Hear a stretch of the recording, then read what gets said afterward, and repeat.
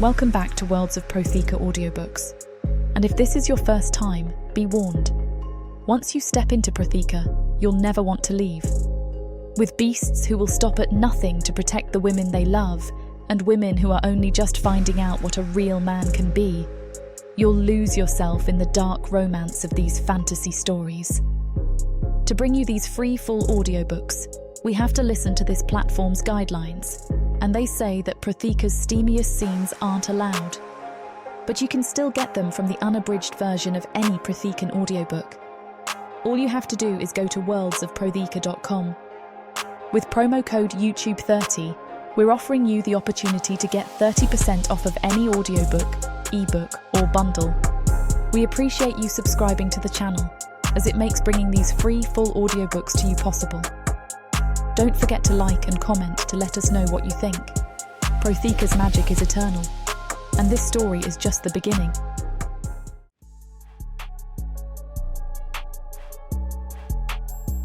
Chapter 1. Lilith. Darkness stretches in every direction, thick and suffocating, pressing in with the history of too many unspoken horrors.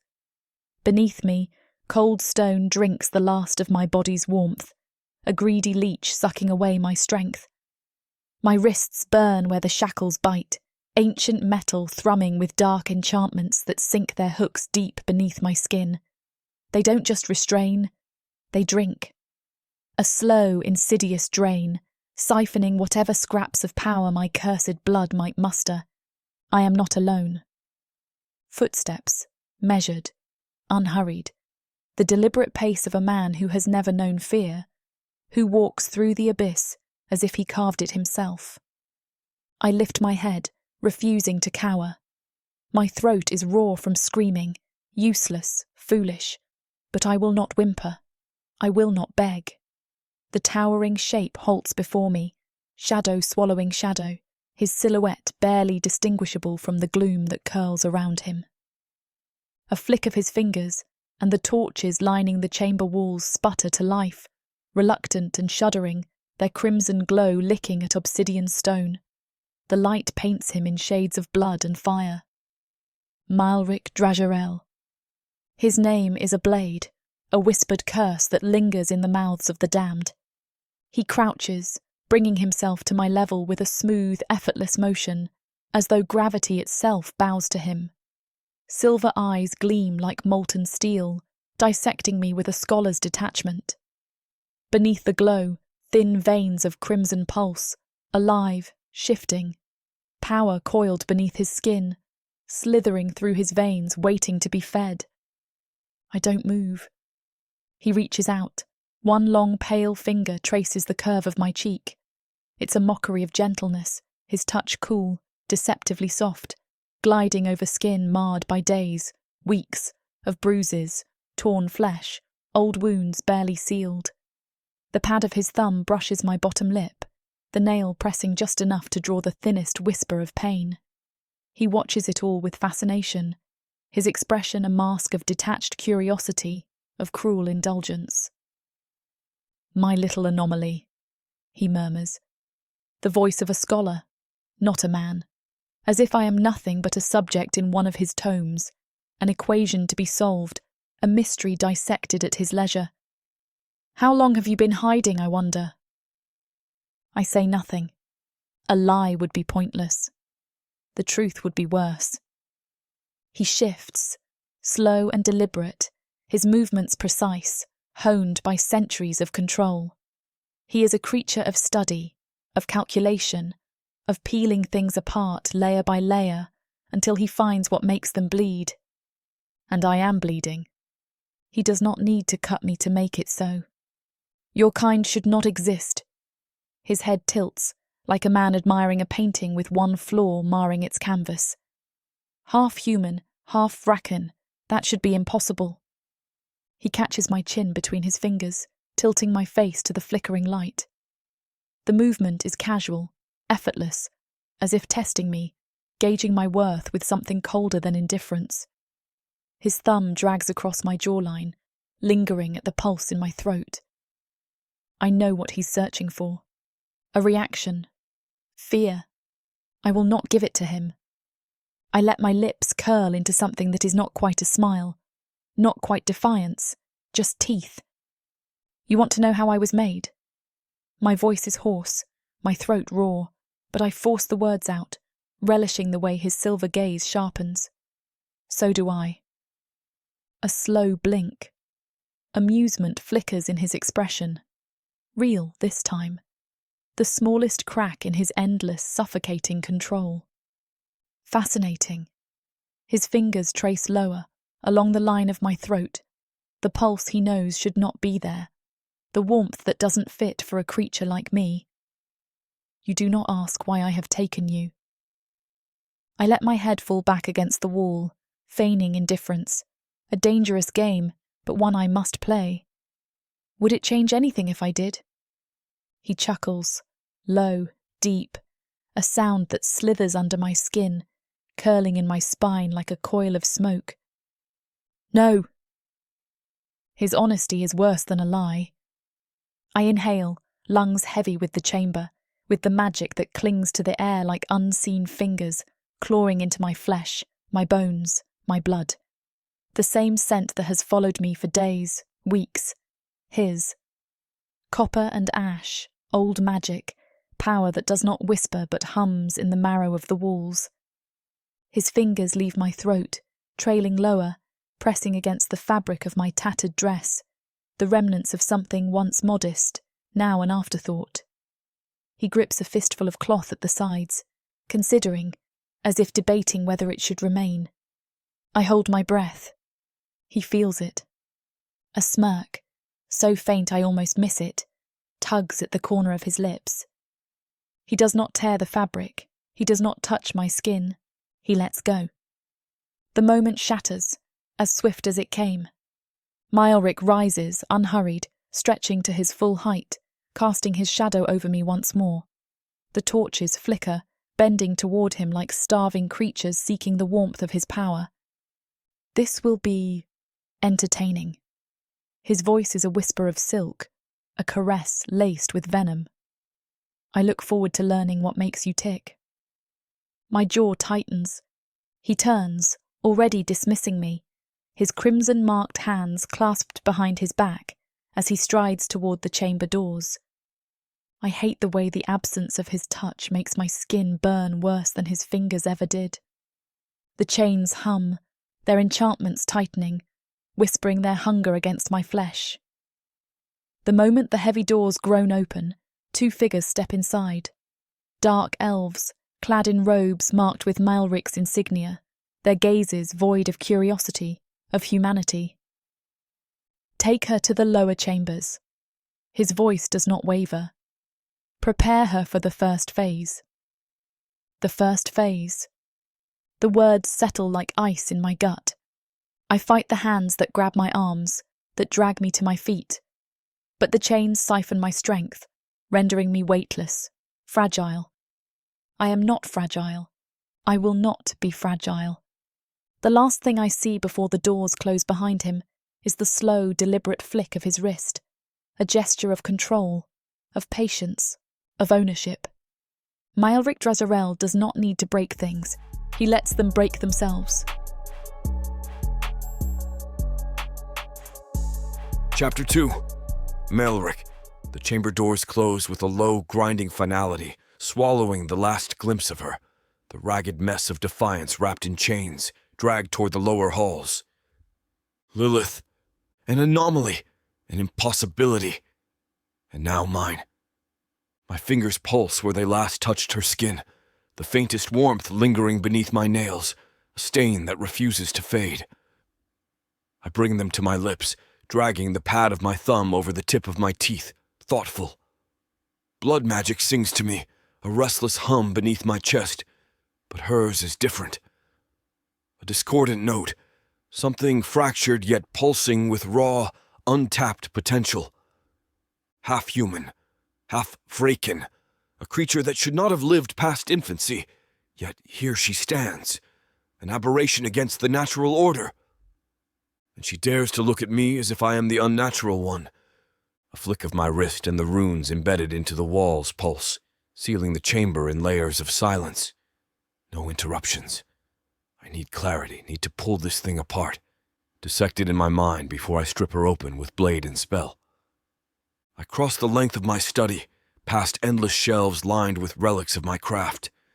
Shards of bone, preserved organs, bottles filled with thick, sludging remains of creatures long since reduced to whispers in the dark. A single drop of each blood type, categorized and studied, locked away behind glass. The ink-stained tomes littering my desk remain untouched. The equations, the failed rituals, the intricate carvings I've spent years perfecting, they no longer satisfy. Something about her unsettles the careful order of my thoughts. I'm not accustomed to disorder. A shadow moves in the corner of the room. You hesitate. The voice is smooth, polished, edged with amusement that slithers beneath my skin like a blade tracing bone. I don't glance at him, but I feel his presence at my back. Rashiel, my steward, my ever-watchful second, a creature carved from shadows and ancient oaths. His crimson robes sweep the floor in silent mockery of ceremony, his silver-ringed fingers poised behind him, waiting. I don't humor his taunts. The preparations are complete, I ask, moving to the far end of my chamber. I pull an obsidian decanter from the shelf, tipping its thick, glimmering contents into a glass. The aroma of ancient blood curls through the space, aged, potent, siphoned from the veins of creatures whose names have long been forgotten. Rashiel exhales a quiet chuckle. Everything is as you requested. The lower chambers are ready. The girl will be waiting. I turn at last, watching the way the light flickers over his sharp features, the way his mouth twists in something bordering curiosity. You think I hesitate, I muse, swirling the liquid in my glass. And why is that? Rashiel tilts his head, his silvered gaze tracing my every movement. You did not bleed her. I raise a brow. You are disappointed? Amused. His smirk sharpens, a glimmer of teeth beneath the torchlight. You do not waste time, Malrich. You do not savor the game. A slow, measured step forward. Yet you looked at her as if you wanted to. A laugh presses against my ribs. She fascinates me.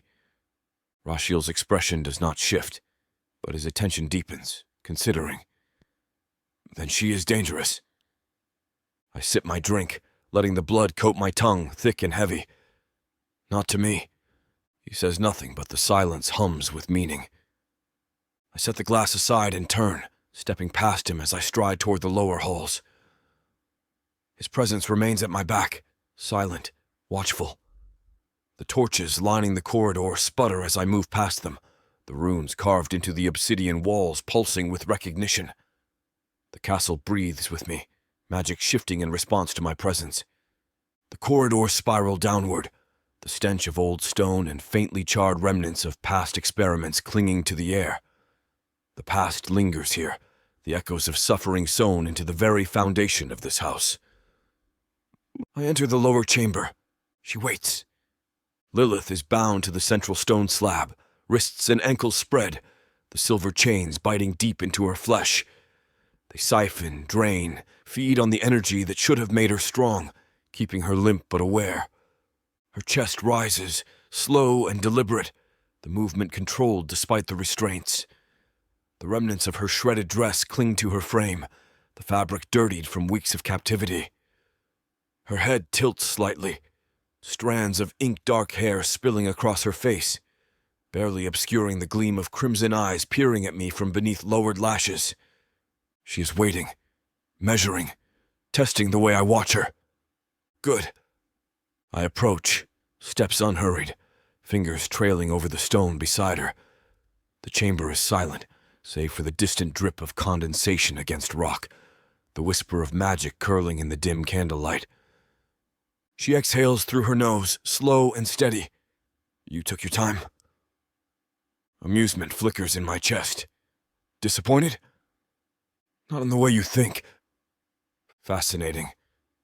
I lower myself to her level, watching the minute shift of muscle along her jaw, the faint tension in her shoulders. She is too controlled, too still, an animal who has long since learned that movement invites pain. I reach forward, fingers brushing against the pulse at her throat. A shiver, barely noticeable, but it is there. "You expect suffering," I murmur. Her chin tilts, lips parting just enough to bear the faintest hint of elongated canines. Not enough to be a threat, but enough to make me remember what she is. "What else would you offer?" Her voice is rasped but strong, not broken. I consider her, tracing the sharp angles of her face, the hollow beneath her jaw. She does not look away. She wants me to be the first to break eye contact. Amusing. I lean in, letting my breath ghost over the skin just below her ear, letting the silence between us settle like a blade against flesh. "I offer knowledge," I murmur, "if you survive it." A slow inhale, controlled, calculated.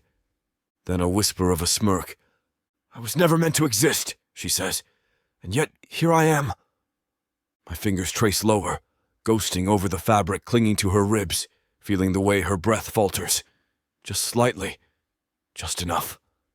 I don't need a knife to make her bleed. This will be entertaining. Chapter 3.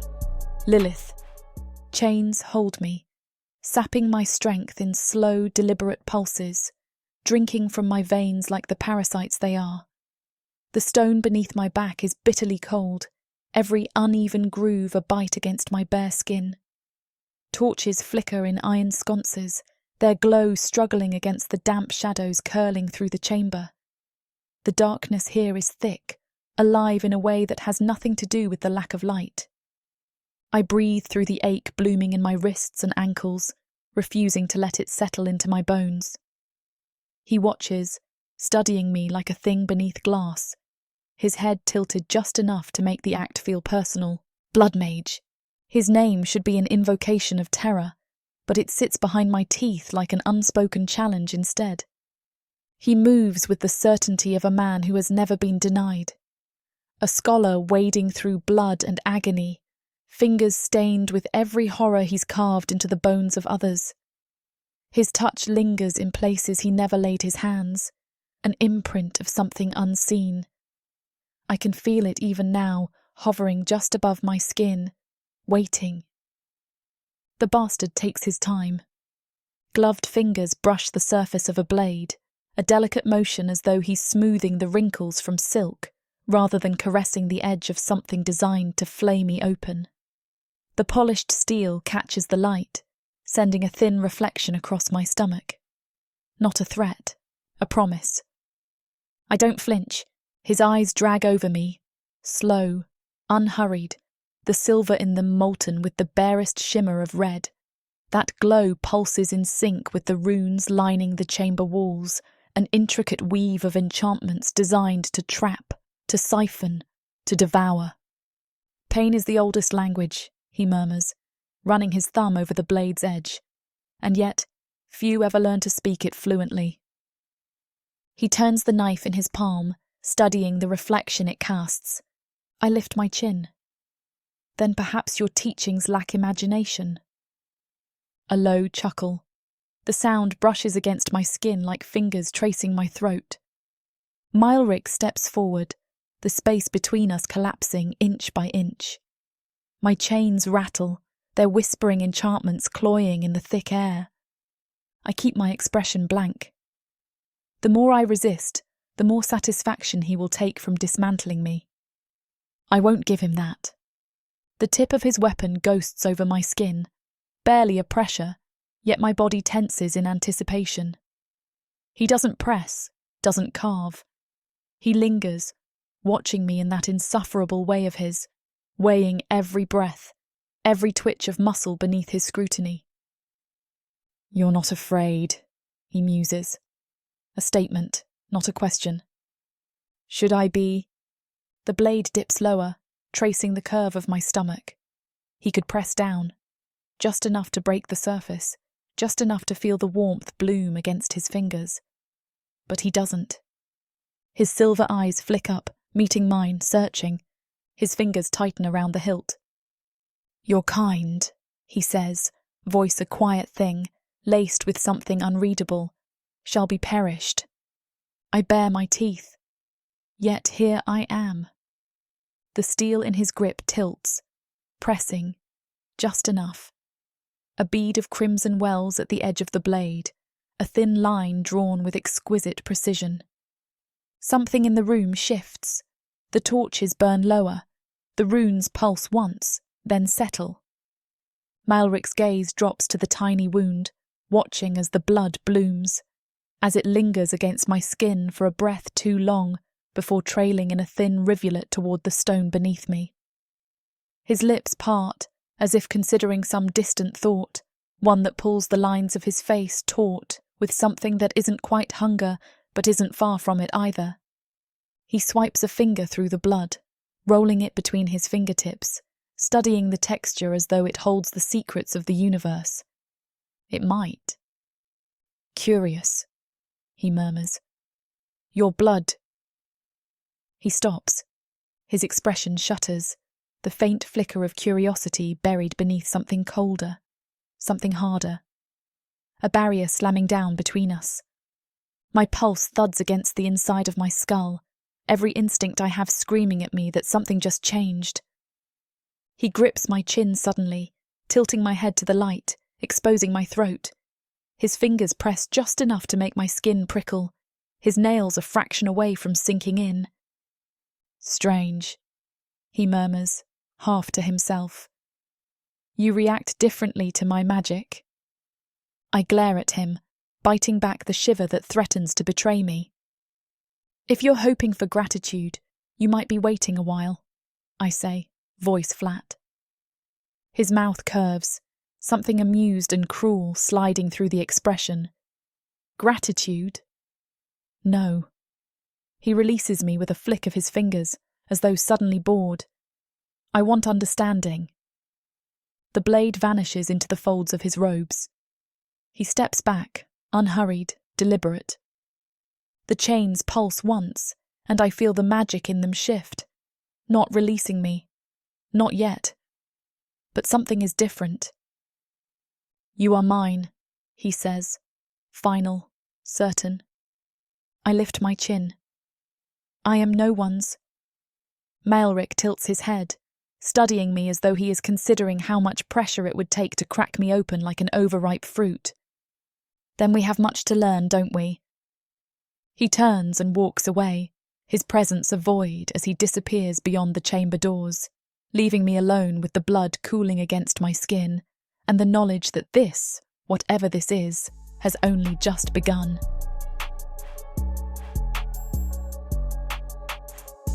Chapter 4. Malrich. The doors groan shut behind me, sealing the chamber in a hush of stone and magic.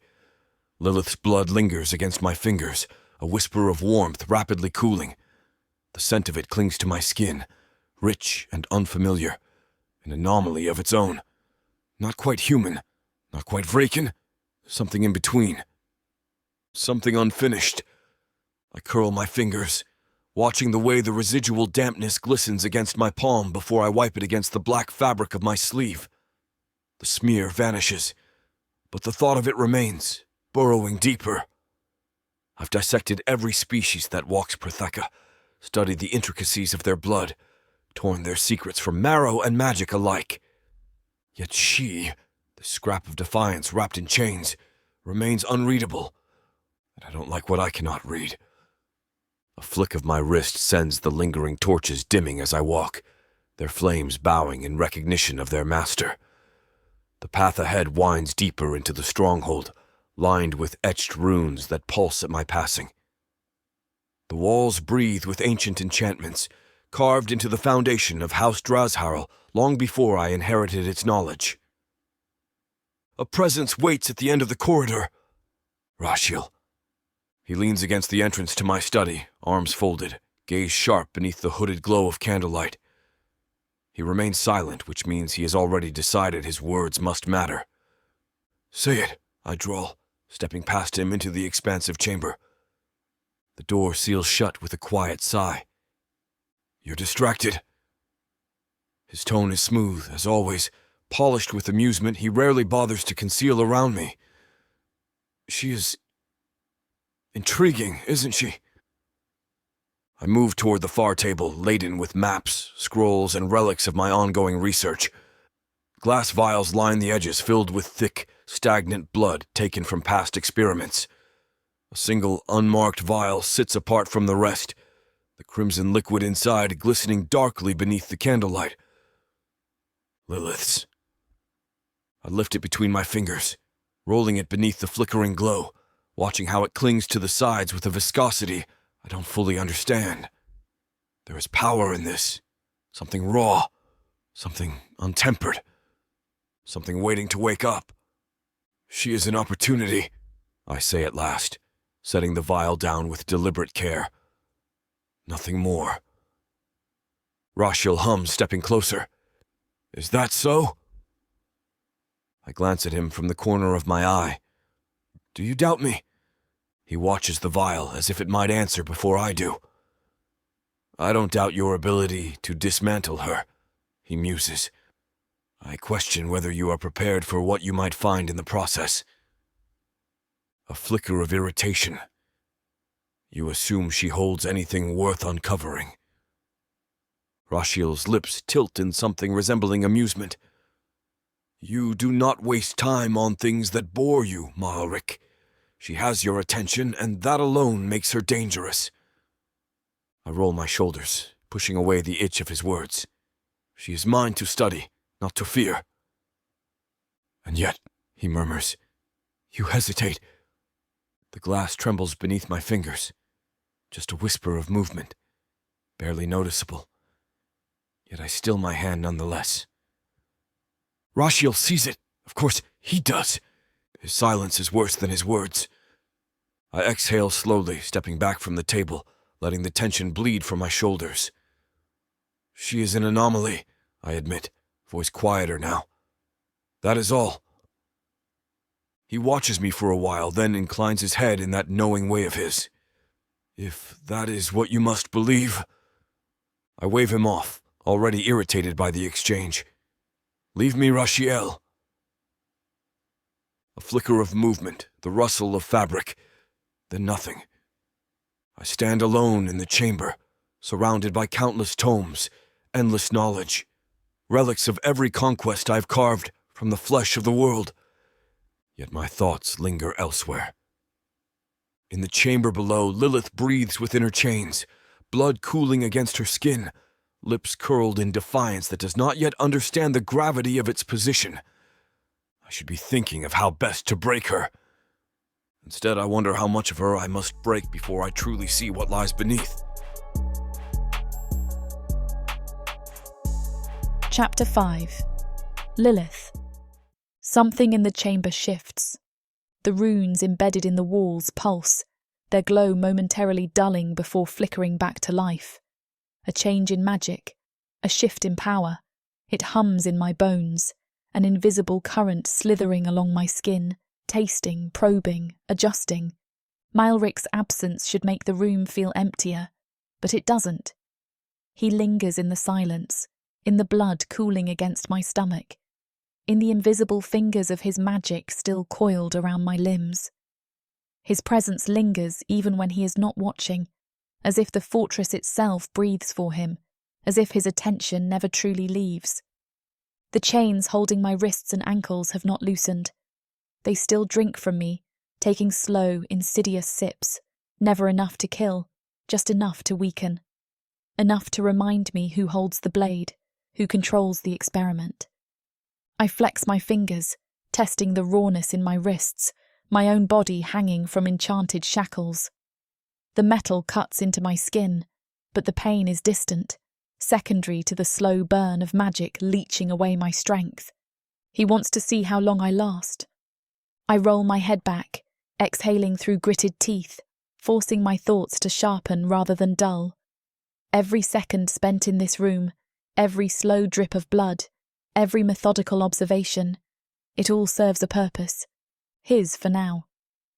But one day, mine. The softest rustle of fabric drags my attention back to the door. Footsteps, measured, but not his. Lighter, careful, but not with the arrogance of one who believes himself untouchable. A lesser servant, then.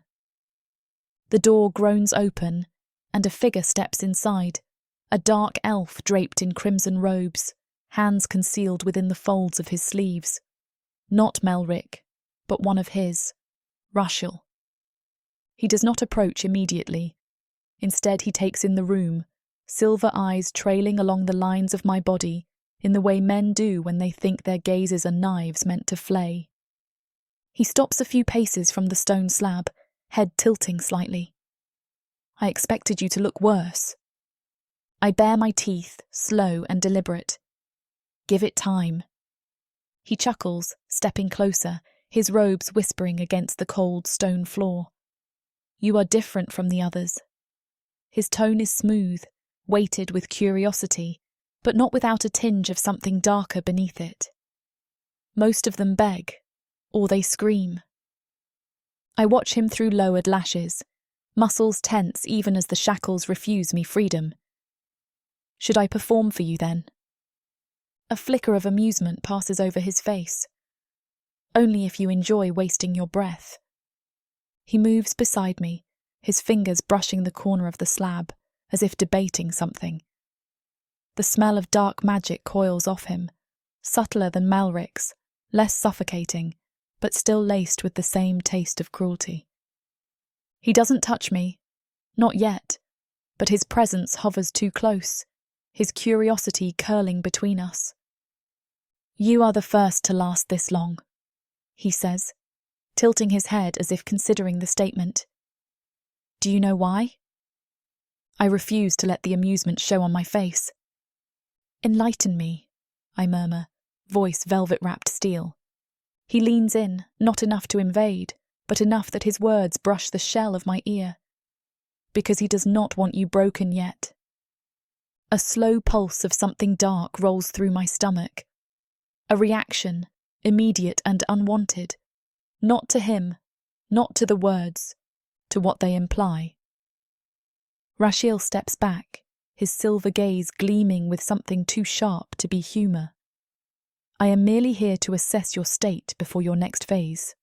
He waves a hand, the glow of the runes along my chains flickering in response. I see you are still functional. Disappointed? He smirks.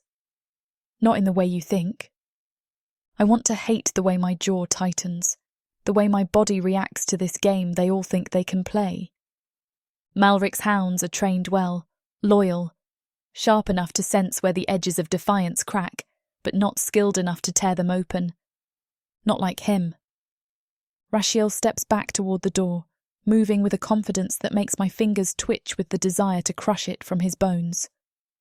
I will tell him you are ready, he says over his shoulder, pushing the door open with a slow creak. I am sure he will be pleased. He disappears into the corridor, leaving behind the ghost of his words in the thick silence. I exhale, my body sagging slightly against the restraints. My wrists ache, shoulders burning from hours, days, spent in this unnatural position. And yet I smile. They think I am waiting. They think I am holding out for freedom. But I am not waiting. I am learning.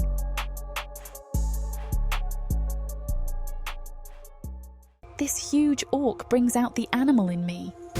In a world where humans have been driven underground, living like rats is the only way to stay safe from the marauding orcs.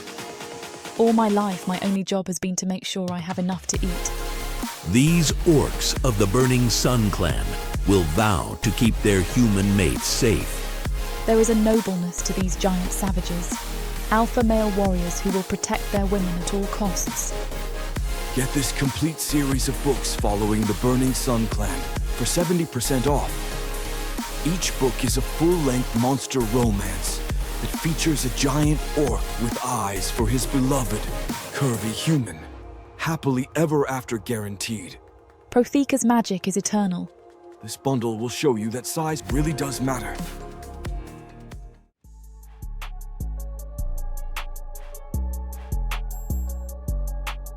Chapter 6. Melrich. Rashiel's words linger long after his footsteps fade. He does not want you broken yet. I trace the rim of the glass in my hand, watching the liquid inside shift under the candlelight. Dark, thick, stolen from the veins of a creature long since reduced to bone dust. A blend of ancient blood, preserved through sorcery, meant to enhance magic, to extend power. I have consumed it before without thought, letting its potency sharpen my spells, refine my control. Tonight, it tastes like rot in my mouth. I set the glass down with more force than necessary, the sharp sound swallowed by the silence pressing in from every direction. My study is quiet, the tomes and relics unmoving, the runes in the stone barely pulsing. It should be comforting. This is my domain, shaped by my will, bent to my desires. Nothing breathes here that I don't allow, yet my mind is elsewhere. Still shackled in the lower chambers, Lilith is no doubt testing the limits of her confinement, pushing against the magic siphoning her strength. Not enough to be noticed, not enough to rouse suspicion, but I've seen the way her fingers twitch when she thinks no one is watching. The slight tensing of her shoulders before she exhales, controlling the response before it betrays her. She learns, fast, and Rashiel, observant as ever, saw it before I did. I rise from my chair, crossing the room in measured steps, the movement a deliberate unraveling of thought. Her presence lingers even here, in the spaces she has never stepped foot in. A disturbance in the pattern. I exhale through my nose, pushing the thought aside, and move toward the corridor leading back to the lower chambers. I need more. The stench of blood thickens the closer I get, old and new interwoven into the stone itself, soaked into the past screams of those who came before her.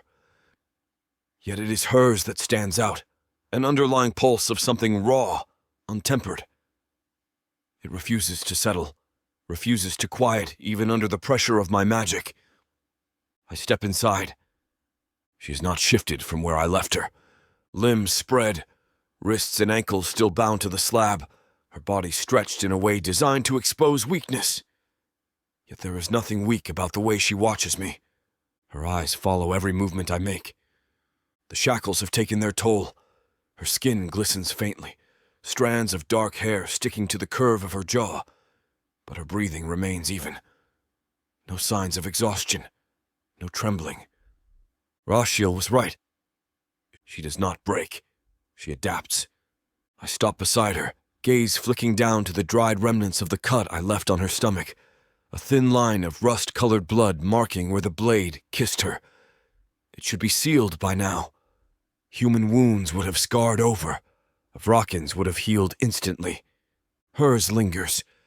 Not bleeding, but not closing either. Something is wrong with her blood. Or perhaps something is right. Her lips part, the breath she takes slow, deliberate. If you've come to carve me open, I would prefer you get on with it. I trace a finger along the edge of the slab, ignoring the amusement curling behind her words. And if I choose to wait? She tilts her head slightly, strands of black falling across her shoulder. Then you are wasting both of our time. Interesting. I reach for her wrist, fingers wrapping around the delicate bones, feeling the faint thrumming just beneath the surface. Her pulse is steady. Too steady for someone whose blood has been siphoned for days. Her heartbeat is stronger than it should be.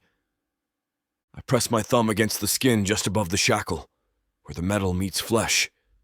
Lilith tenses, not because of the touch itself, but because she feels it too. The shift. The slow, insidious change creeping through her body, reacting to every spell laced into the chains, every ounce of magic saturating this fortress. You're changing, I murmur. Her lashes lower slightly, but not in submission. Recognition. She already understands what I mean. Do you feel it? I press, watching for the flicker of deception. A slow exhale, controlled. Should I? A half-truth. She will not admit what she does not fully comprehend yet. Good.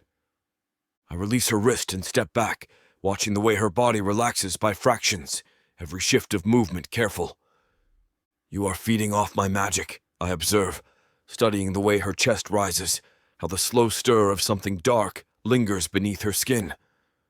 Her lips curve just slightly, not enough to be called a smirk, just enough to mock me. Then I suppose you should be more careful where you bleed, she says, voice like velvet sliding over blades. Heat licks through my spine, the implication settling deep. She thinks this is a game. She does not understand what she is becoming, but she will.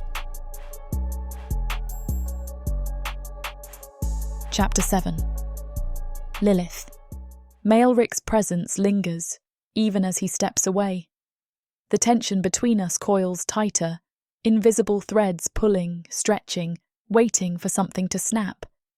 He studies me as if I am a puzzle with missing pieces, something unfinished, something flawed. And he is right. I am changing. The realization has been creeping in, slithering beneath my skin, curling around my heart, threading through my veins, like something sentient. Magic pulses in the stone walls of this fortress, saturating the air with its unseen tendrils. But I don't feel weaker under its weight. I feel more. His magic was supposed to siphon me dry. Instead, it feeds me. The shackles hum, their pull relentless, yet my pulse remains steady. My limbs should be heavy, my thoughts clouded. I should be wilting. But something inside me refuses. Malrich tilts his head, silver eyes catching the flicker of realization creeping through my expression. His fingers flex at his sides, his control wound too tight, too carefully measured. He does not like surprises. Your pulse is steady, he murmurs, voice a quiet thread through the stillness. I swallow the urge to laugh. He thinks he has caught me in a lie, that I am hiding weakness behind an illusion of strength. He is wrong. I tilt my head, letting my lips curl just enough to be insolent. Perhaps your magic is defective. His gaze darkens, but the amusement flickering there is sharp, edged in something too unreadable to name. He lifts his hand, fingers hovering just above the shackle binding my wrist. Not touching. Not yet. The metal reacts before he does. A pulse. Faint, nearly imperceptible. But it ripples through my bones, through my blood, answering him. Answering me. His expression shifts, something cold and calculating settling behind his eyes. No, he murmurs. It is not my magic that is shifting. His fingers close around my wrist. Heat slams through my arm, spreading in a slow, insidious crawl up to my shoulder, down to my gut, sinking deep. The shackles react instantly, their glow intensifying, trying to counter the disturbance. The magic laced into them twists, struggling to maintain its siphoning pull, but it no longer drains me. It bends. My breath hitches, the sensation rippling outward, dragging at something beneath my skin. The chains were meant to restrain, to weaken, to take. But now they feel like they are waiting. Malrich's grip tightens slightly, not enough to hurt, just enough to hold me there. Interesting. I grip my teeth, forcing my breathing into something even, something controlled. You sound pleased. He doesn't let go, doesn't move, doesn't blink. Then, with excruciating slowness, he releases my wrist and steps back. The cold seeps in immediately where his touch was, but the magic does not settle. Something has changed. We both feel it. But only one of us understands what it means. I shift my fingers, curling them into my palm, testing the faint tremor lingering there. The chains still hold me, but the balance of power is shifting, twisting into something neither of us expected. And Malrich, for all his intelligence, does not realise that he has just fed the thing inside me. The next time he touches me, it will not be his magic that consumes. It will be mine. Chapter 8. Melrich.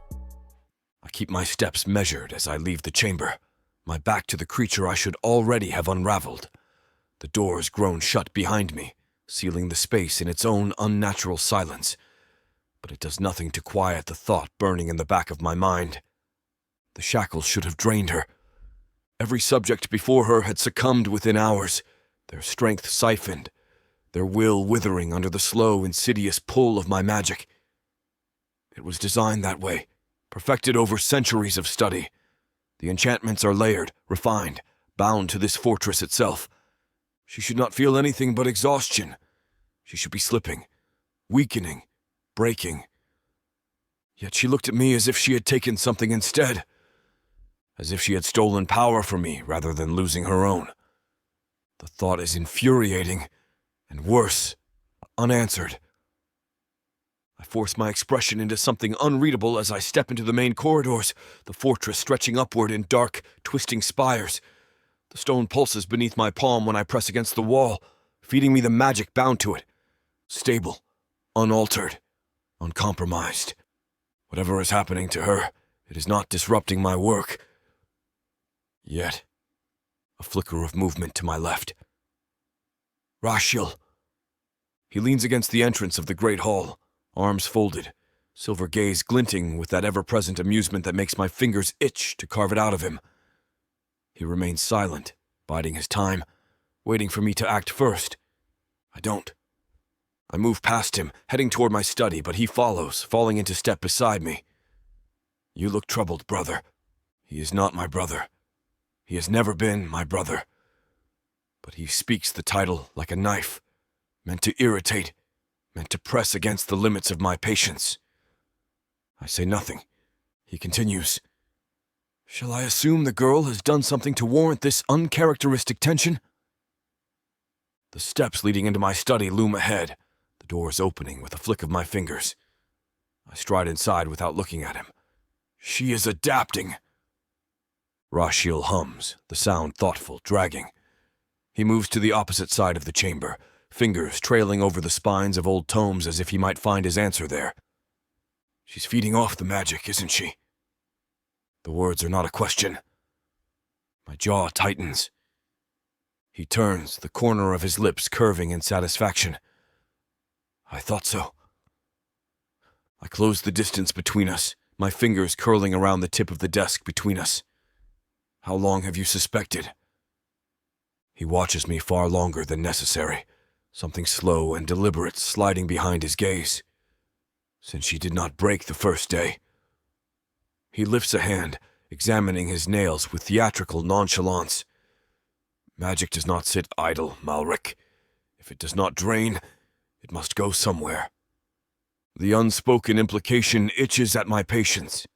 She is absorbing it.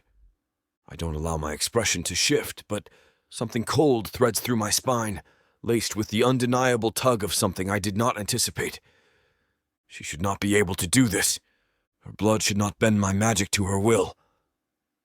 I exhale slowly, turning away from him and toward the table littered with my most recent research. The vial of her blood sits at the center, a thing far too ordinary for the power it holds. Rashiel steps closer, watching. Always watching. This is not like you, he muses, and there is something almost pleased in the way he says it. You always anticipate. I roll my shoulders, pushing away the irritation curling in my chest. Then I will simply have to adjust. He chuckles. Or you could kill her before it becomes a problem. The suggestion is an easy one. It should be the correct one. It is not. My fingers tap once against the glass of the vial before I step away, the movement controlled, methodical. She is useful. Rashiel tilts his head. Is that the only reason? His silence stretches, pressing at the corners of the room. He does not expect an answer. He's only laying the groundwork, waiting for the inevitable moment when he is proven correct. I turn toward the great windows lining the farthest side of the chamber, the jagged spires of the fortress stretching into the night beyond them. I feel the faint pulse of her presence beneath my ribs, an anomaly I should not be drawn to, but I am. That makes her a complication I cannot ignore. Chapter 9. Melrich. Rashiel has long since left, but his words remain, pressing like a blade just beneath my ribs. You always anticipate, yet I did not anticipate her. I remain in my study, the great windows yawning open to the endless spires of my stronghold, the fortress breathing as it always has. Magic coils through these walls, old and obedient, stitched into the very foundation of House Drazharl. It has never resisted me, never denied me, and yet it bends for her. I glance at the vial of her blood, still untouched where I left it. The candlelight catches the liquid surface, dark, unassuming. But it is not unassuming. Not anymore. The thought coils beneath my sternum, sinking its hooks in deeper the longer I let it fester. I am a scholar, a practitioner of understanding, and yet this thing inside her refuses to be defined. That cannot be allowed to continue. I stride toward the entrance of my study, fingers flicking through the air to seal the chamber behind me as I step into the corridors. The halls are quiet. Long stretches of stone lined with flickering torches, their glow bowing toward my presence, recognizing me. Unlike her, the descent to the lower chambers is steep, spiraling downward in twists of carved obsidian. The deeper I go, the heavier the magic becomes, pressing against my shoulders, curling along my throat. But there is something else. A pulse. Faint, nearly imperceptible, but there. A rhythm not my own. I reach the final level, where the doors to her chamber stand shut, undisturbed. The moment I reach for them, the torches lining the walls dim, flickering in response. Inside, she stirs. I press my palm against the obsidian, feeling the runes react, the ancient sigils shifting against my touch. The chains are still intact. Their magic still hums, still feeds, still takes. And yet, I push the doors open. She is awake. The movement is subtle, her wrists shifting against the shackles, the slow curl of her fingers, her breathing measured, careful. She feels different. Not stronger, not yet, but aware. I cross the threshold, letting the silence stretch. She does not speak. Neither do I. The tension builds, stretching between us, waiting for something to snap. I move closer. She watches. The stench of blood lingers in the chamber, thick, unwashed, clinging to her skin. Yet it is her that unsettles, not the remnants of past wounds. I reach for her. A single touch.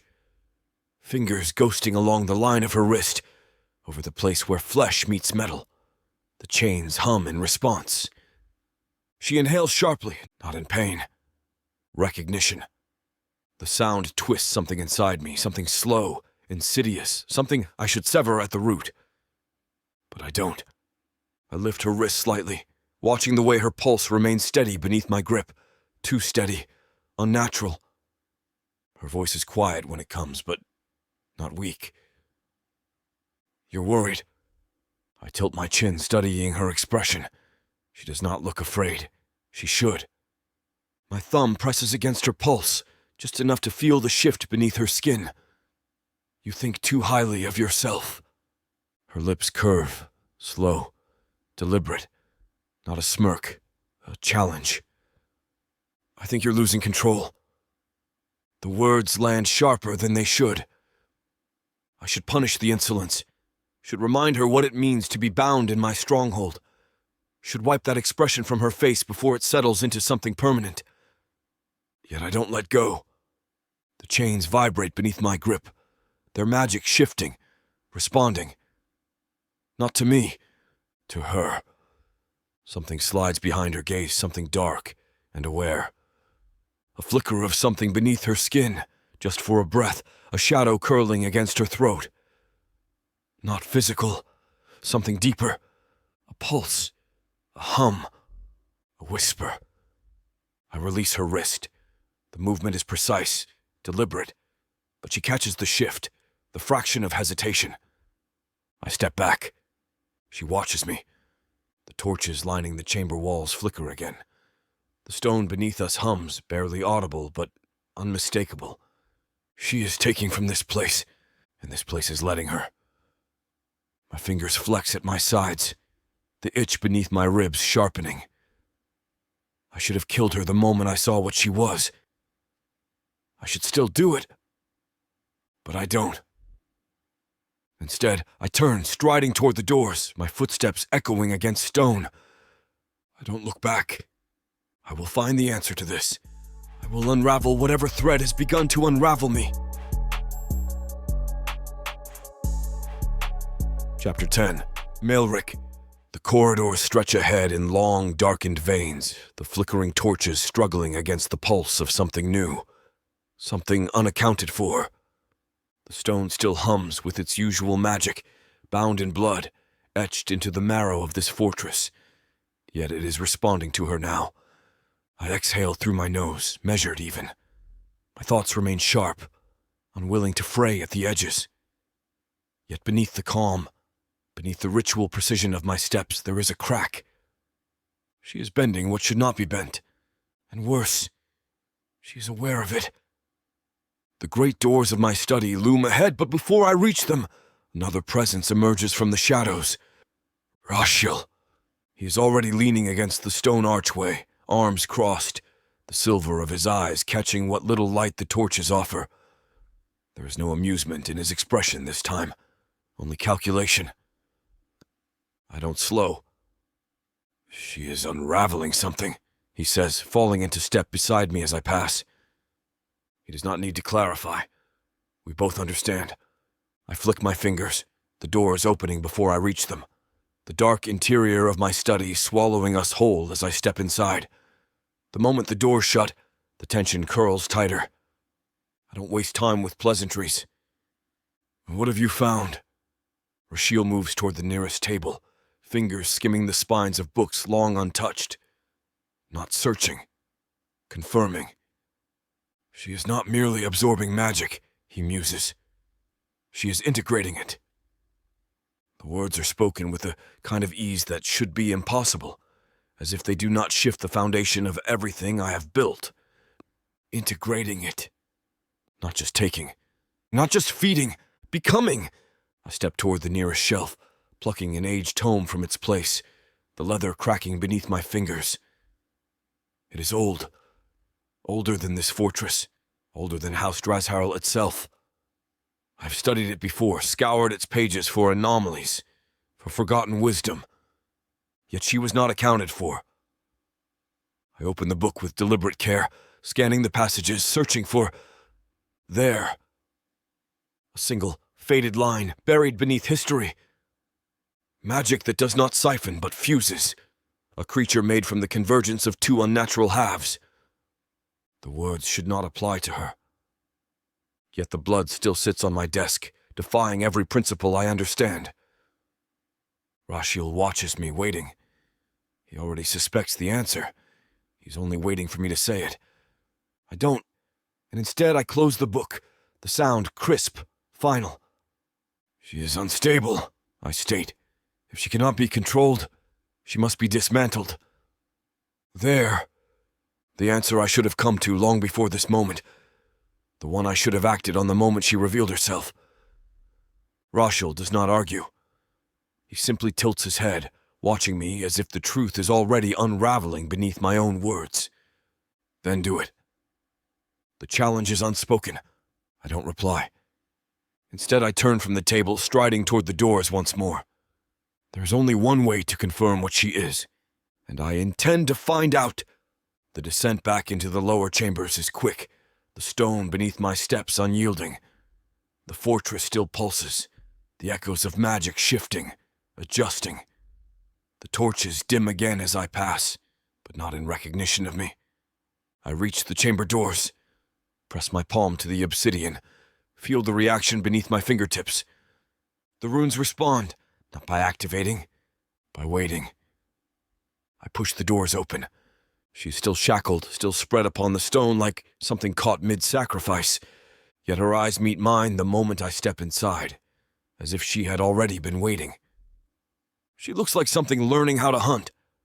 I cross the space between us without hesitation. She watches every movement, every shift of my fingers, the way my shoulders roll with each step. She is studying, calculating. I reach for the shackle binding her wrist, ignoring the way her lips part, as if she already knows what I am about to do. I undo the clasp. The chain falls open with a heavy clang. Her wrist remains where it is. She does not yank it away, does not move. She is testing me. I move to the next. Another release, another shift. She does not speak. Not as I undo the last restraint. Not as I step back. She does not flee.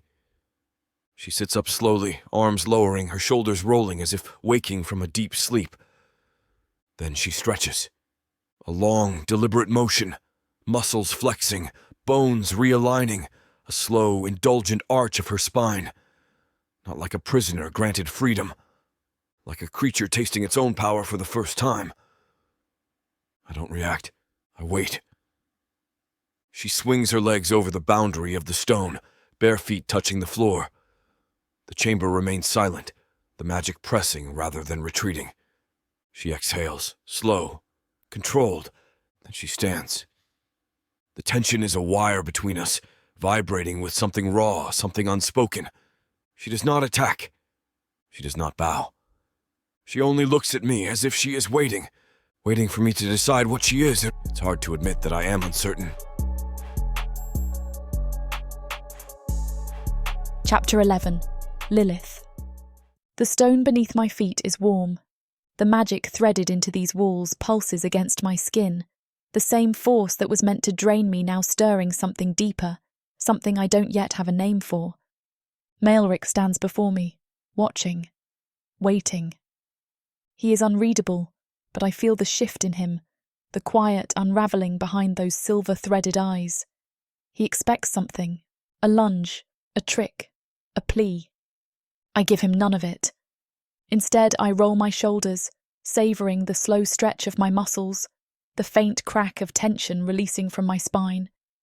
The first movement I have been allowed in days. The silence grows thick between us. Still, he does nothing. So I test him. One step, another. The stone is cold where the chains left it untouched, but the sensation is dulled, my body thrumming with something far more potent. I take a breath, expecting weakness, the sluggish pull of exhaustion from days spent shackled. But there is none. He notices.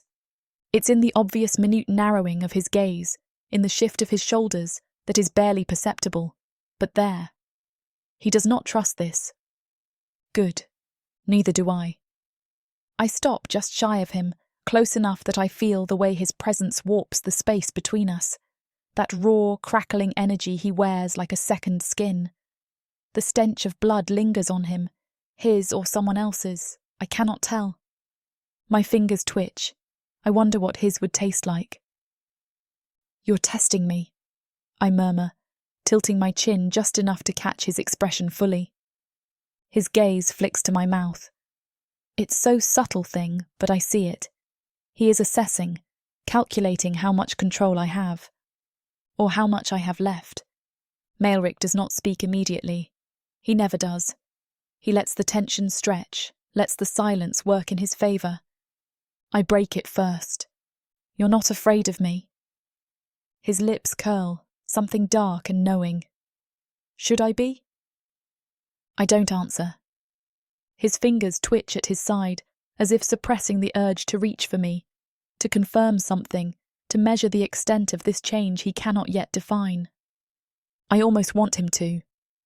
Instead, I move past him, slow, deliberate.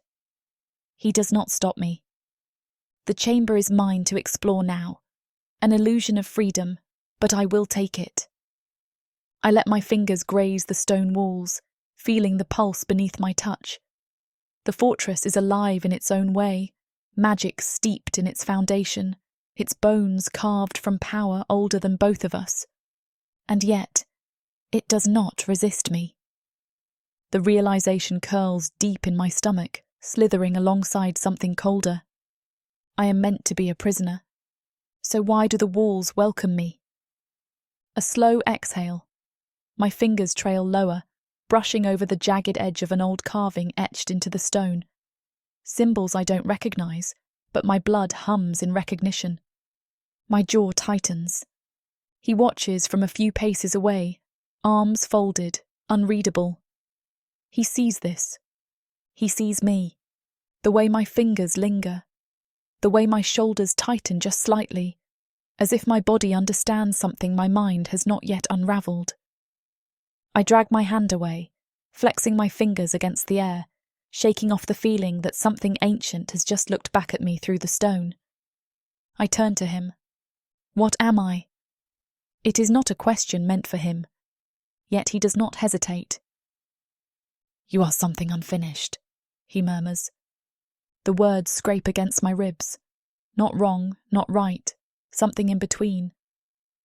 My fingers twitch again. I curl them into a fist. I don't like being unfinished. His gaze sharpens, sensing the shift. He knows I want to press, to tear deeper, but I don't give him the satisfaction. Instead, I lift my chin and step back toward the center of the room. The silence stretches again, thick with something alive.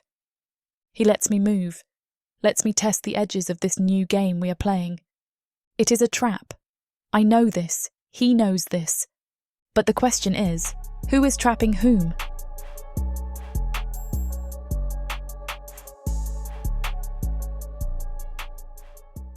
Escape this world and step into one where romance and magic intertwine across realms, with stories that are not just standalone tales, but part of a vast, interconnected universe.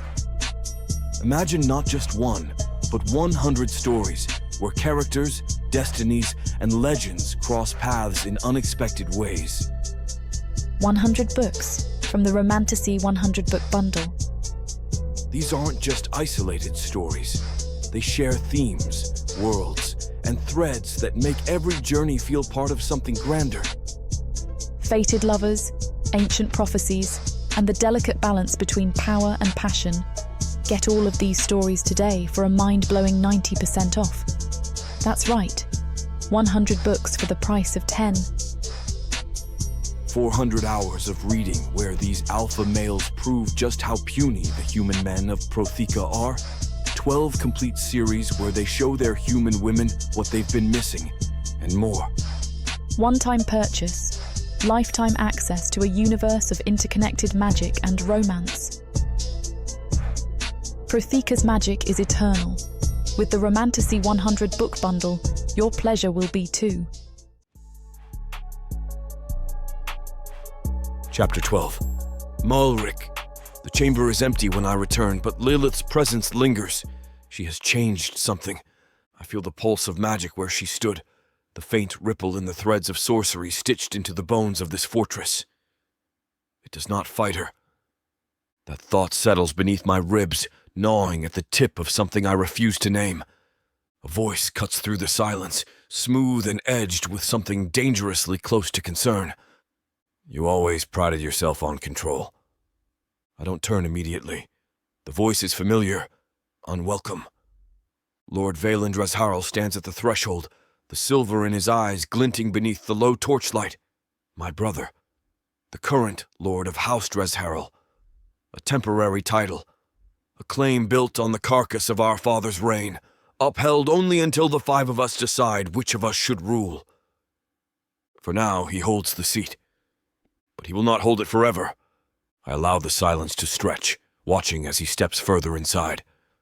Valan has always carried himself like a ruler, shoulders squared, movements precise. But there is a softness to him now, an ease that did not exist before. I know why. Sarah, his mate, his weakness. He is the only one of us foolish enough to believe in love. I've been hearing whispers, he says, folding his arms, of your latest obsession.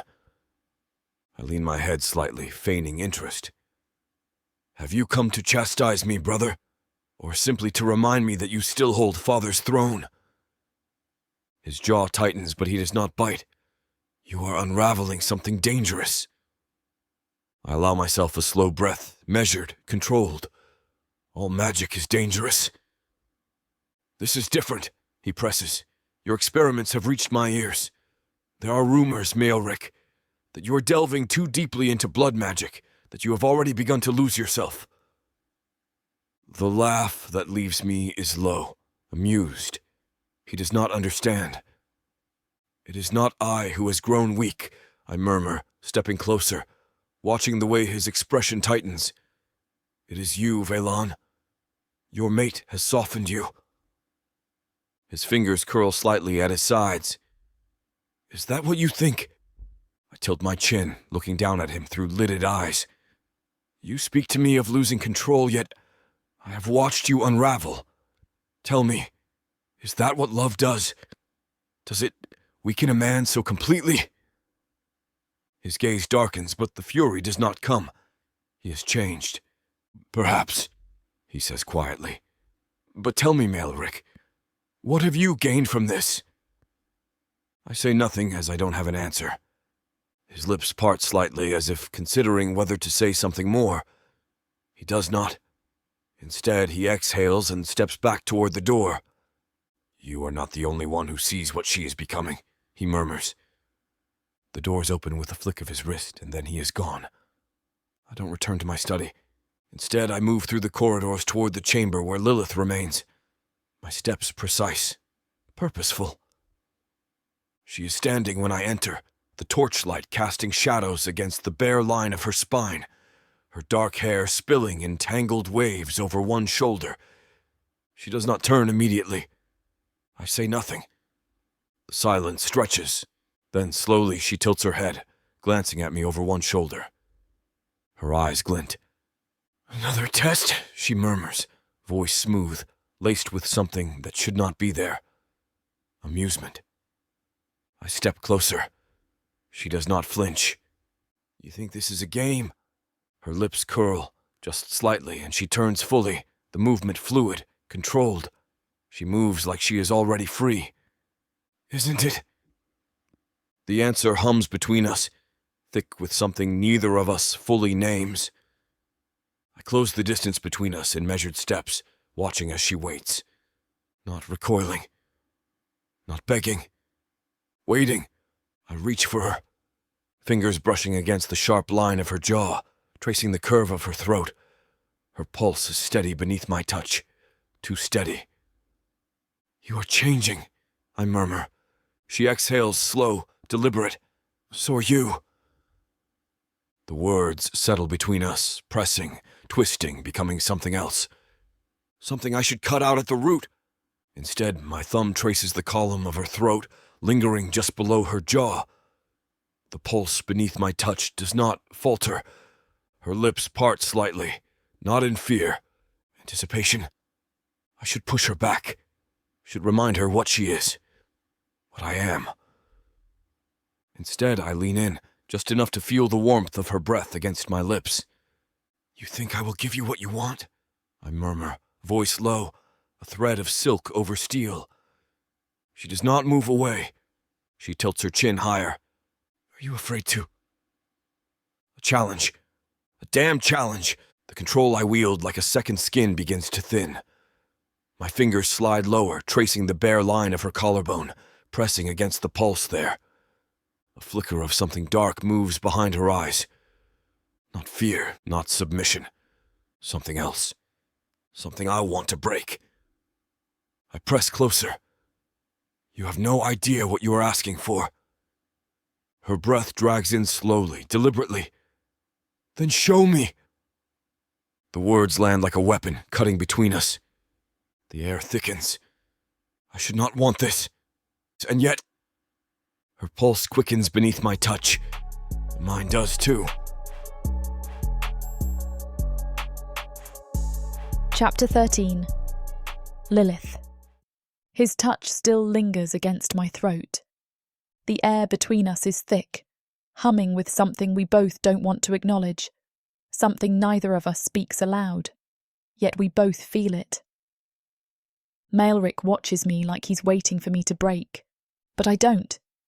I tilt my chin higher, reveling in the way his fingers tighten slightly against my skin. He doesn't push me away. He doesn't pull me closer either. Yet I feel the war in him, the conflict twisting beneath his carefully composed expression. He doesn't want this. But he does. I can see it in the sharpness of his breath, the way his thumb lingers against my pulse, the way he hasn't moved.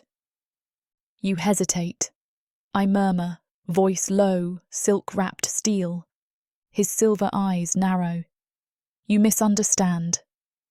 I smile, slow and deliberate, letting the words settle between us before I take a single step back. His fingers slide away, leaving my skin cold in their absence. Good. Let him feel the loss of it. I turn from him, not as an act of submission, but as something sharper, a dismissal. The chamber is mine to roam now. A prison still, but one with invisible doors, doors he has left open whether he meant to or not. I take my time, walking along the carved stone, fingers brushing against the faint sigils etched into its surface. The magic hums beneath my touch, not rejecting me, not resisting. It reacts, bends, I feel it. Did you let me out of my chains because you're curious? I ask, voice casual as I trail my fingers over the wall, feeling the fortress pulse in response. Or because you think I'm too weak to do anything with my freedom? I hear him shift behind me, his steps slow, measured. You are not free, he murmurs, the words cool against my back. I lean my head to the side, considering. Aren't I? He moves then, fast.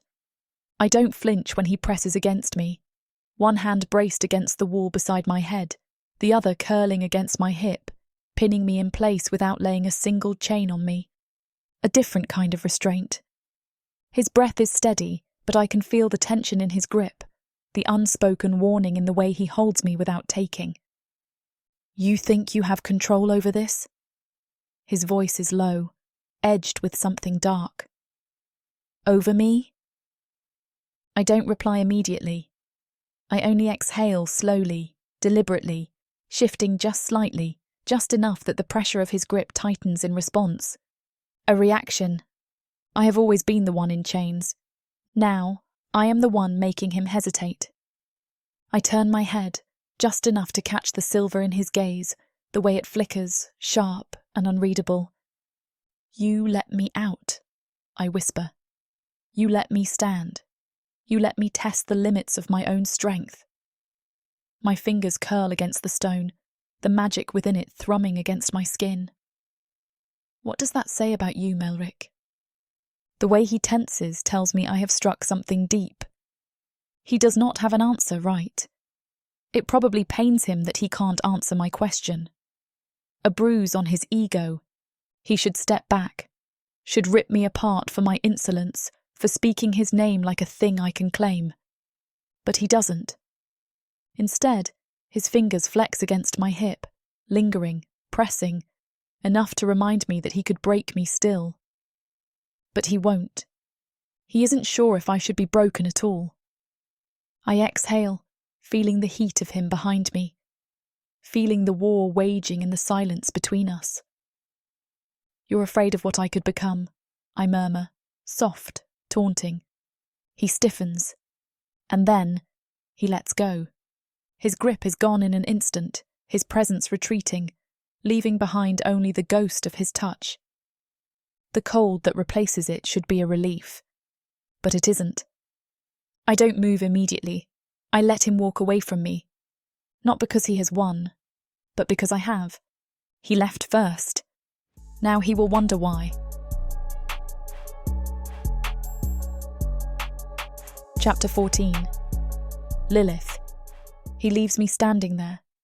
The walls seem to press closer, in the faint whisper of something unseen curling along my spine. The fortress is awake now, and so am I. Malrich walked away from me. Yet he has not left me at all. The chamber door is open. He has given me something he cannot take back. Choice. I step toward it, slow, deliberate. Not out of desperation, not to flee. I am testing him just as much as he is testing me. The stone beneath my bare feet is warm, pulsing with a rhythm that is not entirely his anymore. The runes carved into the walls watch as I pass, but I don't feel the same cold magic clawing at me as before. No, it is waiting. My fingers trail along the carved sigils, the etchings deep and intricate, a language I don't understand, yet something inside me does. The pulse beneath my skin quickens, not my own, something else, something whispering. My breath drags slower as I let the feeling settle, spreading in slow, insidious waves. It curls beneath my ribs, waiting to be acknowledged. I close my eyes and listen. Do you feel it? The voice does not belong to Malrich. It slithers in like a shadow, curling inside my thoughts, deeper than his magic, deeper than my hunger. Ancient, wrong, familiar. My fingers tighten against the stone, pressing against the sigils, feeling the raw energy thrumming beneath my palm. You are more than what he thinks you are. A whisper. A promise. I rip my hand away, stepping back, heart hammering against my ribs. The walls do not move, the sigils do not change, but something inside me has. I exhale, slow, measured, steadying myself. This is not real, yet it is. The whisper is still there, curling at the deepest recesses of my mind, waiting. Soon. I step into the corridor, my pulse still thrumming with that unseen presence. Malrich is waiting, just a few paces away, arms folded, his silver eyes assessing, dissecting. His patience is a blade pressed against my throat, waiting for the moment I misstep. I don't give it to him. You did not run, he murmurs, as if the thought amuses him. I lift my chin, keeping my expression unreadable. Was I supposed to? His gaze flickers over me, searching for something unseen. Most would have. The silence stretches between us, heavy, dangerous. Let him feel the implications of what he has allowed. I am not most, I say finally. He does not argue. Instead, his fingers twitch slightly at his sides, as if suppressing an impulse, something unspoken, something not yet named. He turns then, striding down the corridor without another word, expecting me to follow. I hesitate, just long enough for him to notice. I see the way his shoulders tense, the way he is waiting for my next move. He does not force me, he does not command. This is a test. So I make my choice. I follow, not because he has won, but because this game is not over yet. Chapter 15. Malrich. She follows. The sound of her steps is quiet, measured, but I feel her presence pressing against my back like a second shadow. She's not following because she has surrendered. She's following because she has chosen to. When that is dangerous. The corridors stretch ahead, leading toward the main halls, where torches flicker against the carved obsidian walls. The runes pulse, a rhythm I have always dictated. Yet something else thrums beneath them, something that isn't mine. I glance sideways, just briefly. She walks at my pace, her movements smooth, unhurried. She seems like something waking up. I clench my fingers, exhaling slow, forcing control to settle where instinct threatens to uncoil. She is testing me. She wants to see how far she can go. She wants to see how far I will let her. I stop. The silence shifts. Lilith halts just a step behind me. I sense the hesitation, the calculation behind it. She does not speak, does not challenge me outright. So I turn. She does not lower her gaze. She should. Instead, her lips curve, just slightly. Mocking, as if she understands something I don't. I step forward and she holds her ground. Tell me, I murmur, voice low, deliberate. What did you hear? Her expression does not falter. What makes you think I heard anything? Liar. The magic in these halls does not shift without purpose. Something reached her. And I need to know what. I lift a hand, fingers brushing along her jaw, tilting her chin higher, forcing her to meet my gaze fully.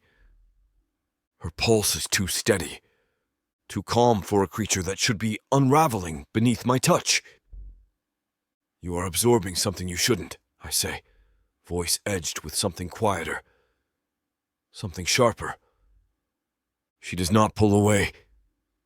Instead, she exhales, slow, deliberate. And what will you do about it? I press my thumb against her throat, where her pulse should flutter beneath my grip. It does not. A reaction, a shift. Something small but undeniable. She is not afraid of me, and I should not want to break her for it. But I do.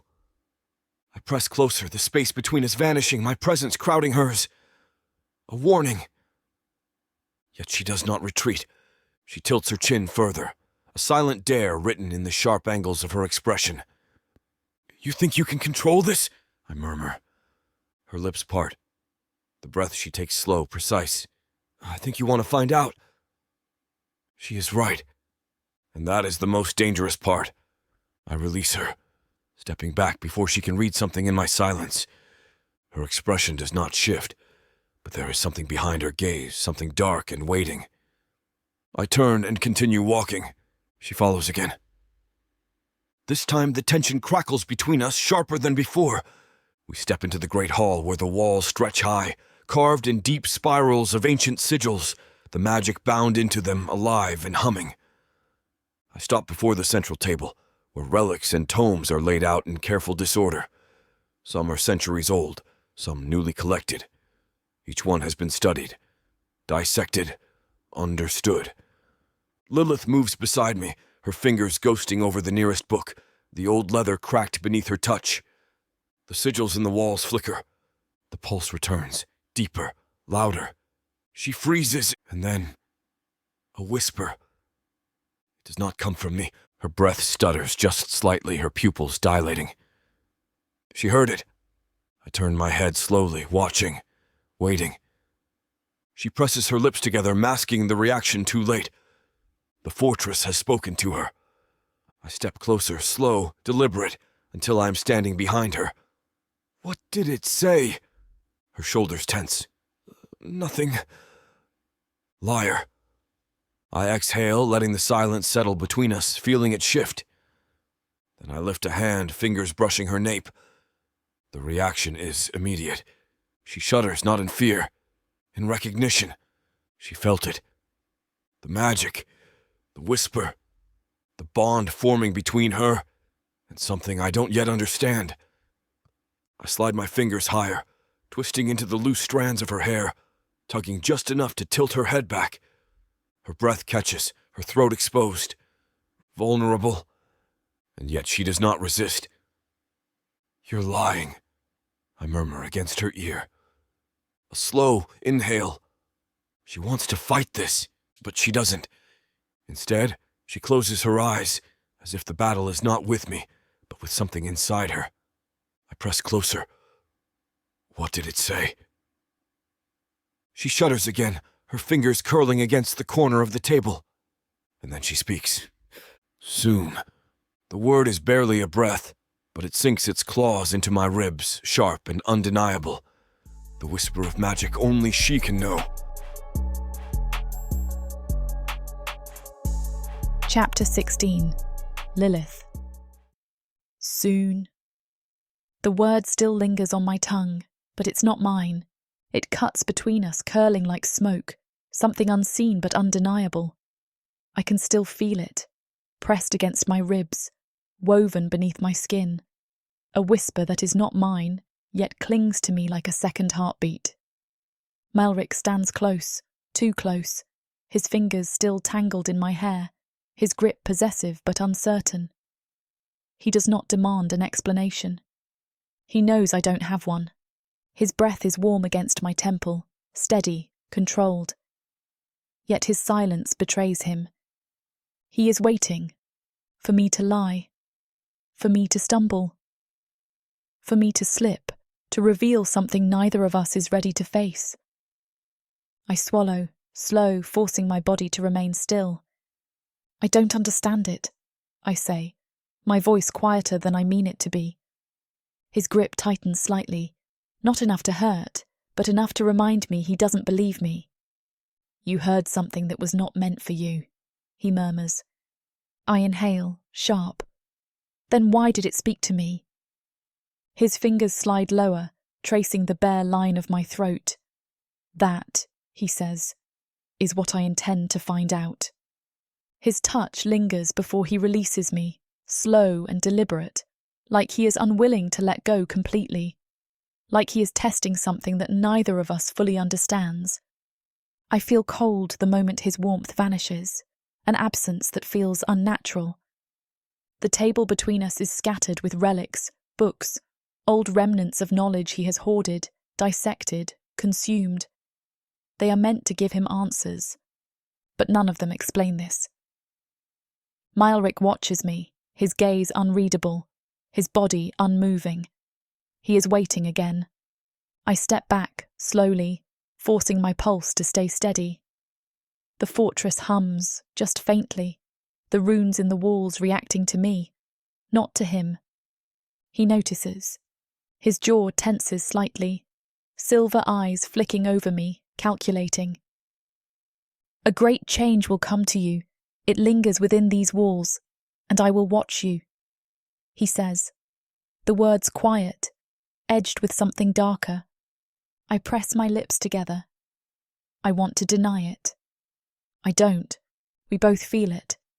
There is something inside me that wasn't there before, or maybe it was always there, waiting. His gaze drops to my hands, fingers curled against the corner of the table, knuckles pale. You feel it, right? He murmurs, stepping closer again, voice laced with something too controlled. I don't answer because I do. It is not just hunger, not just a craving, not just the slow pull of magic curling through the air. It is something else, a need I don't understand, a hunger I cannot name. It is not only mine. I turn away from him.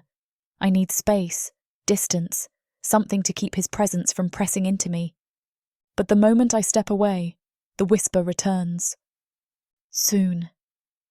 My vision warps, just slightly, the edges blurring as something stirs in the darkness beyond the walls. I freeze. The fortress moves. Not physically, not in any way that I can explain, but I feel it, the slow shift of something ancient stretching beneath my feet, watching. Malrich senses it too. His expression hardens, his shoulders shifting as if bracing for something unseen. The torches flicker, the shadows twist. And then, for the briefest second, I am not alone in my own mind. I hear something that is not a voice. I feel something reach for me. Not Malrich, something older. Something waiting to be answered. I rip myself away from it, stumbling back, breath shuddering, hands gripping the edge of the table like an anchor. The presence vanishes. The silence is worse. Malrich moves before I can, his fingers curling around my wrist, the grip sharp, unyielding. What did you see? My pulse pounds against his hold. I want to lie. I want to pretend I did not feel it, that I did not hear something whisper against the edges of my thoughts. But I can still feel it in my blood. It belongs to me. Something inside it is waiting.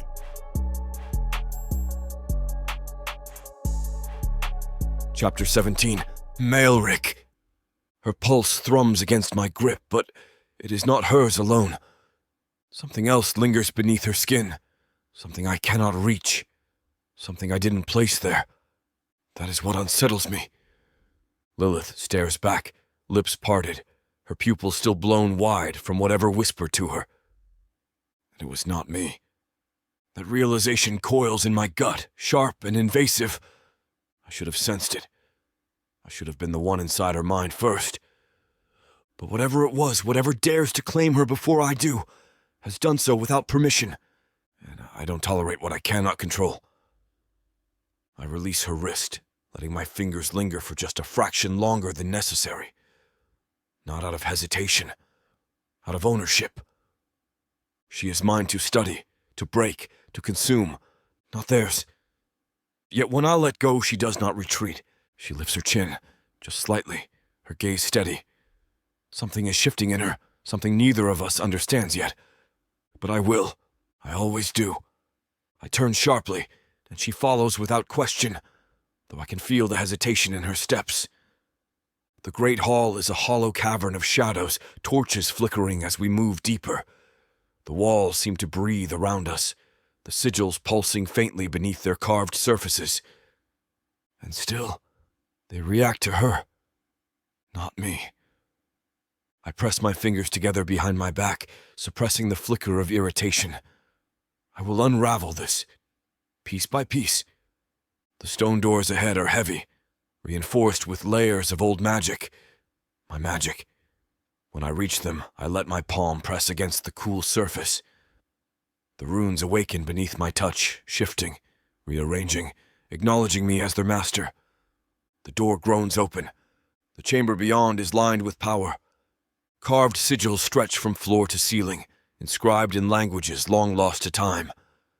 The very walls are veins of magic, pulsing with old knowledge, with the rituals performed centuries before my birth. And in the center, the altar. It is not a place of worship. It is a place of understanding, a polished slab of obsidian streaked with red, where I have unraveled every secret that has ever dared to elude me. Lilith stops just past the threshold, gaze sliding over the chamber, the stale scent of blood and history wrapping around her. She does not recoil. She should. I step past her, my fingers trailing over the table, the etchings carved into its surface. Sit! She does not move. I glance up, watching the way her shoulders have gone stiff, the way her lips press together just slightly. Not in fear, but defiance. Good.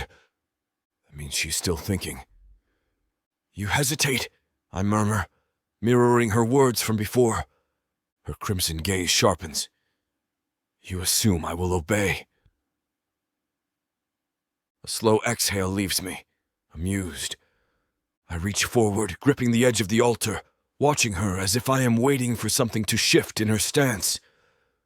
She does not yield. But I already know she will, the moment I make her want to. I lift a dagger from the table beside me, the blade curved, elegant, the handle carved from dark ivory. If you want to understand what is inside you, I say, voice low, you will.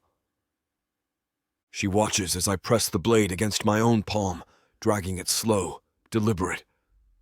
The cut parts flesh easily, a single line blooming red against my skin. But the blood does not fall. It lingers, suspended, pulsing, the magic within it responding to the runes in the room, to me. Lilith's breath slows. Her pupils dilate just slightly, not from fear, from hunger. I see it. The way her fingers move at her sides, the way her jaw clenches as if she is trying to fight it. I almost want to laugh. Sit, I repeat, and this time she does. Not because I force her, but because she wants to. She lowers herself onto the altar, spine straight, chin tilted in something close to arrogance. Even in submission, she plays at defiance. I let the blade linger against my palm, twisting it slightly, watching her reaction. You feel it. Her fingers curl into the stone at her sides. What am I supposed to be feeling? Liar. She already does. I reach forward, extending my palm toward her, the crimson still suspended, shimmering with something she does not understand yet. She exhales, slow, and when she speaks, her voice has changed. What happens if I take it? A dangerous question. A perfect question. I step closer, close enough that the air between us tightens, the energy in the room shifting like it is anticipating what comes next. You will become something both of us can't control, I murmur. Her lashes lower, as if considering. And then she tilts her head, parting her lips. An invitation. challenge. The moment I press my bleeding palm against her mouth, her breath hitches, fingers snapping up to grip my wrist, not to pull me away, but to keep me there. A sharp, unspoken gasp. Her body reacts before her mind does. She drinks, and the fortress trembles.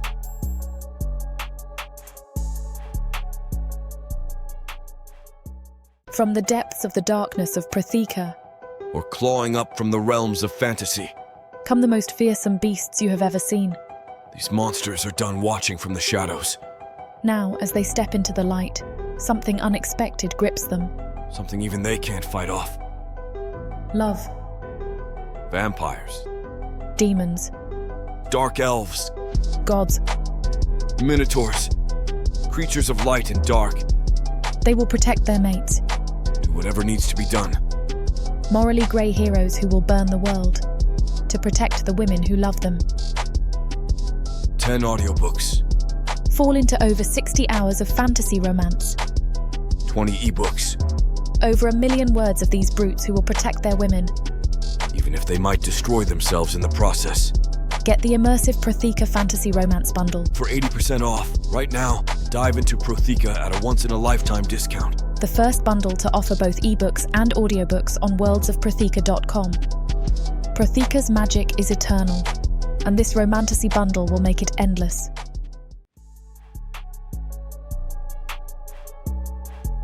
Chapter 18. The Blood Between Us. Lilith.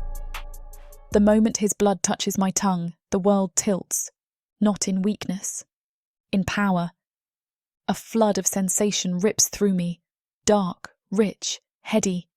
It coils inside my chest, unfurling like a beast shaking itself awake. It is not just sustenance. It is something else entirely. The taste is sharp, laced with a magic so potent it burns. But I don't pull away. I cannot. I don't just drink. I take. A gasp breaks the silence, but it is not mine. Malrich's fingers tighten in my hair, a sharp pull meant to drag me away. He is too late. His power is already inside me. I feel it. I feel him. The runes on the walls shudder.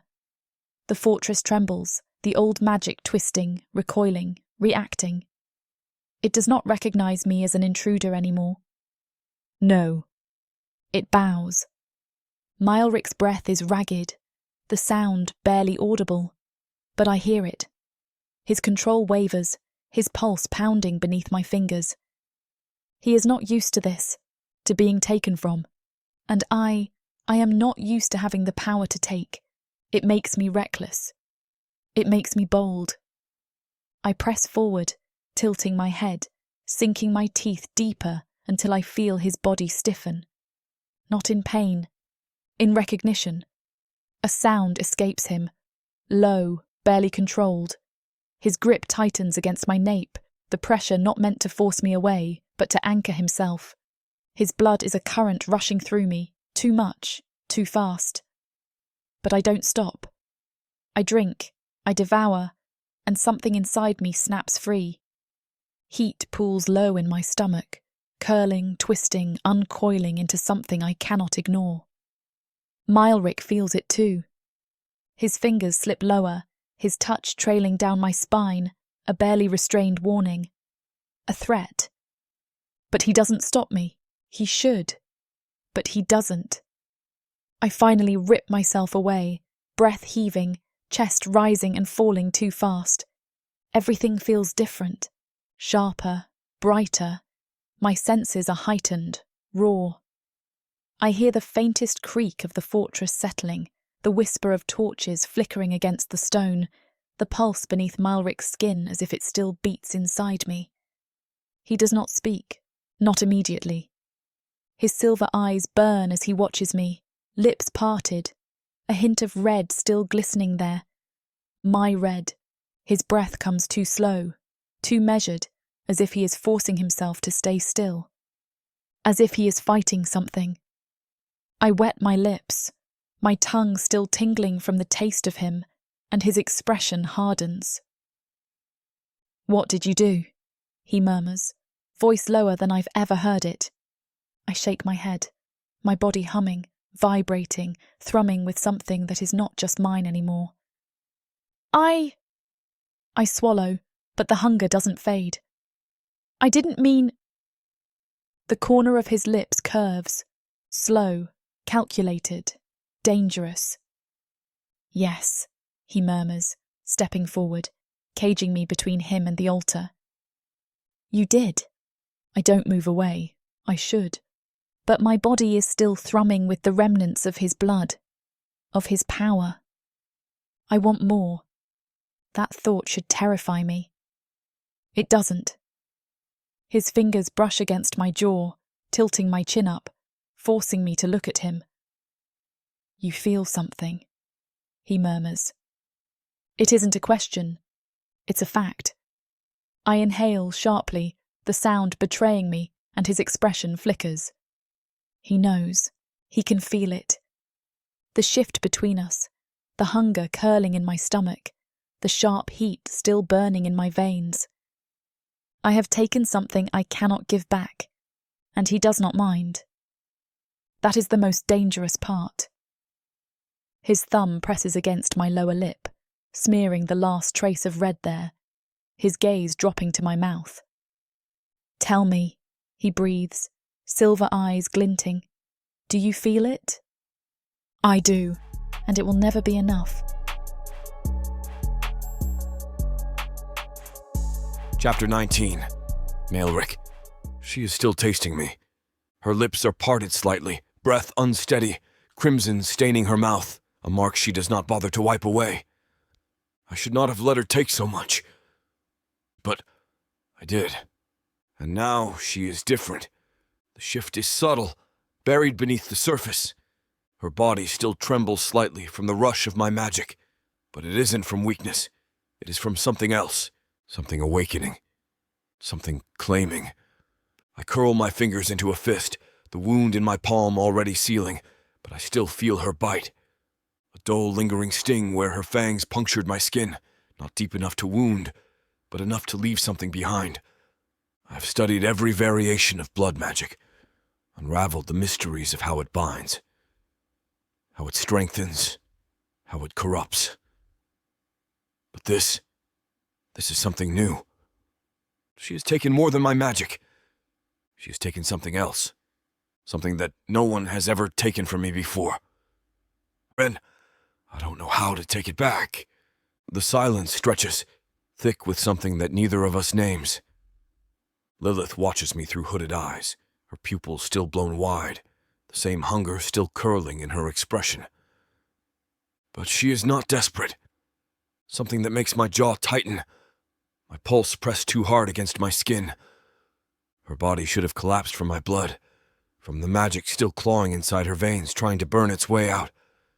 But she sits straight, calm, as if she has already absorbed it, as if she's becoming something I did not prepare for.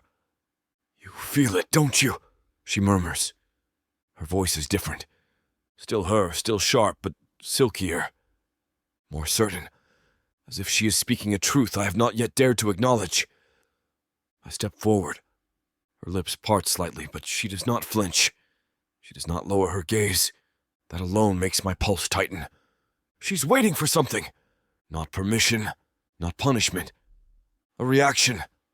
Mine.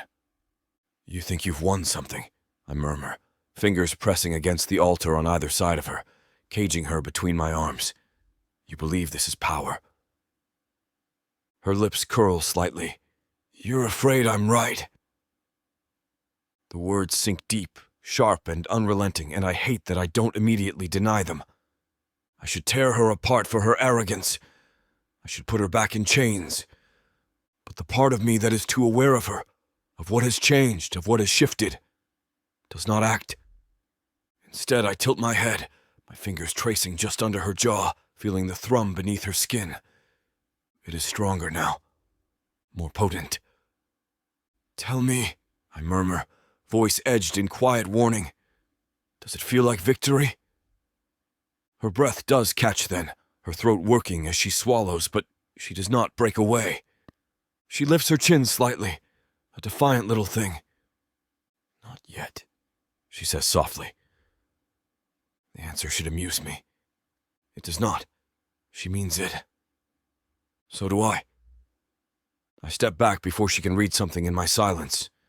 The fortress shifts around us, its pulse not quite the same. She has altered it. I drag a hand over my mouth, inhaling slow, measured. This is not what I planned. I wanted to study her, to break her down piece by piece until she was something I could understand.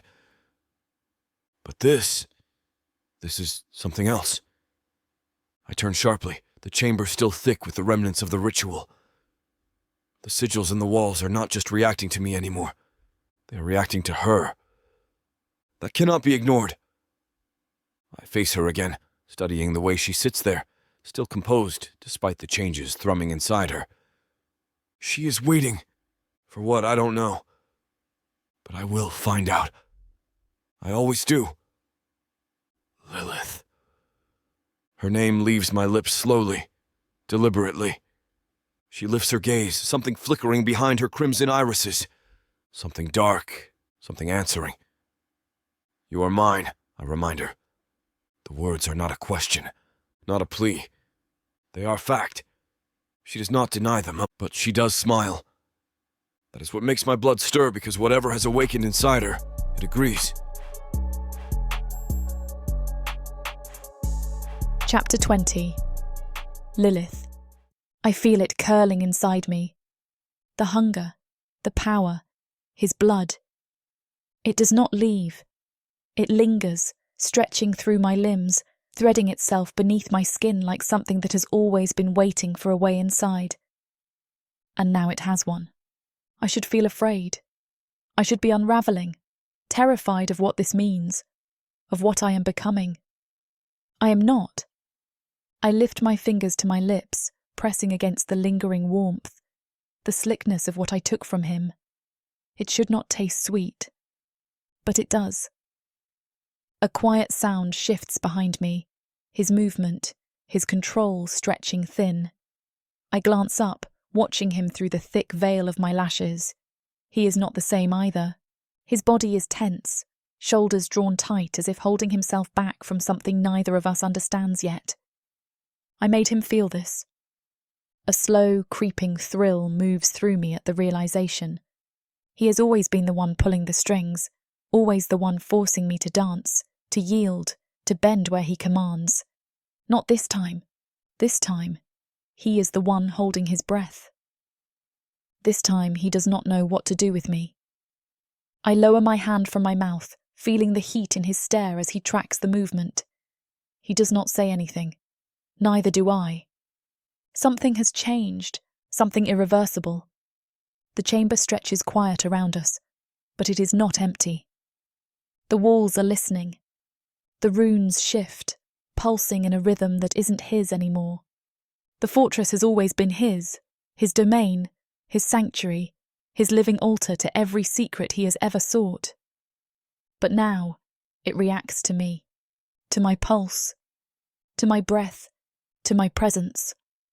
I step back from the altar, expecting the haze in my mind to lift, for the world to settle into something familiar again.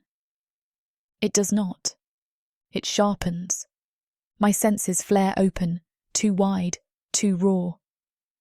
I feel the stones beneath my feet as if they are alive. The magic curled between the walls does not fight me. It welcomes me. I drag my gaze along the carved sigils, watching the slow shift in their glow, the way they pulse not in response to him, but to me. He notices. His silence is sharp, dangerous, a blade unsheathed. When I finally look at him, his silver eyes are unreadable in a way I have never seen before. Not amusement, not control. It's far more dangerous. I straighten my spine, refusing to let him see the way my pulse stutters beneath my ribs. It's reacting to me, I say. It is not a question. His lips part slightly, then press together again, as if considering whether or not to confirm what we both already know. His voice is slow when it finally comes. Yes. That single word coils through me like another force pressing against my skin. He does not like what this means.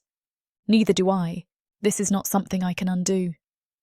A beat stretches between us, long, heavy, unsettling. I should feel victorious, but I don't. This is not a victory. This is something neither of us prepared for, something we can't control. And that is what terrifies me. I pull in a slow breath, steadying myself. You didn't expect this, I say. His eyes narrow just slightly. No.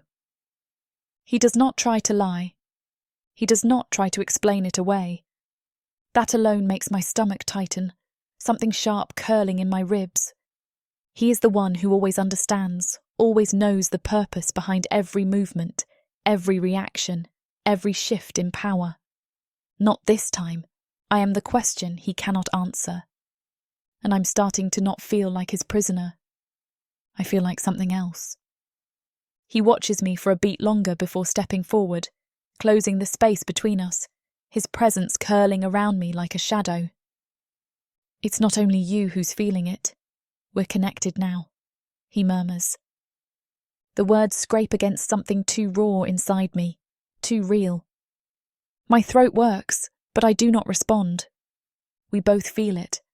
Something has been rewritten between us, and we will never be able to take it back. Chapter 21. Melrich. The fortress does not feel the same. Her magic's affecting the fortress. It's not entirely mine anymore. The magic that once answered only to me listens to her now. I watch Lilith standing there, still composed, still steady. The pulse of ancient runes shifts in tandem with her breath, their glow dimming and brightening in a rhythm that isn't mine. And that is a problem. She should not hold power in my domain. She should not be capable of stealing from me, from my magic, from my body. Yet she has, and the fortress does not reject her for it. Neither do I. I press my fingers against my temple, exhaling through my teeth. This is unacceptable. The bond between us, whatever has begun to take root, is no longer just fascination. It is something else. I feel the ghost of her touch, the soft press of her mouth where she had stolen what belonged to me. The smell of blood lingers between us, sharp, rich, hers and mine mixed together in a way that is beyond my comprehension. It has left a mark on her, and it has left a mark on me. She watches me in silence, not with fear, not even with defiance, but with understanding that more than anything unsettles me. You feel it too, she murmurs, tilting her head slightly. I tighten my jaw. You are not in control of this. Her lips curve just enough to be infuriating. Neither are you. A sharp wave of irritation crackles down my spine, settling into something heavier. She is right. And that is what unsettles me most. I close the space between us in a single step, reaching for her chin, forcing her to hold my gaze. Her skin is still flushed, too warm, too alive with the remnants of what she took. She lets me touch her. That is another problem. You are reckless, I murmur, brushing my thumb against her lower lip, where my blood still lingers. You drink without understanding what it means. She does not flinch. Then tell me. I exhale slowly. It means you are bound to me now. She does not react with surprise, not shock, not even hesitation. She already feels it. Does that frighten you? I murmur, fingers slipping lower, tracing the sharp line of her throat. Her pulse thrums beneath my fingertips, strong, steady. No, she whispers. A mistake. Her honesty, her willingness, unleashes something dark inside me. She should be afraid. She should be running. Instead, she leans in, and I let her. The fortress is too quiet. The surroundings is too tight. I do not let people take from me. I have never let anyone, sink their teeth into me, tear something from my flesh, and walk away as if they are owed more. Lilith did, and I cannot decide whether I want to punish her for it or let her do it again. Her mouth is still too red, her pupils still too wide, her breath uneven but not with fear, with want. I curl my fingers against the side of her neck, tilting her face further, feeling the sharp edge of her collarbone beneath my palm. She is stronger now. That much is clear. Her body, once so easily breakable, has begun to change. Her hunger is sharper, her resistance more potent. And it is because of me. I should have never let this happen.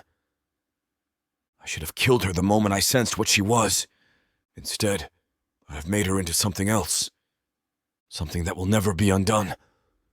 Her tongue flicks out, wetting her lower lip, tracing the last remnants of my blood. She does it slowly, on purpose. My grip tightens. "Lilith!" I warn. She tilts her head, barely a breath away. "Malrich," she whispers. I have spent centuries mastering pain, controlling hunger, dissecting the weaknesses of others and learning how to exploit them. But she is different. She is the first one who has learned how to exploit me.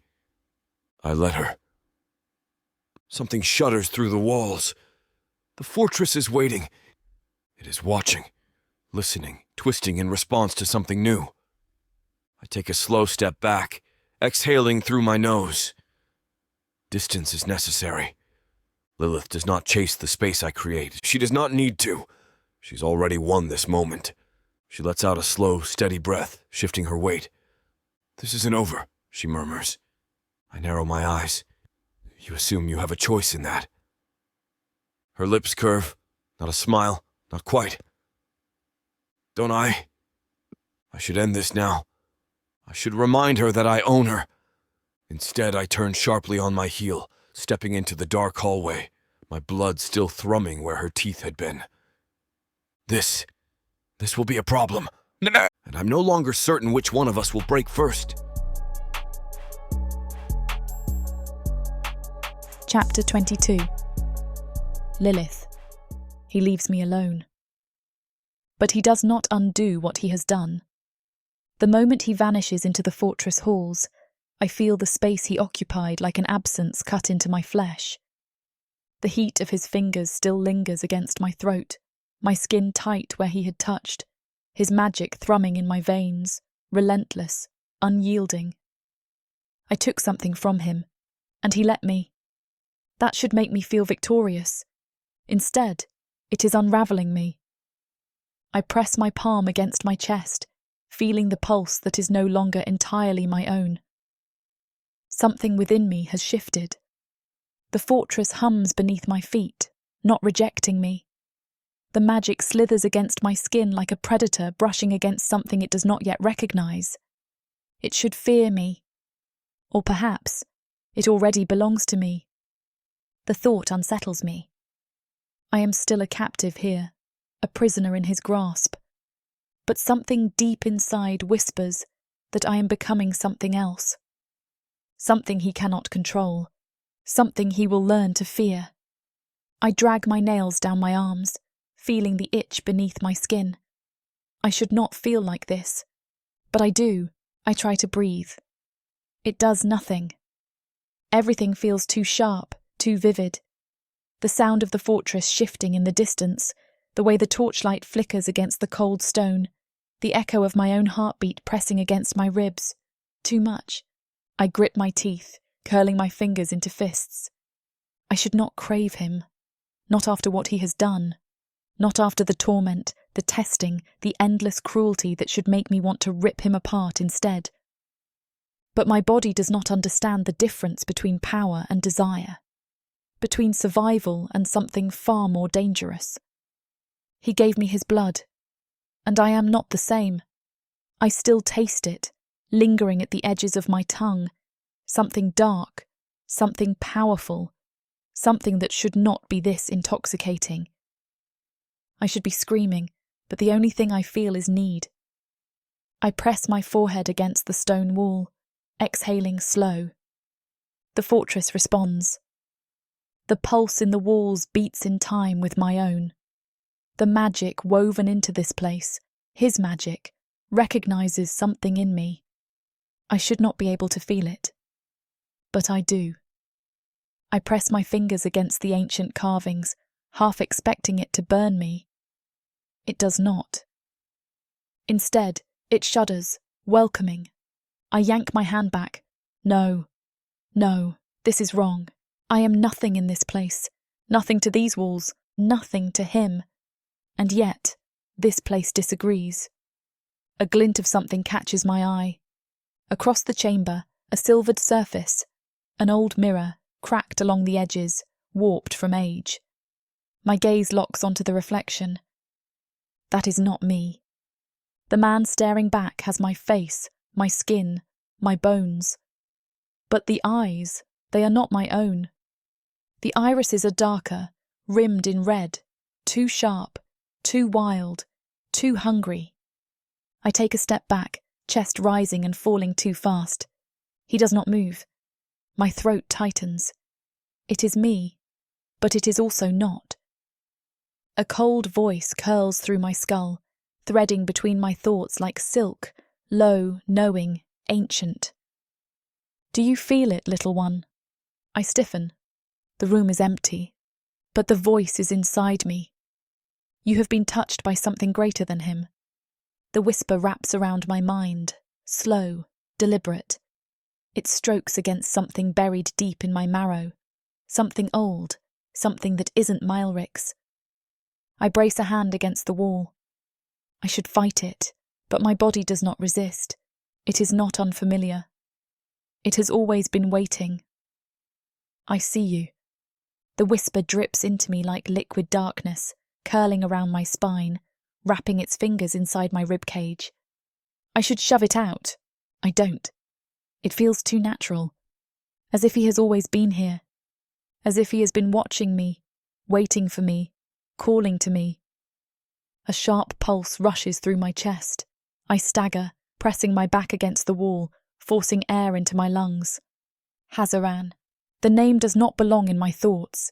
He is dead, sealed, lost beneath the earth, buried by his own sons. I've heard of the rumours, the whispers of the Great One, but his voice is here, and it is speaking to me. You are no longer bound to him, little one. The whisper drags its claws inside my skull, sending ice curling down my spine. You are bound to me. A sharp, searing ache spikes through my temple. I clutch my head, grinding my teeth. No, I am not his. I am not Melrich's. I am not anyone's. But the darkness disagrees. The fortress hums beneath my feet. The magic twists. And something inside me, something I don't recognize, whispers back. Yes.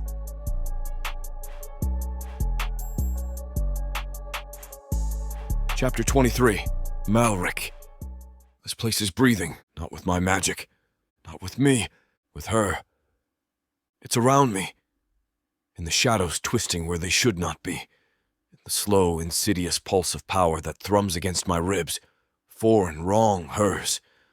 I knew something had changed the moment I let her drink. I should have stopped it.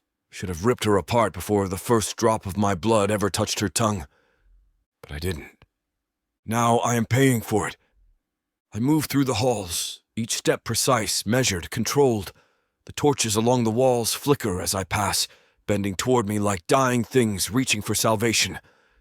It is not my magic that makes them waver. It is hers. I reach out, fingers brushing against the stone. The pulse of magic shudders beneath my touch, pulling away from me. It hesitates. That hesitation is unacceptable. This fortress has always answered to me alone. It has bent beneath my will, submitted, obeyed, but now it does not know who to serve.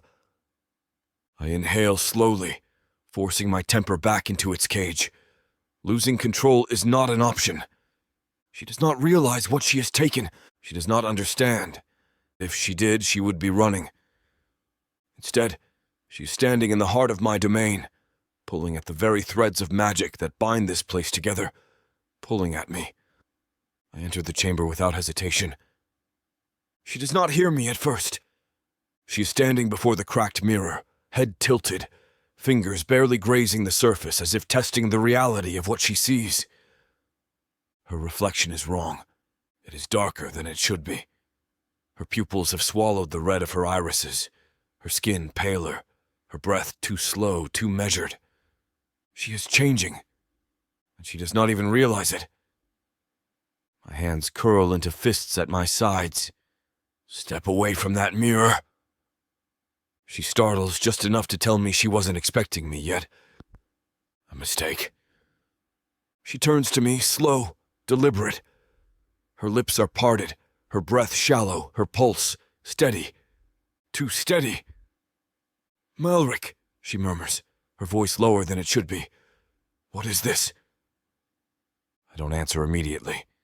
I step closer, watching her watch me. The mirror does not reflect me. It should, but it does not. And that is the only confirmation I need. Something that isn't supposed to be here, I say finally, keeping my voice even. Her fingers twitches, barely perceptible. She's resisting the urge to touch the mirror again.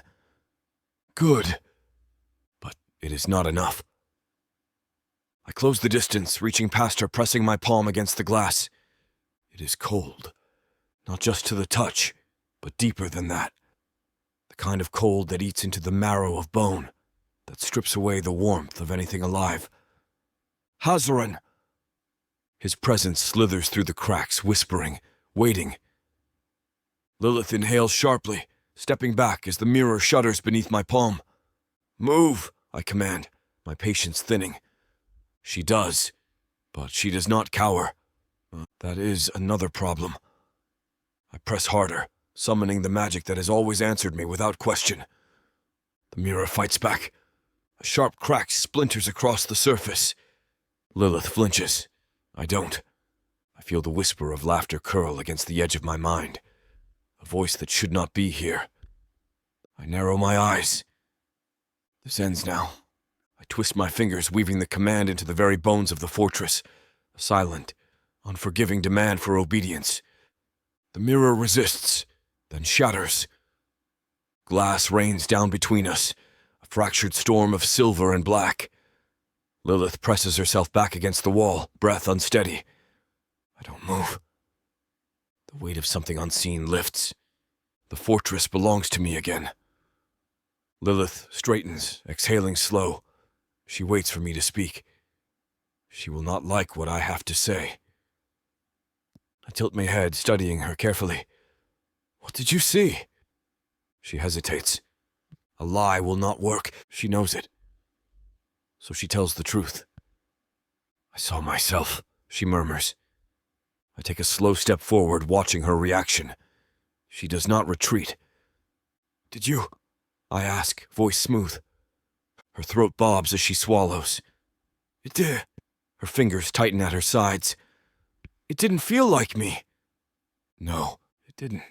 It wasn't. Something has touched her. Something that is not me. And I don't share." "You are playing with something you cannot control," I say finally, my voice quieter now, more measured. "Do you understand what that means?" Her jaw tightens.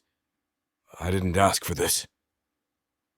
I tilt my head, amused despite the irritation threading through my veins. "And yet here you are." Her fingers twitch. "I didn't touch the mirror." That is not the defense she thinks it is. I take another step, forcing her against the wall, my palm bracing beside her head, caging her in. "You did not need to." Her breathing stutters. The moment stretches between us, sharp, thin, fragile. Her pulse beats against her throat, but it is not with fear. I let my voice drop lower. "You took my blood, Lilith." She stills. I lean in, just enough to see the way her lashes flicker, the way her chest rises just a little faster. "You carry it inside you," I murmur. "You let it reshape you." Her lips part, barely a breath between us. I lift a hand, brushing my knuckles down the curve of her throat. Her pulse thrums beneath my touch, heat curling between us. She does not push me away. That is another mistake. She is mine. Not in the way I had intended, not in the way I had ever planned. But she is bound to me. And now something else is trying to claim her. That will not happen. I don't share. Not with my brothers. Not with my enemies. Not with the dead. My fingers slide beneath her chin, forcing her gaze to mine. You are not his, I whisper, voice laced with quiet threat. You are mine. Her breath catches. She does not deny it. She cannot. The bond between us is already taking root, and there is no escape. Chapter 24. Lilith. His words coil around my throat like unseen shackles. You are not his. You are mine. The way he says it, low, absolute, leaves no space for argument. He speaks it into existence like a curse, binding me before I have a chance to resist. But resistance is not what keeps me frozen. It is something far worse. It is the truth. The shattered mirror is gone, its fragments swallowed by the fortress as if they never existed. But the thing it left behind is still here.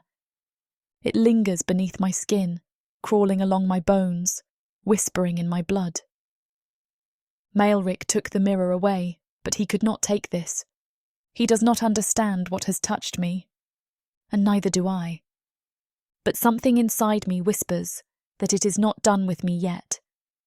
I swallow, forcing the tremor from my fingers as I press my back against the wall. The room feels smaller with him in it, or maybe it is me that has grown. His fingers are still beneath my chin, his thumb pressing lightly, a silent reminder that he owns me, that I belong to him, that I have always belonged to him, even before he ever put his hands on me. I grip my teeth, forcing myself to hold his gaze. You say I am yours, I murmur, and if I refuse? His lips barely part, the faintest curve of amusement, not a smile, a predator's patience. You will not. I scoff, a bitter, humorless sound. You are so sure. His grip tightens, just enough to make me remember that I am not the one in control. You carry my blood, he murmurs. You have tied yourself to me in ways you do not yet comprehend. His eyes darken, silver-rimmed in something deeper, something consuming. You are mine in every way that matters. My body betrays me, the heat curling in my stomach, the slow, traitorous ache in my limbs. It is his magic. It is the bond. It is everything he has done to me. I want to rip it out of myself, tear it from my flesh, but I know it would do nothing. This thing between us cannot be undone, not by me, not by him, not by anyone. My fingers twitch at my sides, itching for violence. But the worst part is, I don't know who I want to hurt more, him or myself. His other hand lifts, brushing along my jawline, slow, deliberate, testing. He is watching me, studying my reaction as if I am another experiment laid bare before him. I want to spit in his face. I want to drag my nails across his throat and see if he bleeds as easily as the others he has broken. I want to pull him closer and see if this power in my veins will swallow him whole. But I don't think. He waits for me to act first, and I will not do what he wants. Tell me, I breathe, forcing steel into my voice. Do you claim everything that frightens you? His fingers still. Something flashes in his eyes, something sharp, something dangerous. The amusement vanishes, replaced by something colder, something unreadable. You think I fear you? The words slither between us, a slow, razor-thin threat. He leans in and my pulse kicks hard, betraying me. You are an intrigue, he murmurs against my ear. An anomaly, an experiment gone too far. His fingers slide lower, trailing the length of my throat, pressing lightly over my pulse. But fear? His grip tightens. I don't fear things I already own. I snap. I move before I can think, slamming my hands against his chest, shoving hard enough that he stumbles. Just a step, but it is enough. His gaze flickers, caught between rage and something else. Something thrilled, something satisfied. I bare my teeth. You do not own me, Malrich. His laughter is dark, a breath of sound against the space between us. I already do. His voice wraps around me like chains. You feel it, don't you? His head tilts, watching me, drinking in the way my breath comes too fast, the way my hands shake at my sides, the way my magic lingers in you. He continues, voice smooth as silk, the way your body responds to me. He is right, and that is why I want to tear him apart. I take a step forward, closing the distance. His gaze sharpens, silver bright in the dim torchlight. If I am yours, I whisper, voice barely above a breath, then prove it. Something dark flickers behind his eyes. And I know. I have won this round. He cannot resist a challenge.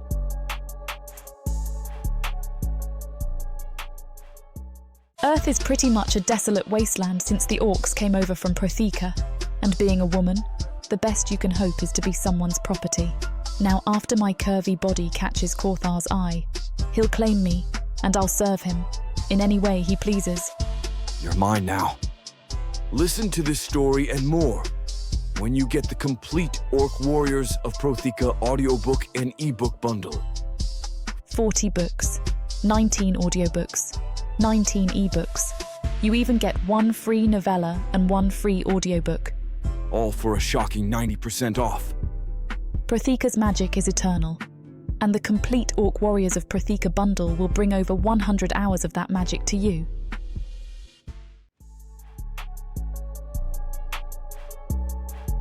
Chapter 25. Malrich. She is reckless. Lilith does not see the abyss she dances upon, nor does she understand that I am the only thing keeping her from plummeting into it. That would be fine. I prefer my subjects ignorant of the consequences of their existence. But she is not a subject anymore. And that is the problem. Her challenge still clings to the air between us, tainted with something raw, something volatile. If I am yours, then prove it. She does not realize what she is inviting, what she is awakening. I should put an end to this. I should show her what it means to belong to me. But the truth, I don't want to break her. Not yet.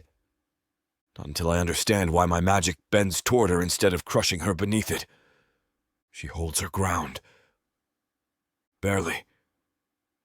The small rise and fall of her chest betrays the conflict beneath her skin. The war waging between who she was and what she is becoming. I let my silence stretch between us, watching her shift under it. She expected something immediate. A show of dominance. A response as visceral as the fire licking behind her crimson eyes. But that would give her power. And I've already given her too much. Instead, I lean in, slow, measured, my fingers brushing the underside of her jaw. She shudders. Not from fear, not from revulsion. Something else. Her body betrays her, and I see it. I always see it. You want me to prove it? My voice is low, deliberate. Her breathing falters.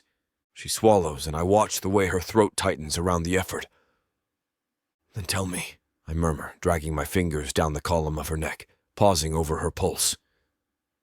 Do you truly want to know what it means to be mine? Her pupils expand, red swallowed by endless black. Her body is already answering before her mouth ever forms the words. And that fascinates me more than anything else. She should be resisting. She should be fighting me up, but instead, she is waiting, testing, inviting, and that is something I will not ignore. My fingers press just a fraction tighter against her throat. She doesn't pull away. Instead, her lips part, something between defiance and surrender flickering behind her gaze. You think you have me figured out, she whispers, voice barely a breath. I tilt my head, watching the way her body responds despite the venom in her words. I could break her. I could claim her in the way she dares me to. But that would be too easy. And I don't indulge in simplicity, not when something far more compelling is unraveling before me. So instead, I let my grip ease, my fingers sliding away from her skin like a retreating storm. And the moment I do, she exhales, too sharp, too quick. She felt it, the loss, the absence, and she hated it. Good. I step back, slow, deliberate, watching the way she tries to conceal her reaction. She is angry. At me. At herself. But mostly at the bond. I knew it would take hold. I knew she would resist. But I also knew something else. Resistance means nothing when the body has already submitted. Her hands tighten into fists at her sides. I smile. Careful, Lilith, I murmur, watching her struggle to regain the control she so desperately wants. You're starting to enjoy this. Her snarl is immediate. I would rather burn. A laugh hums at the back of my throat. Would you? She does not answer. She cannot. Not truthfully. Her pulse is still unsteady, her breathing still shallow, and I am still beneath her skin, where I will stay, where I will consume. I move past her, a flick of my fingers sending the torches lining the chamber into a sudden, violent bloom of crimson fire. Rest, I say, not bothering to turn back. You'll need your strength soon enough. She does not speak, not because she does not have words, but because she does not trust them. She is learning, and I am patient. By the time I reach the corridor beyond, the air is thick with something unseen, something unsettled. It is coming from her. Even now, even with a wall between us. I press my fingers to my temple, inhaling slow, steady. This should not be happening. This cannot be happening. But it is. And if I don't control it soon, I will not be the one holding the leash anymore. Chapter 26. Lilith. The silence inside Malrich's chambers is suffocating. I sit on the edge of the stone slab he calls a bed, my wrists still aching from the shackles that once bound them, though they are gone now. A phantom pain. A memory branded into flesh. He has not spoken since dragging me back here, since the moment he let me get under his skin, since the moment I saw it. For a heartbeat, I glimpsed something in his silvered gaze that should not have been there. Hunger, want, something far worse than cruelty. I should be afraid. I should be scheming. I should be preparing to sink my teeth into his throat while he sleeps. Instead, I watch him from the shadows, feeling something I cannot name, something that coils inside me like a predator waiting for the right moment to strike. He leans against the opposite wall, arms folded over his chest, muscles taut beneath dark robes, glowing runes marking his skin like ancient wounds. He is thinking, calculating. I can hear the way his breath has slowed, the way he is trying to leash whatever chaos I've stirred inside him. I almost laugh. It is a dangerous thing, seeing a god unravel. Say something, I murmur, breaking the silence, my voice a blade pressed against the tension thickening between us. Nothing. I stand, crossing the room, closing the space between us just enough to be bold. Malrich? I taunt, letting my voice turn into something silkier, something sharp-edged. Are you truly going to sulk because I played you like a fool? His jaw tenses, but still, he says nothing. He lets me come closer, lets me get too close. I should not push him, but I do. I reach for him, fingertips grazing the fabric over his forearm. It's a whisper of a touch, something testing, something daring. I see the way his shoulders stiffen at the contact, the way his fingers twitch at his sides. A man like him, one who thrives on control, on power, on the suffering of others, does not take well to being challenged. I should not want to see him snap, but gods, I do. You're hesitating, I breathe, eyes lifting to his, reveling in the crackling silence. That's new. The moment I say it, I see something shift in his stare, something lethal, something decided.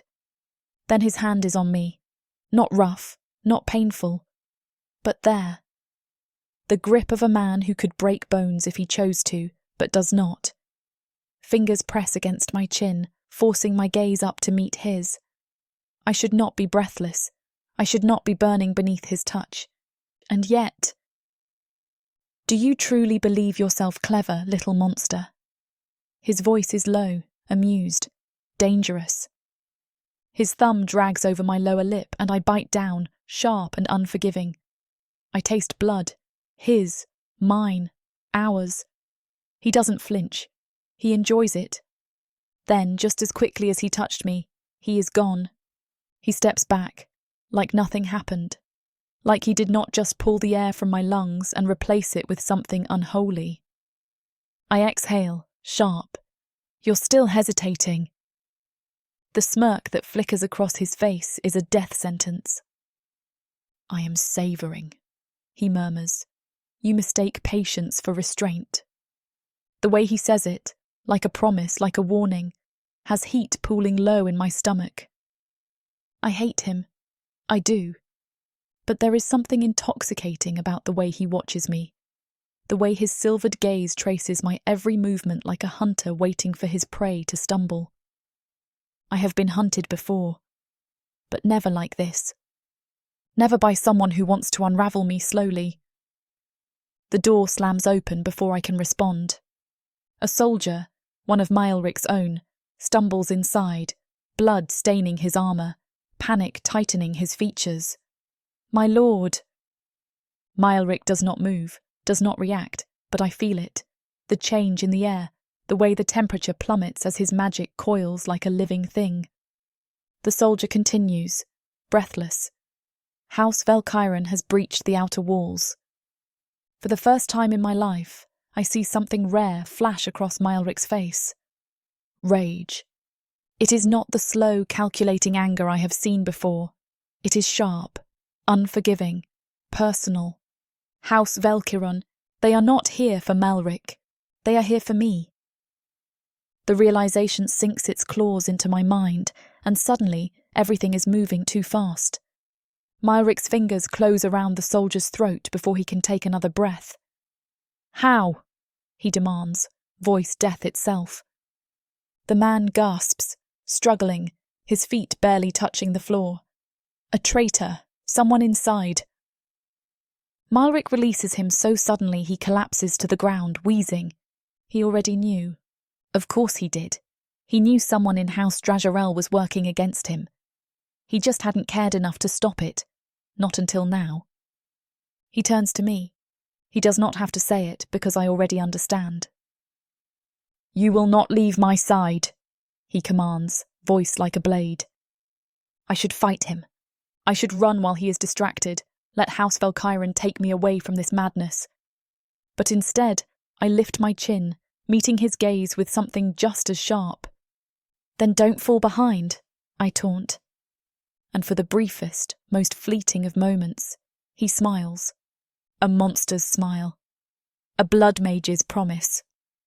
Then the magic swells around us, and the walls tremble with the force of what is coming. I don't pray, but if I did, I would pray for the fools who dared to step inside this house of horrors.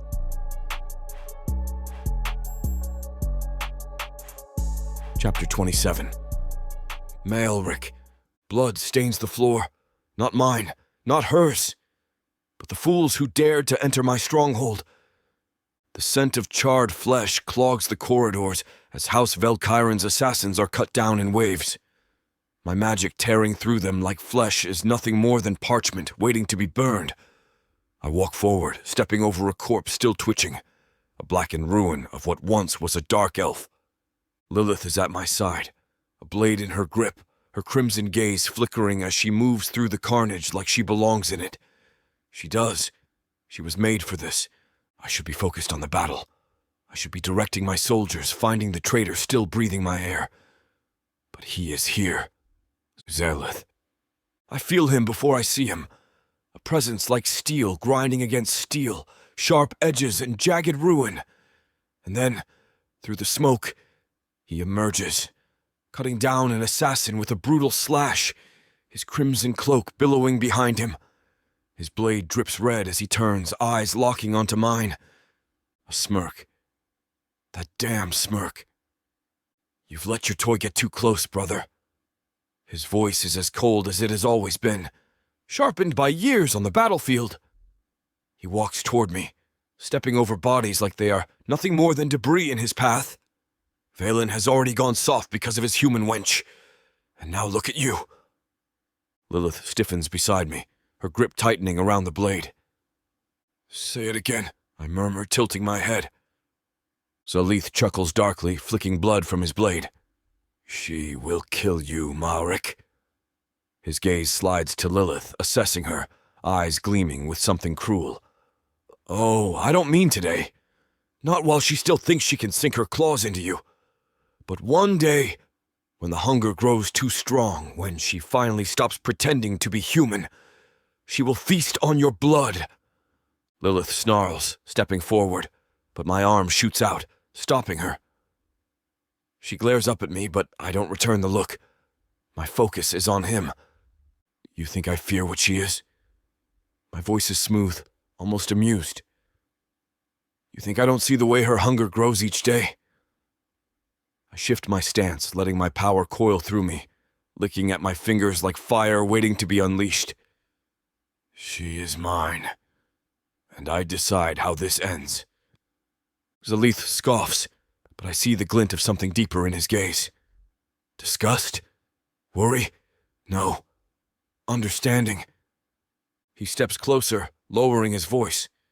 You're following after Valen's footsteps. He was a warlord once. Now look at him, playing house with his fragile little human, thinking he can rule our people with kindness. His lips curl into something sharp, something knowing. You're stronger than him, aren't you? I bare my teeth. You think you can manipulate me? I think you're already falling, he muses, and you're too arrogant to see it. The words should slide off me like oil. They shouldn't stick. But then, a scream echoes down the hall. One of my men, the enemy, is pushing forward. I inhale, slow. Instead of wasting your breath, perhaps you should focus on finding the traitor before I start assuming it's one of yours. Zalith's smirk vanishes, his grip on his sword tightens. I can't control every man under me, he growls. Exactly. A pause. A beat. Then he scoffs, shaking his head. One day you'll regret this, Malrich. He turns, stepping away, voice carrying over his shoulder. When she is drinking the last of your blood, you'll wish you had listened. I watch him go, disappearing into the battle. Lilith shifts beside me. He's wrong. I finally turn to her, taking in the fire in her eyes, the defiance in her stance. Is he? A flicker of something, a hesitation, and then she smiles. You'll have to wait and find out, won't you? Something tightens in my chest.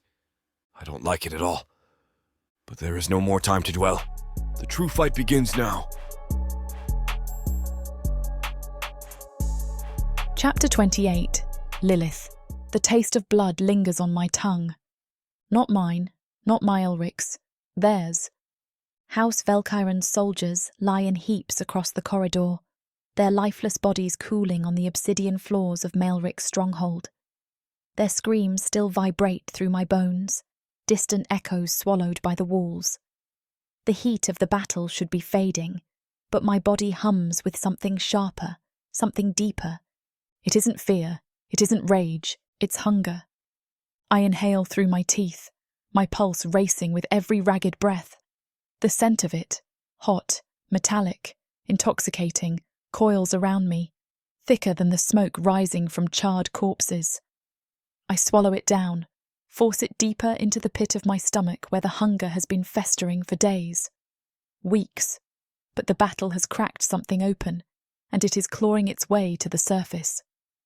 More are coming. Malrich murmurs at my side, his voice calm, measured. unchanged, even when drenched in carnage. His silver eyes gleam as he studies me, his fingers still crackling with remnants of blood magic, crimson runes pulsing against his skin. He is watching me, always watching. He saw the way I fought, the way I moved, faster than any human should, how my strength shifted from practiced control to something too precise, too lethal. He saw the way I cut through their men, my blade slicing through flesh as if it was nothing more than parchment. He saw, and he did not stop me, but Zalith's words linger in my head. "She will kill you, Malrich." His voice taunts me, wrapping around me like noose. I exhale slowly, forcing my muscles to relax, forcing the hunger back into its cage. A flicker of movement down the corridor. I turn sharply, blade raised, body already reacting before my mind can think. Malrich's fingers curl around my wrist, not to stop me, to remind me that he is there. His touch burns, or maybe that's just me. He leans close, his breath skimming the shell of my ear. "Don't lose yourself yet, little monster." I snap my head toward him, meeting his gaze, lips parting with a sharp inhale. But before I can speak, another wave of enemies floods the hall. Velkyrin's assassins, 5 of them, no 6, moving like shadows, darting through the flames, still licking at the edges of the stone walls. Melrich's grip vanishes, replaced by lightning-fast violence. He moves like a blade cutting through the dark, cold, precise, devastating. He doesn't need theatrics, doesn't need exaggerated flourishes or wasted energy. He simply kills. One step forward, and the first man collapses, his throat slashed open by an invisible force, his blood pulled from his veins in a violent rush. 2 more try to flank him. Fools. Malrich merely tilts his head. Their bodies implode. Blood bursts from their pores, muscles splitting apart in grotesque symphony, their bones snapping under the pressure of his power. But then, I feel them, behind me. I spin, blade arcing through the air, but they are faster. One catches my wrist, the other slams into my back, forcing me forward. My blade clatters to the floor, sliding out of reach. They should be nothing. I should break them. But my body betrays me, because they are bleeding. The scent of it is thick, warm, pooling in their wounds, where Malrich's magic tore into them before they reached me. The hunger surges. Their mistake? I don't think. I react. Teeth sink into the assassin's exposed throat. The moment his blood touches my tongue, everything else ceases to exist. My vision burns red, fire in my veins, poison in my soul. The world disappears, the battle, the sounds, Malrich's gaze. It is just me, and the taste of it. Hot, thick, addictive. I tear away, gasping, body shuddering as the magic surges through me. His blood is weak, not nearly as potent as Malrich's would be, but it is enough to shatter the control I have been clinging to. I feel it crack open inside me, that part of myself I have spent years burying, caging, denying. I have never felt this strong. I snap the assassin's neck before he can scream. The other hesitates, seeing the blood dripping from my lips, my eyes burning with something not human. He should run, but I don't let him. My claws tear into his chest before he can even take a step, his ribs splintering beneath my grip, his body sagging in my grasp as I rip the life from him. The hunger sings, and then silence. I blink. My breathing is ragged, my vision still blurred around the edges. The warmth of fresh blood coats my skin, clings to my tongue. Malrich stands a few feet away. He has not moved, has not spoken, but he is looking at me, as if he has just uncovered the answer to a question he never dared to ask. I lift my chin, refusing to wipe the blood from my lips. Say it.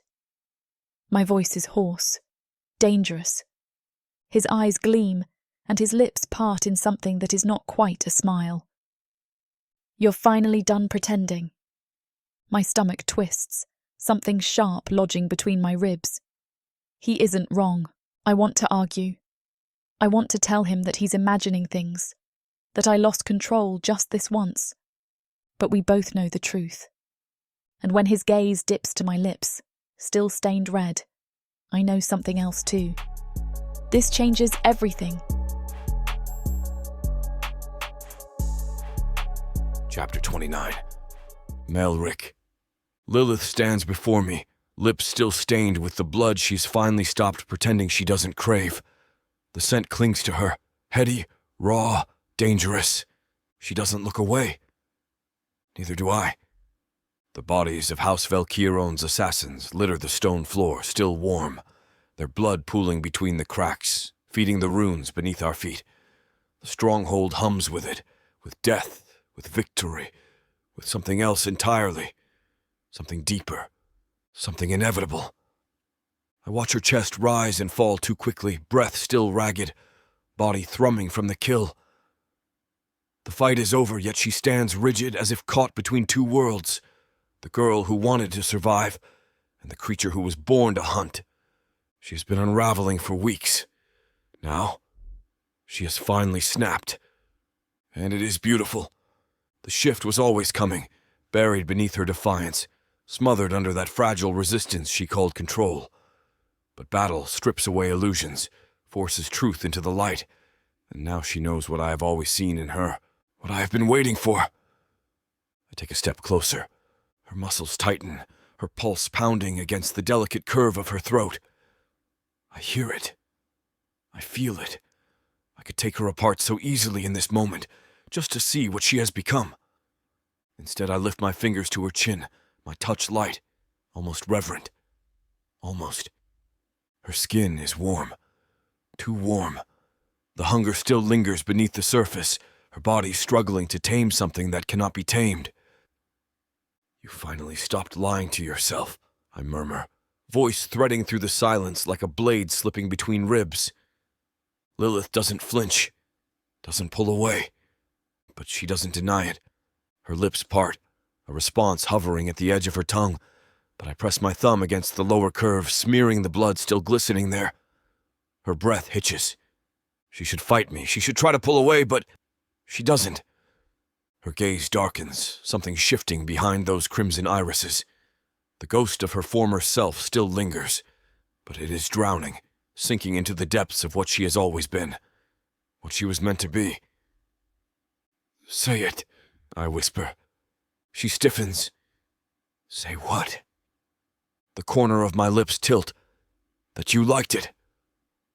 The silence is electric. Her breathing falters for less than a second before she forces it back under control. The hunger is still there, coiled just beneath her skin, threatening to consume her all over again. I watch her throat bob, watch the internal battle rage behind her eyes. And then, she gives in. She tilts her chin up, defiance laced with something darker, something feral. I liked it. A slow exhale leaves my lungs, heat pooling low in my stomach, at the sound of her voice wrapping around the confession. It is not shameful, not uncertain. It is the beginning of her ruin. She doesn't understand what she has just done, what she has just become. I brush my fingers down her jaw, trailing lower, my knuckles ghosting over her throat. Her pulse leaps beneath my touch, but she does not move away. I lean in, letting my breath stir against the hollow of her throat. "Good," I murmur. She shudders. A dangerous thing, that reaction. A confirmation of what I already suspected. She wants this. She wants more. And I will give it to her. Not yet. Not tonight. But soon. I step back, severing the moment before she has the chance to think, to retreat back into whatever fragile control she thinks she still has. Her lips pressed together, her gaze flickering with something unreadable. She wants me to say something else, to push her further. Instead, I turn away. "You're bleeding." She blinks, What? I nod toward the shallow wound slicing across her forearm, a minor scratch from the fight. But the moment I mention it, the scent of her own blood sharpens in the air, curling between us like a whispered temptation. Her fingers move at her side. She feels it now. The craving isn't just for others anymore. It is for herself. She inhales sharply, tearing her gaze away as if that will somehow bury the truth. As if she can still pretend that this isn't happening. I chuckle. It is a dark, knowing sound. Her head snaps toward me, eyes narrowing. What? I meet her gaze, slow and deliberate. Nothing. A muscle ticks in her jaw, irritation flashing across her expression. She wants me to push her. She wants me to make her feel something. But I won't. Not yet. She is unraveling. And I want to see how far she falls before she begs me to catch her. Chapter 30. Lilith. I cannot stop shaking. The hunger slithers through my veins, coiling in my stomach like a living, breathing thing. It gnaws at me from the inside, whispering its demands through the marrow of my bones. More, more, more. The blood of House Velkyron's assassins still lingers in my mouth. It is not enough. I drag myself to the farthest corner of Malrich's chamber, pressing my spine against the cold stone wall, fingers curled into fists so tight my nails threaten to pierce my own flesh. Would I drink from myself if I did? The thought should terrify me. It doesn't. My breathing comes too fast, my throat burning, my body burning, something inside me breaking. I am stronger than this. I have always been stronger than this. But strength means nothing when the hunger is louder than thought, louder than control, louder than every instinct that has kept me alive until now. I press the back of my hand against my lips, as if that will erase the taste still staining my tongue. It only makes it worse. The door creaks open.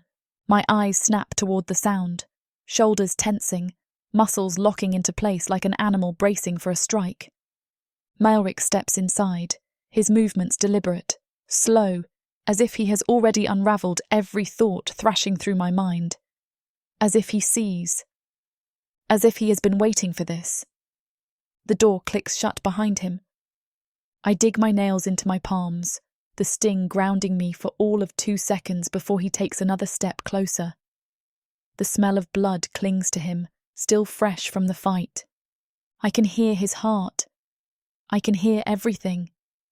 His head tilts, silver eyes glinting in the low light.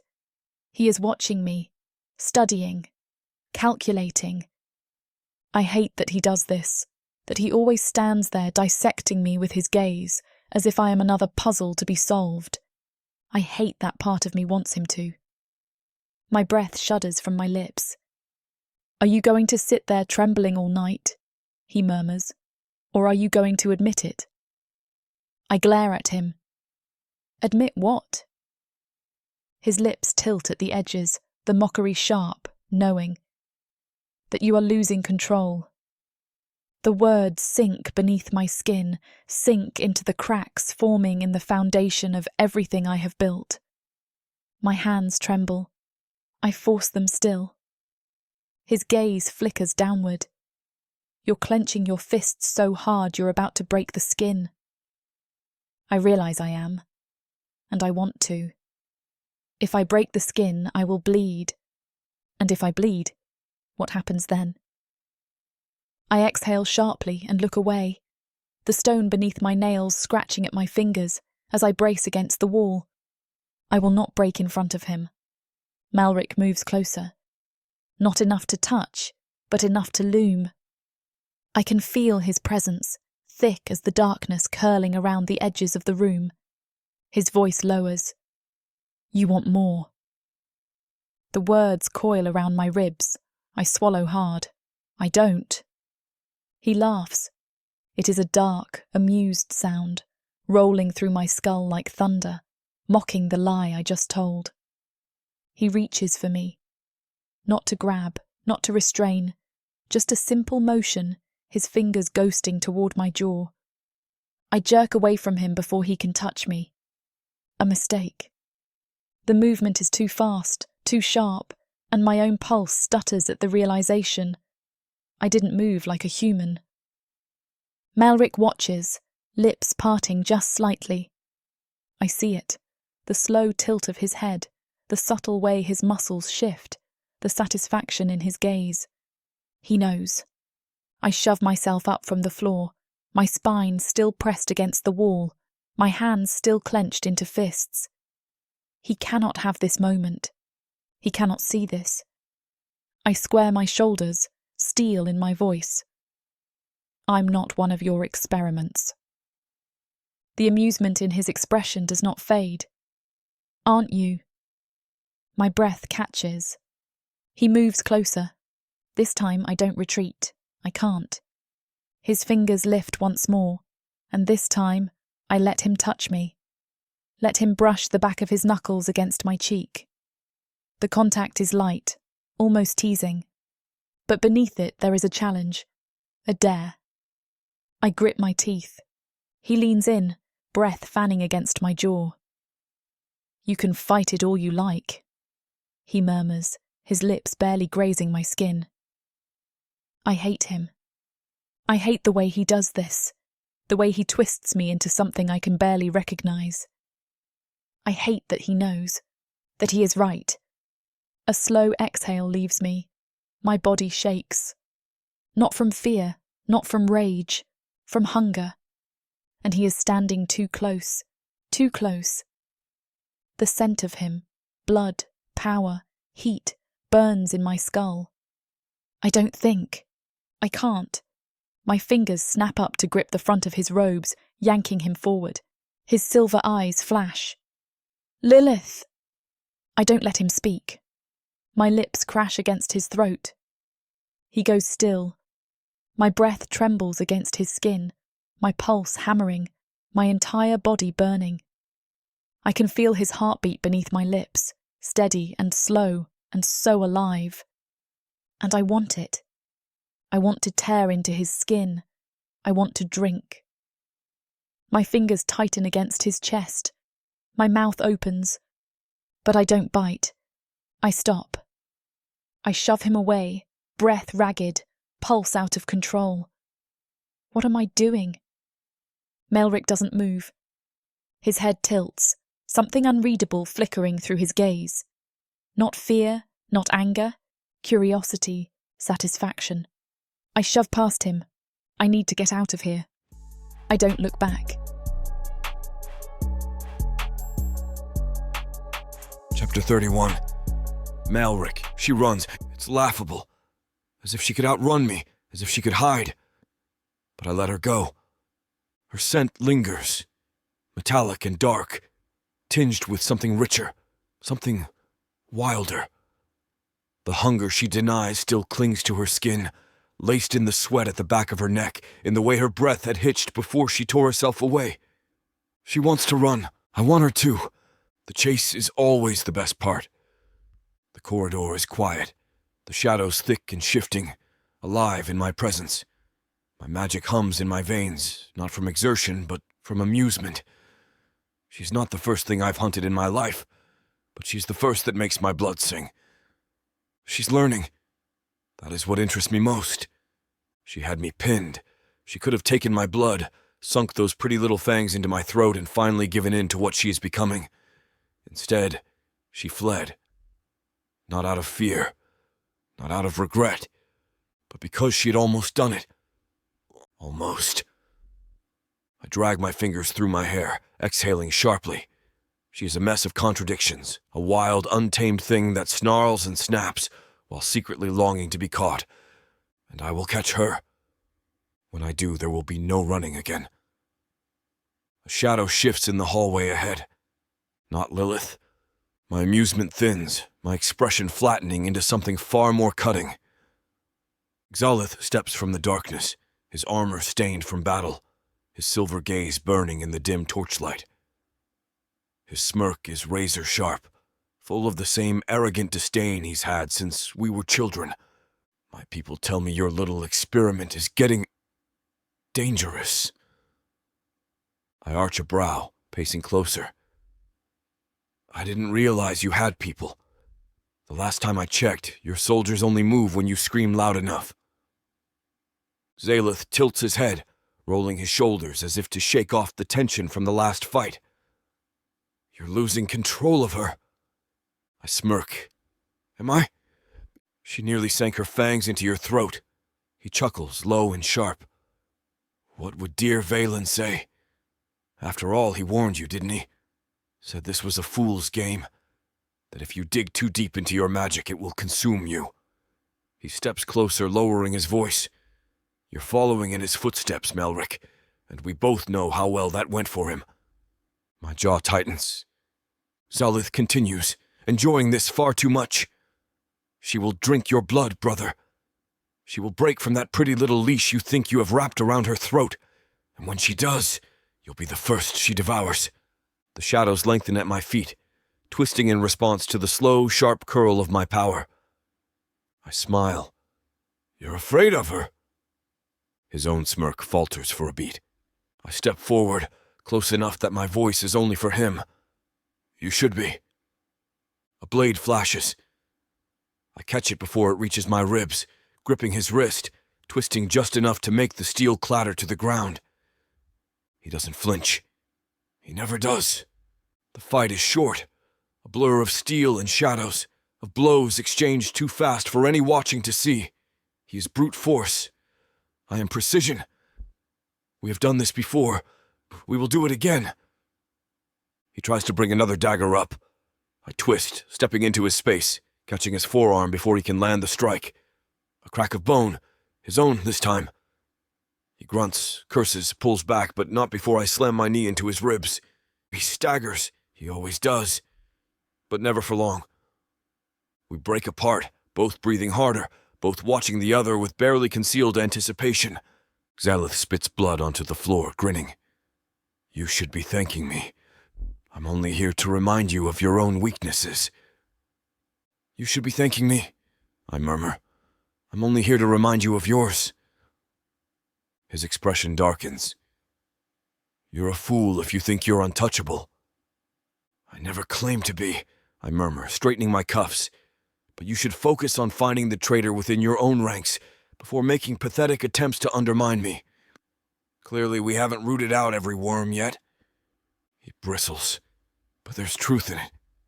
There have been too many close calls. House Velkiron's little games are getting bolder, their assassins slipping through our defenses too easily. Someone has been feeding them information. Someone close. And I'm beginning to think they do not belong to me. I arch a brow, voice silk and steel. Control your men, Lilith. His fingers tighten at his side, barely resisting the urge to draw another blade. You think I can control them? A humorless laugh. That's rich coming from the one who can't even control a single woman. I smile. She is not just a woman. He watches me, gaze flickering with something unreadable. Then, with a sharp exhale, he turns. Don't say I didn't warn you. I watch him disappear down the hall, my fingers curling into my palm. Lilith is still running. She thinks she can escape. I let my power slither forward, a slow, creeping thing that threads through the castle, searching, seeking. It finds her. She is trembling, pressed against cold stone, her pulse erratic, her breath uneven. She's afraid, not of me, of herself. Good. I will remind her there is no point in running. No matter how far she goes, she will always belong to me.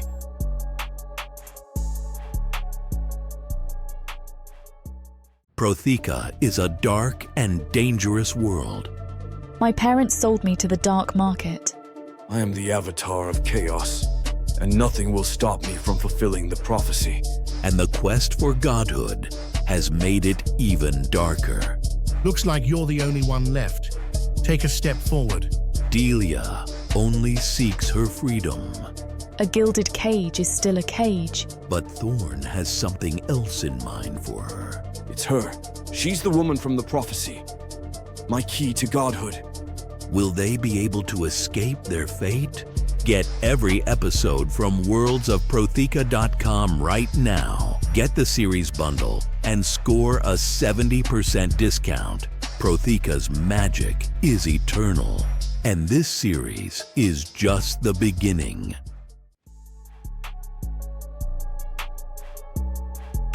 Chapter 32. Lilith. My heart pounds, a steady, traitorous rhythm against my ribs. My hands press against the stone wall, fingers splayed over the cold surface, as if I can will myself to disappear into it.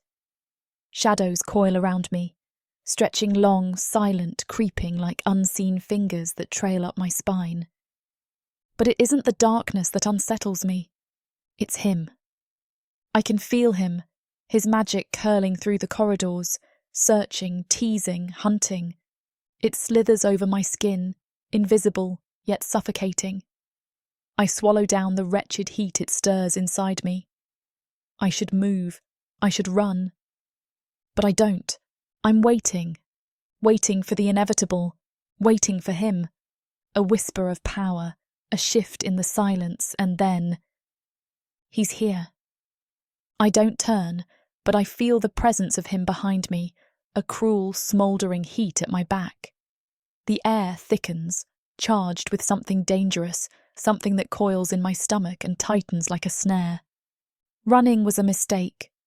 His voice slides between us, low and deliberate, each syllable coated in the kind of certainty that makes my breath catch.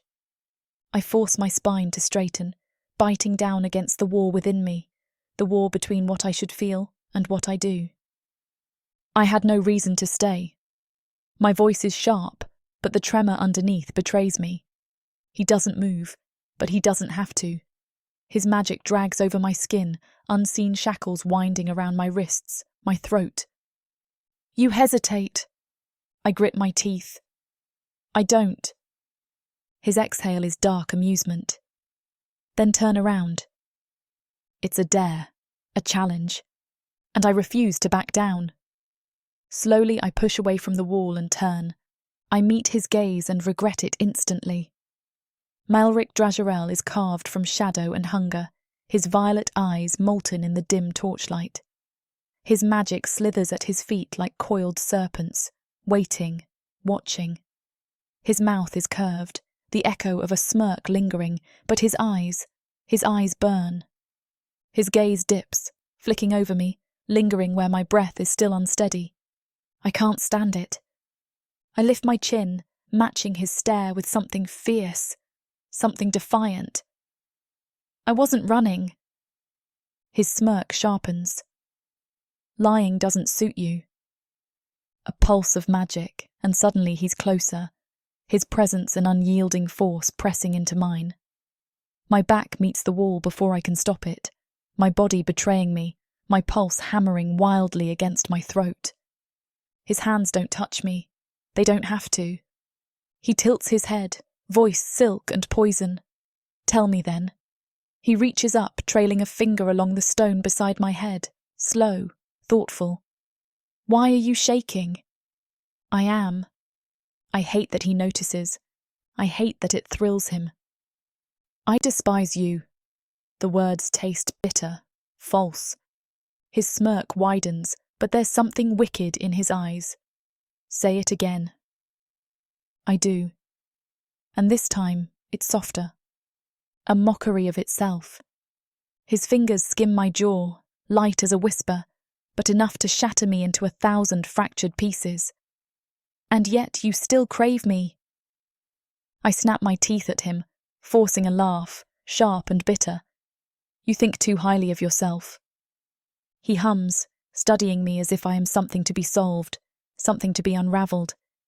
His fingers ghost down, tracing my throat, pausing where my pulse thrums traitorously beneath my skin. I hate him. I hate how he can turn me into something weak, something breathless. But worse than that, I hate that I want more. You tremble, he murmurs, his breath warm against my cheek. I snarl, you push me too far. His thumb brushes against my lower lip, slow, deliberate, then push back. I do. or I mean to. Instead, I grab him by the front of his tunic and yank him down, our mouths colliding in something that isn't a kiss. It's a war.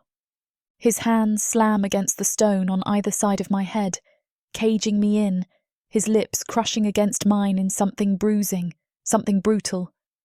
A gasp, a growl, a battle of teeth and tongues, a clash of fire and frost. It isn't soft. It isn't kind. It is hunger, raw and vicious, a devouring thing we can't control. His fingers tangle in my hair, tilting my head back, deepening the kiss, forcing me to take more of him, to drown in the taste of dark magic and something older, something forbidden. I hate him. I want him. I am lost, burning, unraveling, and then he pulls away. My breath stutters, sharp and uneven. I don't realise I've fisted his tunic until he lets out a low, knowing chuckle. I glare up at him, shaking, my lips swollen, my body betraying me in every possible way. His smirk is slow, victorious. Told you. I slap him. His head barely moves, but his eyes darken, something feral flashing beneath the violet. You... My voice is raw, shaking. You think this means anything? He leans in, voice a dark whisper against my lips. Oh, Lilith. He drags my name out like a caress. This changes everything. I push him away, seething, burning. I will end you. He steps back, hands raised in mock surrender, smirking. Perhaps.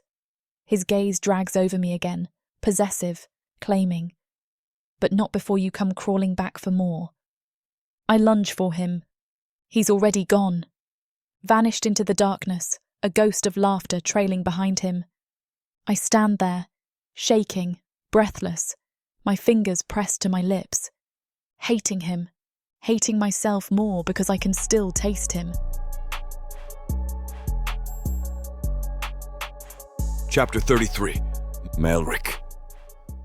The taste of her still lingers on my tongue, even as I stride through the winding halls of my stronghold, shadows curling at my feet.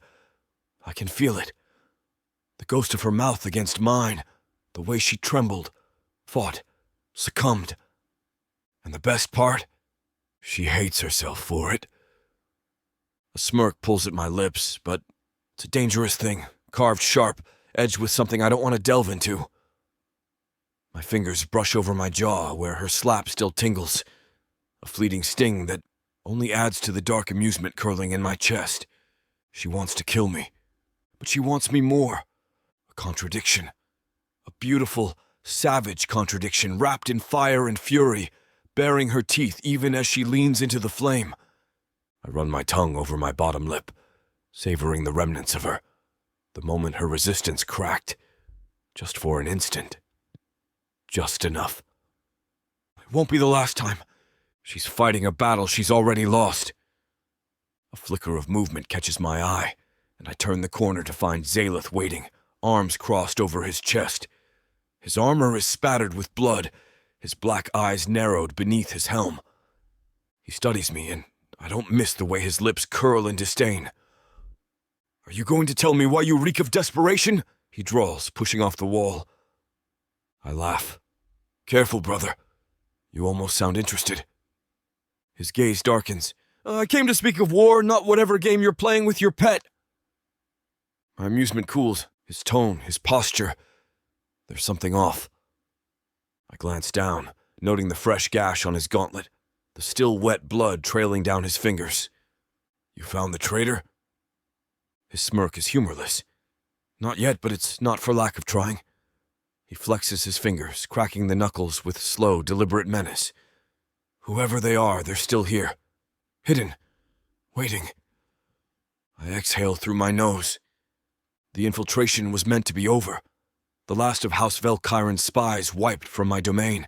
And yet, the threat remains. Silent, unseen, still bleeding into the cracks of my stronghold like a slow-moving poison. Lilith tilts his head. Tell me, Malrich, why is it that every time I step foot in your halls, they reek of weakness? My lip curls. Is this your attempt at a warning? He steps closer, close enough that I catch the scent of steel and sweat, the raw violence still clinging to him from battle. No, he murmurs. It's a fact. The silence stretches, my magic curling between us like a restless thing. Then, a slow, deliberate smile.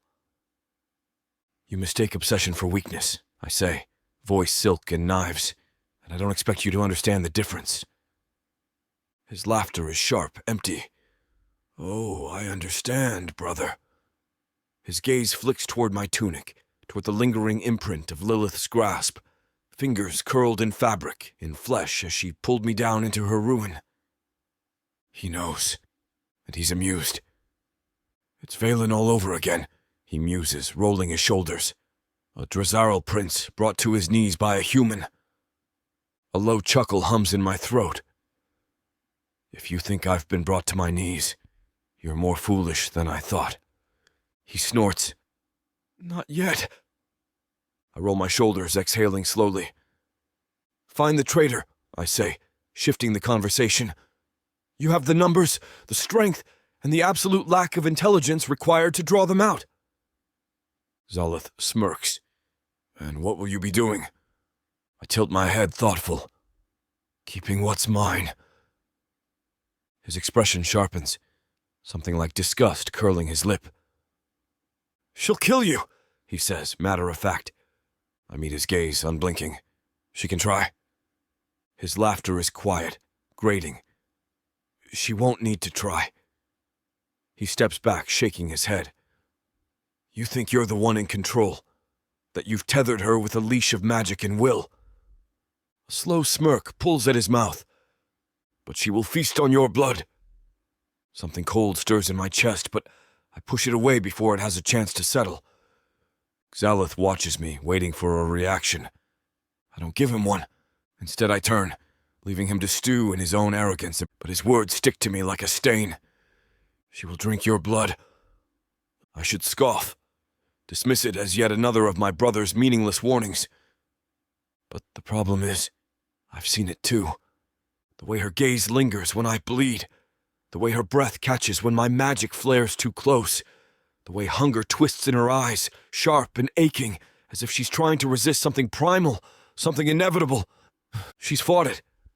But for how long? And when she finally breaks, when she finally succumbs, will she drink me dry? Or will she beg for more? The thought should unsettle me. It doesn't. It only makes me want to see how far she'll fall, how far I'll let her. I find myself outside her chambers before I even realize I've been walking. The door is slightly ajar. A sliver of golden candlelight spills through the gap, flickering against the floor. I step forward, silent as a shadow, pressing my fingers against the wood, pushing it open just enough to see Lilith. She stands by the window, her back to me, her hands gripping the corner of the sill. Moonlight bleeds silver over her skin, illuminating the tension in her shoulders, the way her breath moves in and out of her lungs, uneven, restless. She's thinking about it too. I can feel it in the magic coiling around her, pulsing like an unspoken admission. I lean against the doorframe, watching, waiting. She will come to me. She will lose this war. She already has. And when she does, I will be waiting. Chapter 34. Lilith. The taste of him is still on my lips. I should have ripped myself away the moment his mouth touched mine. Should have buried a blade in his throat, ended this before it could become something more than a war of will and power. Instead, I let him consume me. Worse, I kissed him back. My fingers still tremble where they press against the cold stone of the windowsill, gripping hard enough that if I were human, my nails would be cracking. Moonlight spills into the chamber, pooling at my feet like silvered blood, and I tell myself to breathe, to push past the whirlwind tearing through my mind. But it's useless. He's still there, everywhere. The way he held me, the way his lips crushed against mine, forcing me open, dragging me under. The sharp taste of his blood magic curling on my tongue, a sickening, addictive thing. And God's help me, I wanted more. I slam my eyes shut, as if that will rid me of the memory, as if I can shove it into some dark, untouchable place. But the damage is already done. I feel the imprint of his fingers against my waist, the heat of him pressing too close. My traitorous body aches where he touched me, as if something inside me is already unraveling. This is wrong. I cannot want this. I cannot want him. A quiet creak near the doorway sends my pulse into a vicious rhythm. I whip around, heart hammering in my chest, and my breath catches. Malrich. He stands there, his broad frame filling the entryway, leaning lazily against the doorframe as if he has all the time in the world. His sharp, dangerous eyes drink me in with something unreadable, something dark. My lips burn where he kissed me. I stiffen, forcing every muscle into obedience, locking the trembling away. Get out. His lips curl into that knowing smirk, slow and infuriating. You're still thinking about it. My jaw tightens. You are delusional. He steps forward, not rushed, but deliberate. Shadows ripple at his heels, licking at his boots like starving creatures. He doesn't stop until there's barely a breath between us. The air thickens, warping with the tension coiling between us, like a blade drawn tight against flesh. I hate that he looks at me like this. Like I'm a puzzle he's desperate to solve, a rare specimen to be dissected and understood. You're angry, he murmurs, voice threaded with amusement. I should kill you, I hiss. Should, he echoes, tilting his head. His hand lifts slowly, deliberate, and before I can stop him, he traces a single knuckle along my jaw. The touch is light, almost curious, but it sends a shock down my spine, a reaction I want to crush beneath my heel. I smack his hand away. His smirk only widens. You didn't flinch this time. The truth slams into me with the force of a storm. He's right. I didn't recoil, didn't jerk away from him like I should have. That alone terrifies me. I turn away, shoving past him, needing space, needing air, but he catches my wrist before I can escape. His grip is firm, not cruel, but it burns all the same. You can run, Lilith, he murmurs against my ear, low, dangerous. But you'll always come back. I yank my arm free, spinning to glare at him. You think you own me? He laughs, the sound rich and dark. No, little hybrid. His gaze drags over me, slow, lingering. I think you own yourself far less than you pretend to. Something inside me fractures at that, splintering into something jagged. He's too close to the truth, too close to seeing the war raging beneath my skin. I shove him, hard. He stumbles back a step, not out of weakness, but because he lets me. I want to scream at him, tear into him with words sharper than any dagger. Instead, I do something worse. I bare my fangs. The moment they descend, his expression shifts. Something flashes in his gaze, something molten and knowing. I snap my mouth shut immediately, horror curling in my gut. His smirk returns. Ah. I step back. Say another word and I'll make you regret it. He doesn't listen. Of course he doesn't. He leans in, voice dipping into something cruel, something taunting. Do you dream of it? His fingers ghost over my wrist, lingering at my pulse. Do you wonder what I'd taste like if you sank your teeth in? A growl rips from my throat, but he only chuckles.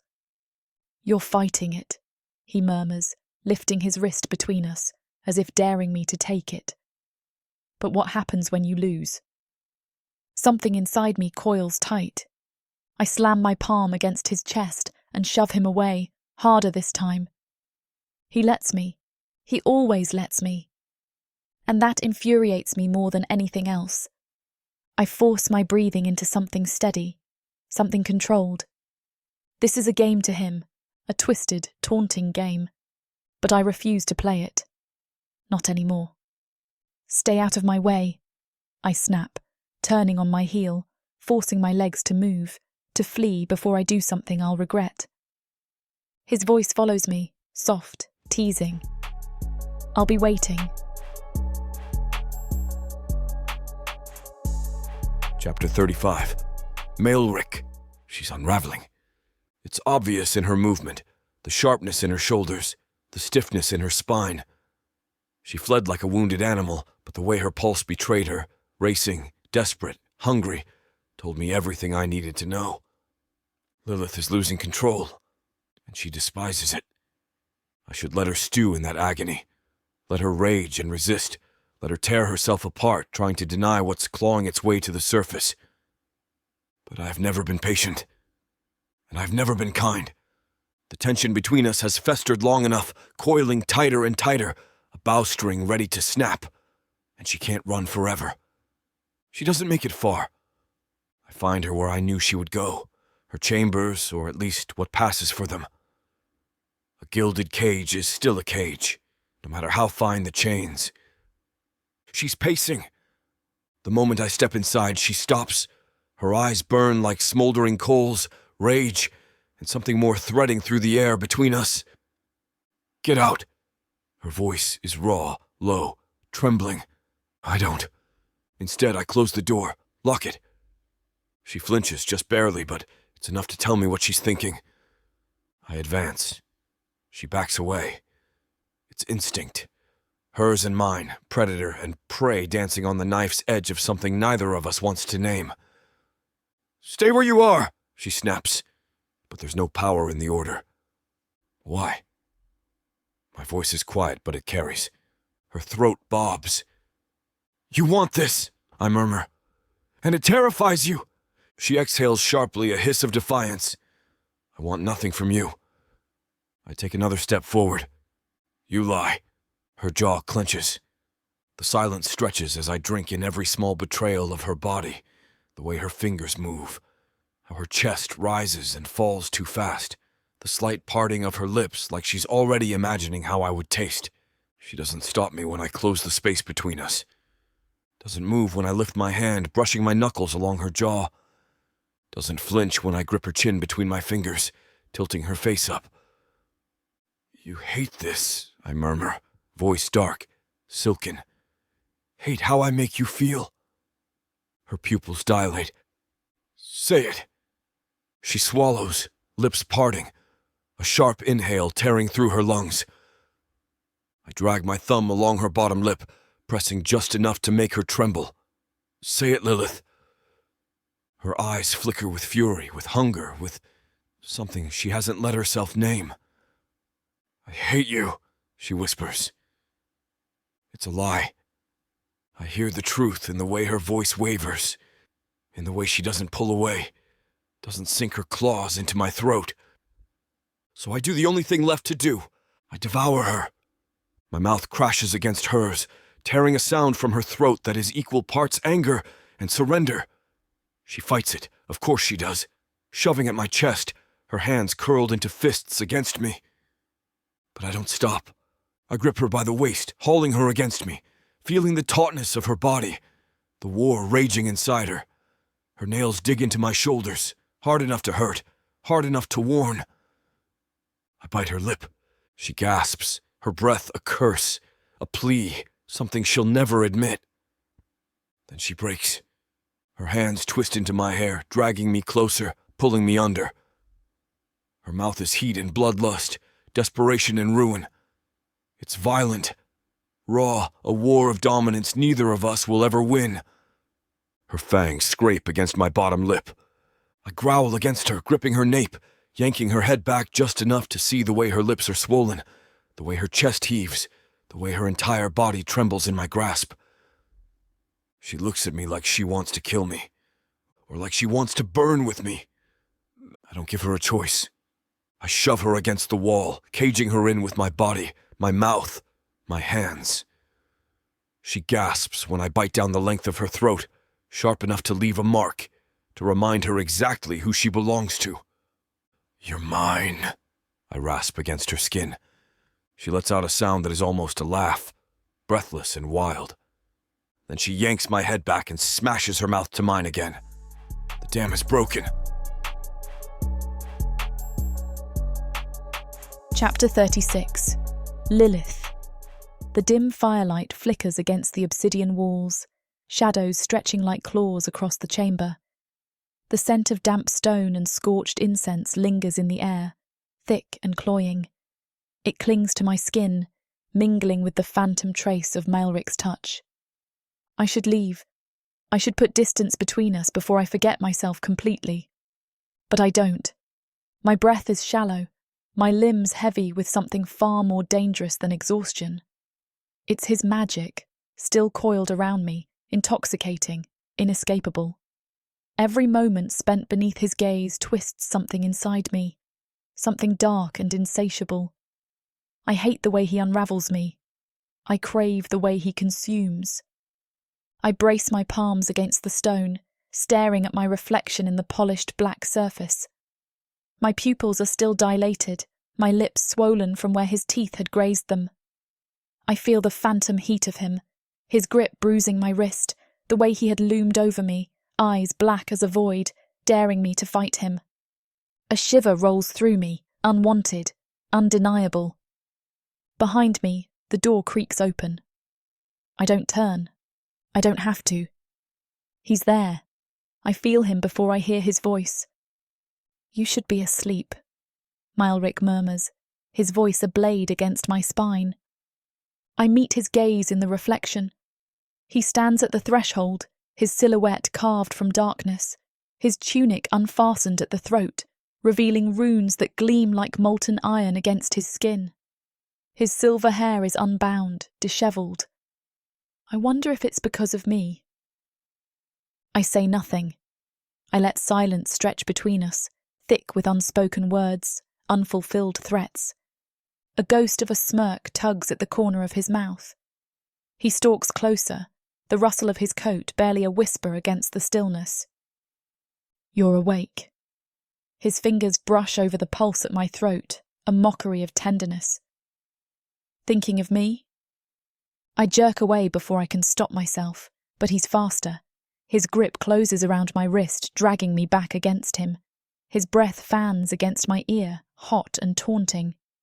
"You bite," he muses, his fingers skimming over the faint imprints of my own nails on his arm, where I had clawed at him earlier, resisting even when I was losing. "You scratch, you fight, but in the end you always let me win." My pulse stutters. His fingers tighten as a reminder that he could break me if he wanted to, and I hate how much that excites me. "I don't let you win," I whisper. His chuckle is low, sinful. "No?" His free hand traces my jaw, tilting my head to the side. I see the flicker of amusement in his gaze, but there's something else beneath it. Hunger. Not for my blood, not for my magic. No, this is something far worse. This is possession. He wants to own me. And worse, some sick part of me wants to be owned. I jerk my chin up defiantly, baring my throat as I meet his gaze in the mirror. "If I wanted to kill you," I murmur, "I would have already." The tension shifts, sharp and intoxicating. He leans in, his lips hovering above my skin, his magic curling around me like smoke. "Would you?" he murmurs, his voice silk-draped steel. I don't answer. We both know the truth. The real danger isn't that I might kill him. It's that I won't. His hand slides lower, tracing the curve of my waist. My breath catches, just for a moment, just long enough for him to feel the way my body betrays me. He's toying with me, unraveling me inch by inch, as he always does. And I let him. I let him because if I fight, he'll win anyway. I let him because the closer he gets, the less of myself I remember. Because I want this. Hating him isn't enough to make me stop wanting him. "Say it," He whispers against my throat. Say you don't want this and I'll stop. Liar. We both know he won't, and I don't want him to. So I do the one thing he never expects. First turn, and I kiss him. It isn't soft. It isn't sweet.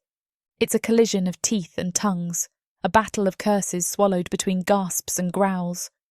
His hand slams into my nape, fingers tangling in my hair as he tilts my head to claim me deeper, harder. His lips are a brand, his tongue a weapon, and I give as good as I get. I bite his lower lip, drawing blood, and he groans into my mouth, the sound dark and feral. Sorry for the interruption. I know you were gearing up for a steamy scene, but it's way too hot for this platform. If we want to keep sharing our stories for free, we have to abide by this platform's guidelines. To get the full, unabridged audiobook, go to worldsofprotheka.com. Browse through unabridged audiobooks, countless ebooks and bundles offered at a discount.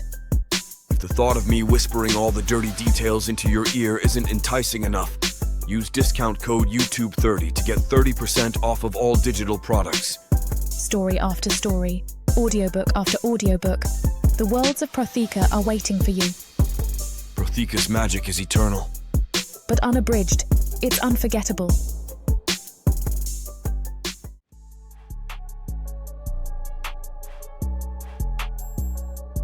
Chapter 37. Malrich. Lilith is still tangled in my sheets, her body marked by me in places no one else will ever touch.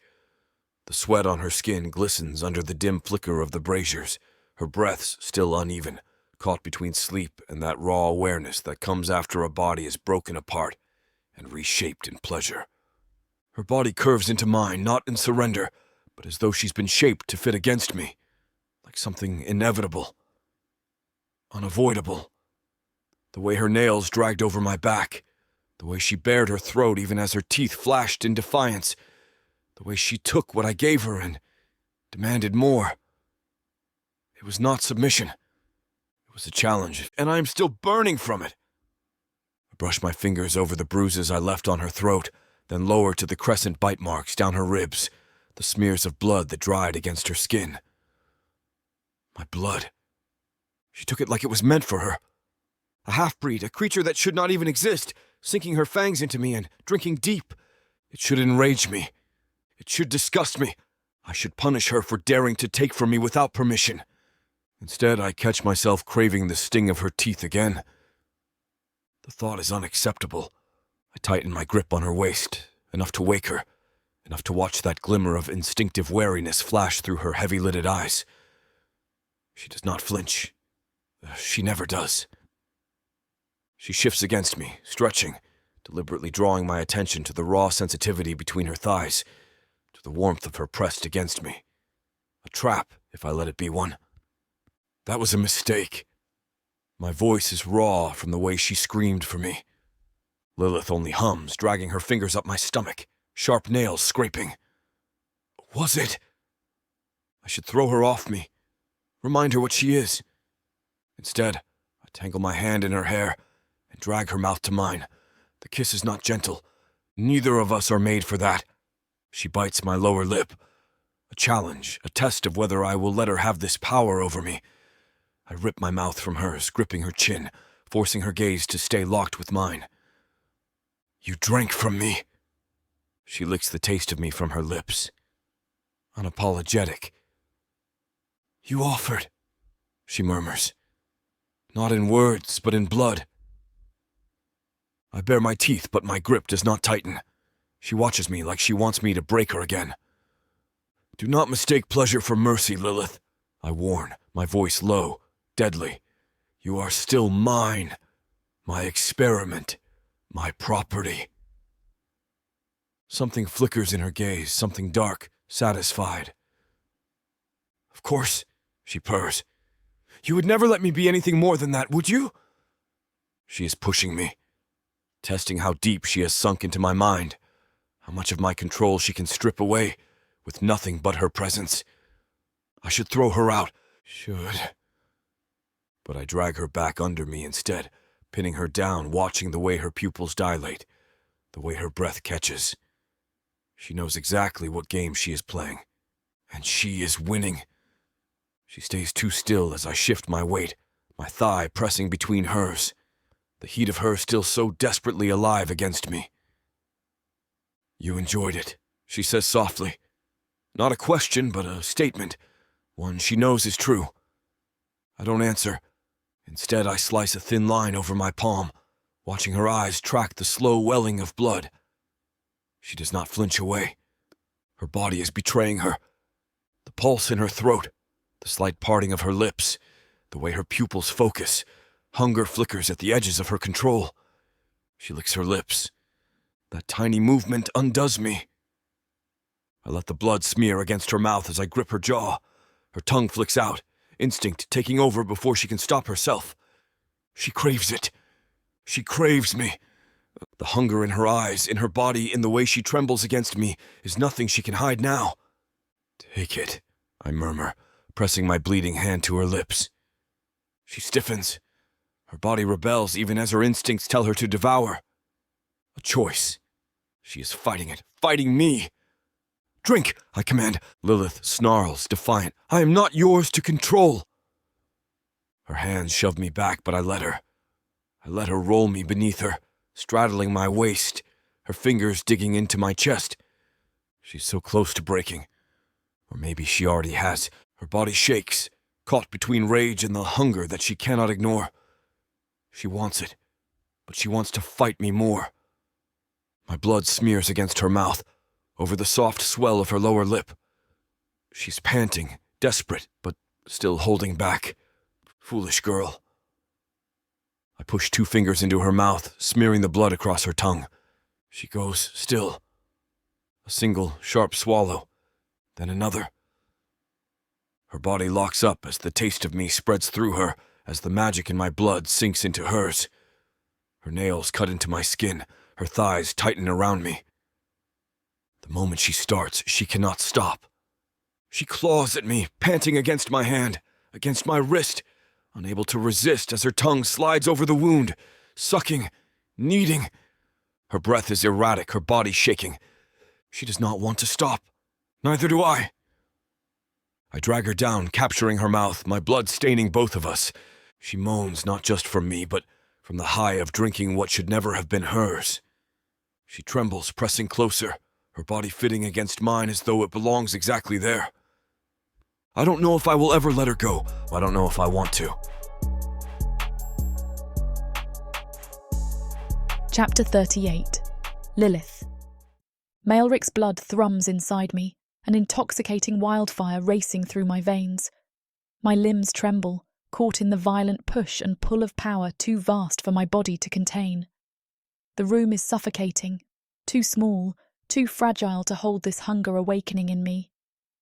The edges of my vision blur, darkening at the corners, and for a moment, I swear I see the walls breathing with me.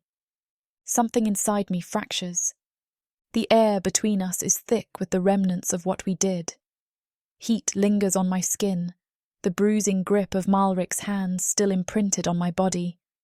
My pulse is erratic, a discordant symphony that has no intention of slowing. But beneath the raw, aching pleasure, something far more insidious stirs. I grip the corner of the nearest surface, desperate to steady myself, but the hunger is relentless. It claws at my insides, demanding more. The taste of him lingers on my tongue, dark, metallic, and laced with the remnants of something ancient. It's a poison and a cure all at once. I can feel it, his magic, threading through me, rewiring whatever humanity still clings to my bones. I should be terrified. Instead, I ache. A slow smirk carves across Malrich's lips, his violet eyes burning through me. He's watching, always watching, calculating, deciphering this new evolution of me like I'm one of his accursed experiments. "Tell me," he drawls, voice thick with satisfaction. Does my blood taste as sweet as before? My jaw tightens. I refuse to cower beneath his scrutiny. He may have given me this power, but I will wield it. Before I can answer, something shifts, a pulse of magic, not ours, slithering into the space between us. The air crackles, and suddenly the shadows surrounding us feel wrong. Then the screaming starts. House Valkyren. I whip toward the sound, just as an explosion rocks the stronghold. The ground beneath us trembles, dust spilling from the ceiling as a sickening wave of dark magic floods the corridors. Footsteps, hurried and numerous, storm through the halls. The stench of blood, not Malrich's this time, thickens the air. They've come back to finish what they started. The hunger in my veins flares at the scent of violence. My fingers twitch, my body thrumming with something feral, unhinged. Malrich doesn't hesitate. He moves with the fluid precision of a predator, already calling on his magic, his lips curling in something dangerously close to delight. "Looks like we have guests," he murmurs. Then he's gone, stepping into the chaos, his magic unfurling like a storm. I follow, my steps quick, too quick, my body adjusting to this newfound strength without my consent. Faster, sharper, hungrier. When I reach the main hall, I see red. Bodies litter the stone floors, some still twitching, others nothing more than shredded corpses. The walls are stained, slick with dark ichor, the stench of burned flesh thick and choking. And at the centre of it all stands a man I don't recognise, Valkyren. His armour is soaked in blood that isn't his dark hair matted and tangled with it. There's no fear in his stance, only the calculated amusement of someone who enjoys the slaughter. His gaze slides to me, lingering. My body reacts before I do. One moment I'm standing at the threshold. The next I'm in front of him, my fingers curved into claws, swinging at his throat. Too fast. I barely register the shock in his expression before he dodges, his blade coming up in a flash of steel. I twist at the last second, avoiding the strike. But something is wrong. My body moves on instinct, as if it's reacting before I even think to command it. Valkyren snarls, recovering quickly, but the flicker of unease is there. He wasn't expecting this. Neither was I. Malrich's voice cuts through the chaos. "Lilith!" It's not a question. It's a warning. Something is wrong with me. There's an unholy strength coiling in my muscles, the unnatural grace in the way I move.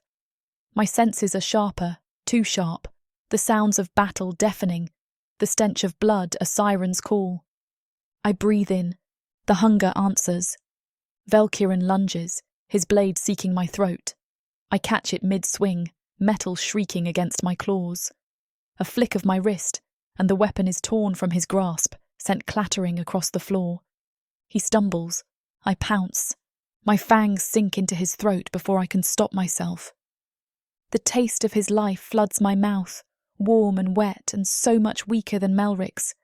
It's different, lesser, but satisfying nonetheless.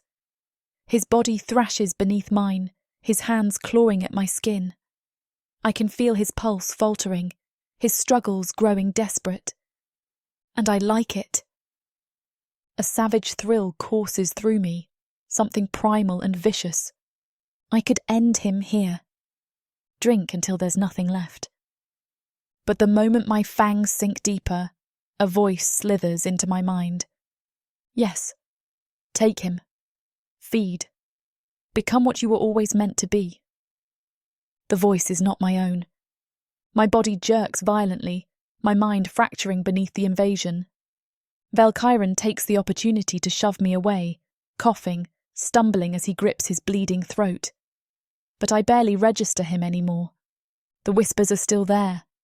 They curl around my thoughts, familiar, forbidding. Hazaran. I gasp, my hands shaking. My entire body is burning, like my veins are being rewritten from the inside out. My vision darkens, but not from exhaustion. From something far worse. I stagger backward, my breaths coming too fast, too shallow. Malrich is suddenly there, his grip an iron shackle around my wrist. His eyes are scalding as they rake over me, taking in every fracture, every crack in my control. I see something close to fear in his expression. Not of me. For me. His grip tightens. You need to fight it, he says, his voice lower, deadlier than before.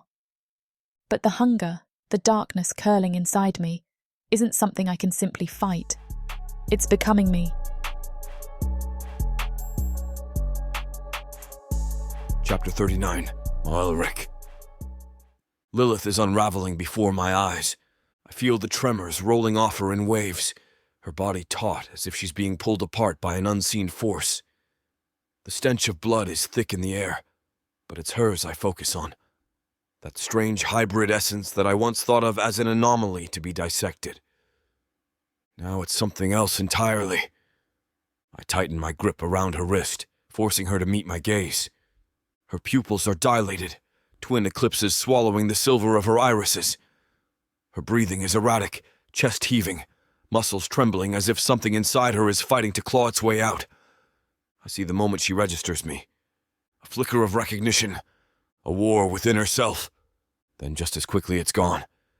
The hunger is winning. Her lips part and I catch the gleam of fangs. The creature staring back at me is not entirely Lilith anymore.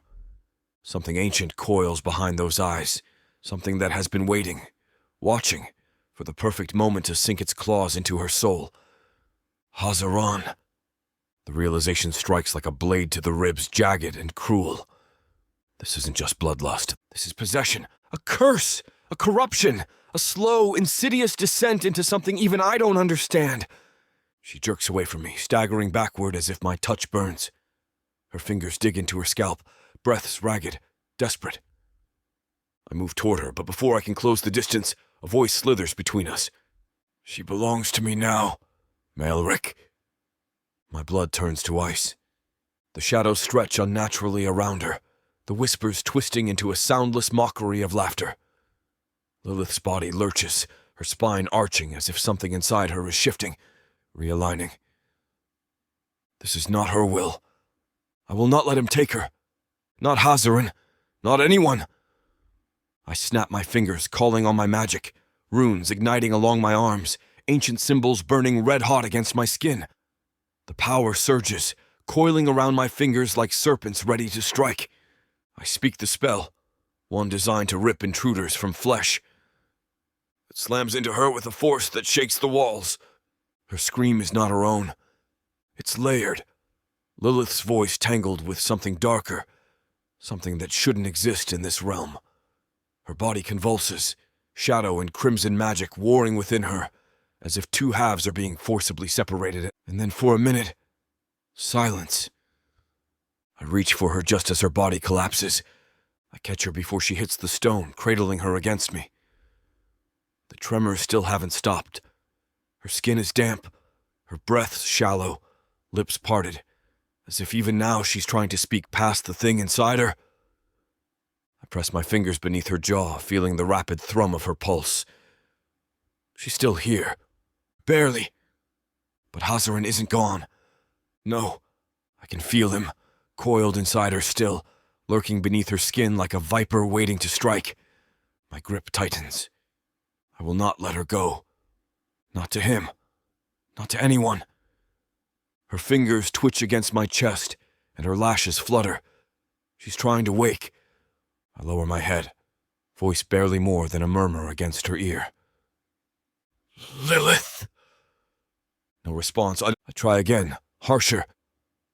Come back to me! Something shifts, a sharp, shuddering inhale as if she's finally breathing in what feels like forever. Her eyes snap open, but they are not hers.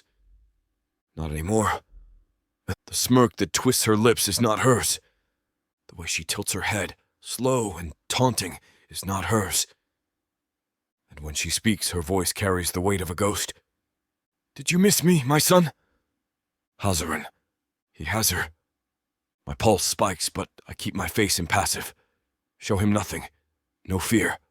No anger. Only control.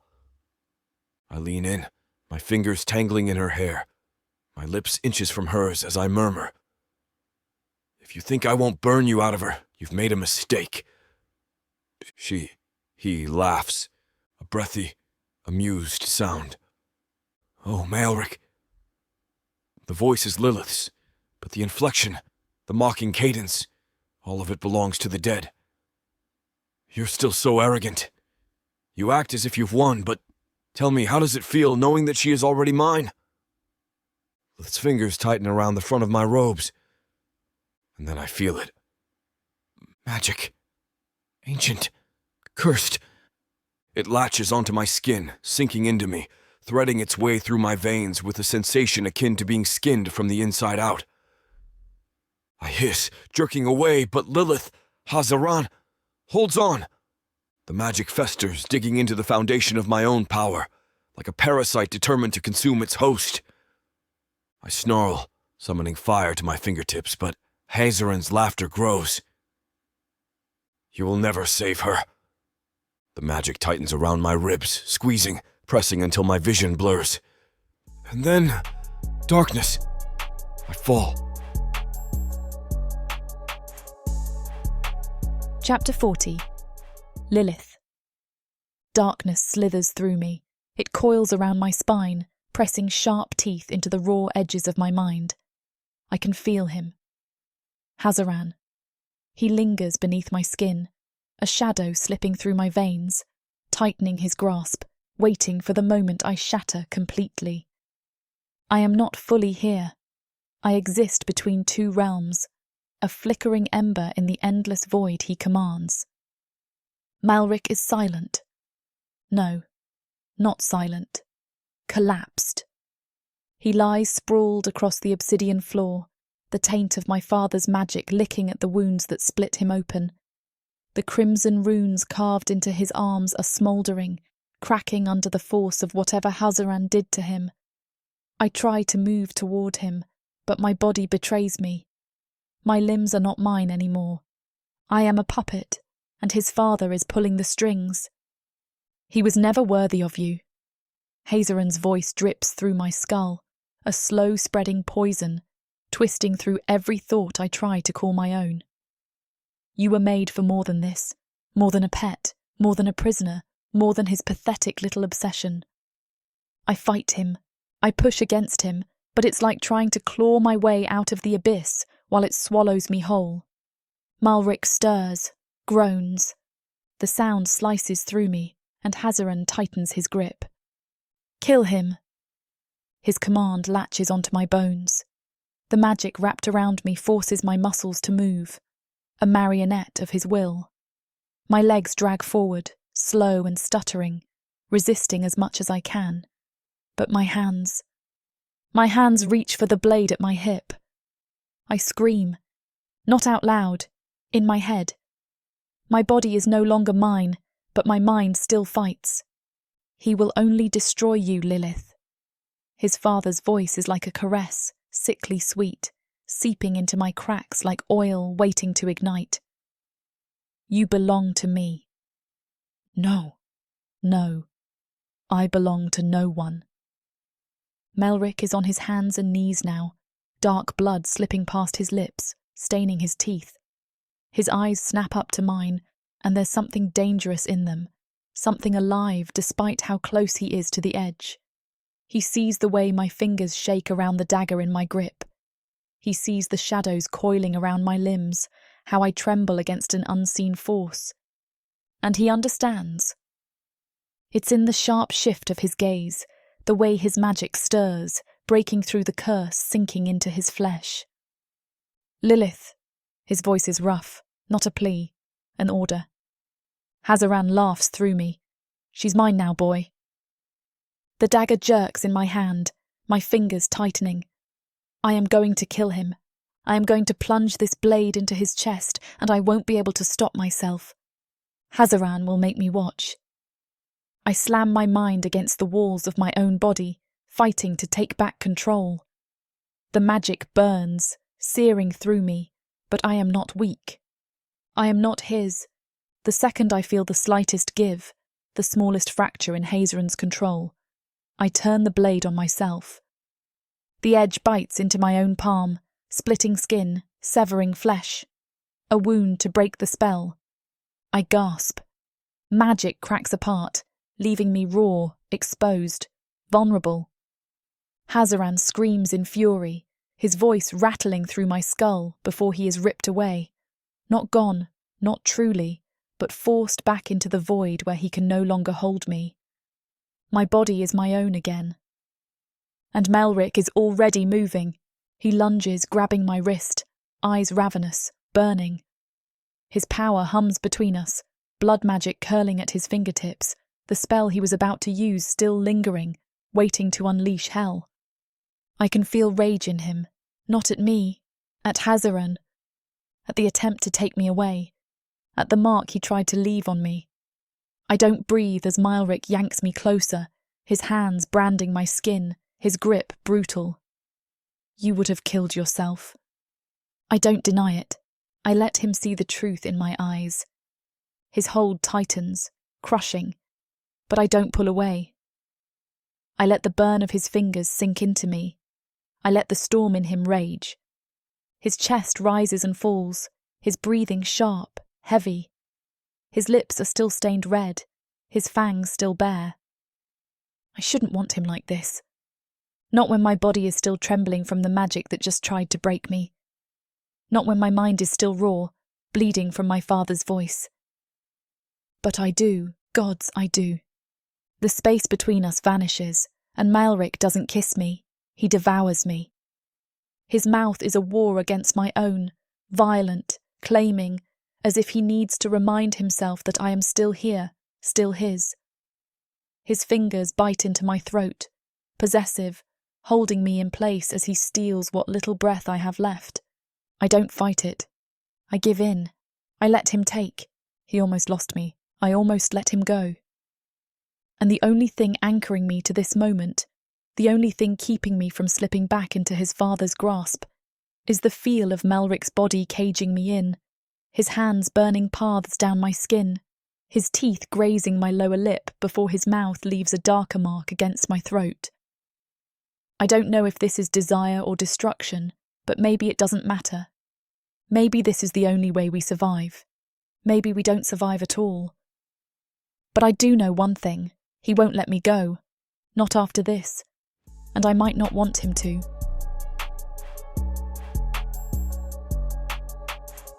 Chapter 41. Malrich. The sky turns black with war. From the highest balcony of my stronghold, I watch as House Velcuron's forces emerge through the storm-lit horizon, a mass of jagged armor and twisted sorcery. Their banners snap in the wind, deep crimson, almost black in the storm, each sigil a promise of blood. My fingers twitch at my sides. The moment they cross into my domain, they will drown in agony. After the assassins and my fathers attacked a few hours ago, I never expected House Velcuron to prepare an army this fast. My father's magic is still in me, and Lilith's affected by the remnants of it. She is beside me, eyes gleaming in the dark, lips still stained with remnants of my blood. A part of me wants to drag her back inside, lock her in chains before the war feeds her too much. But I don't. A greater sickness is spreading inside my house. The traitor has not yet revealed himself, but I can feel the stink of betrayal rotting between these walls. It's only a matter of time. The first wave of fire strikes the outer defenses. Walls tremble as siege spells explode against them, shattering protective runes into splinters of corrupted light. Dark elves, sorcerers, and monstrous war beasts pour into the courtyard, a tide of destruction. I descend into the chaos. Blood magic crackles at my fingertips as I carve the first fool who dares rush me. His body ruptures from the inside out, a scream ripped from his lips before he collapses into a twitching heap. Behind me, Lilith moves like death itself. She doesn't fight like a warrior. She hunts, a shadow in the carnage, too fast, too fluid. Her eyes glow red in the firelight as she tears through Velcuron's men, claws sinking into flesh, fangs snapping against armor. And then, from the far side of the battlefield, a familiar voice cuts through the storm. Velcuron offers mercy, Malrich. Surrender Lilith, kneel, or be erased. Rishiel. I turn slowly. Through the clash of swords and dying screams, I see him standing atop the ruined battlements, My most trusted aide, my right hand for years, the one who stood beside me in every victory, in every war. And he wears House Velkyron's crest over his armor. Traitor, I breathe, the word coiling into something monstrous inside me. Reichiel's lips pull into something resembling regret, but his voice is sharp. You force my hand, my lord. I force myself to take one step forward before he continues. This is not your war anymore. You lost the moment you let that creature sink her fangs into you.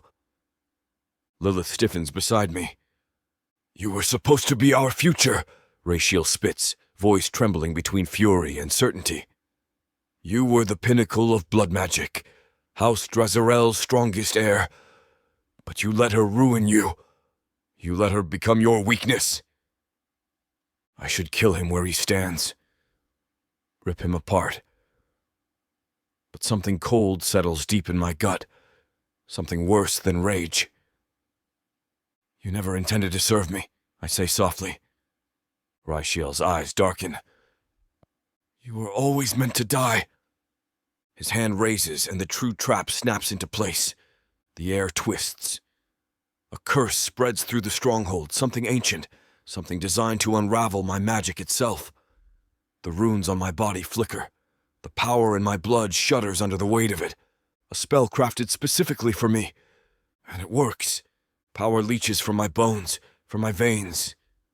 My vision blurs for a heartbeat, the magic burning away inside me, flickering out like a dying star. Lilith lunges, but it's too late. Reichiel's spell has already taken hold. Without my power anchoring the defenses, Velkyron's army surges forward. The stronghold shakes under the next siege, the walls cracking under the magic-fueled destruction. I force my limbs to move, barely able to hold on to what's left of my blood magic. Reichiel watches me with something like pity. I told you. You should have never let her in. And with a twist of his wrist, the ground beneath my feet collapses.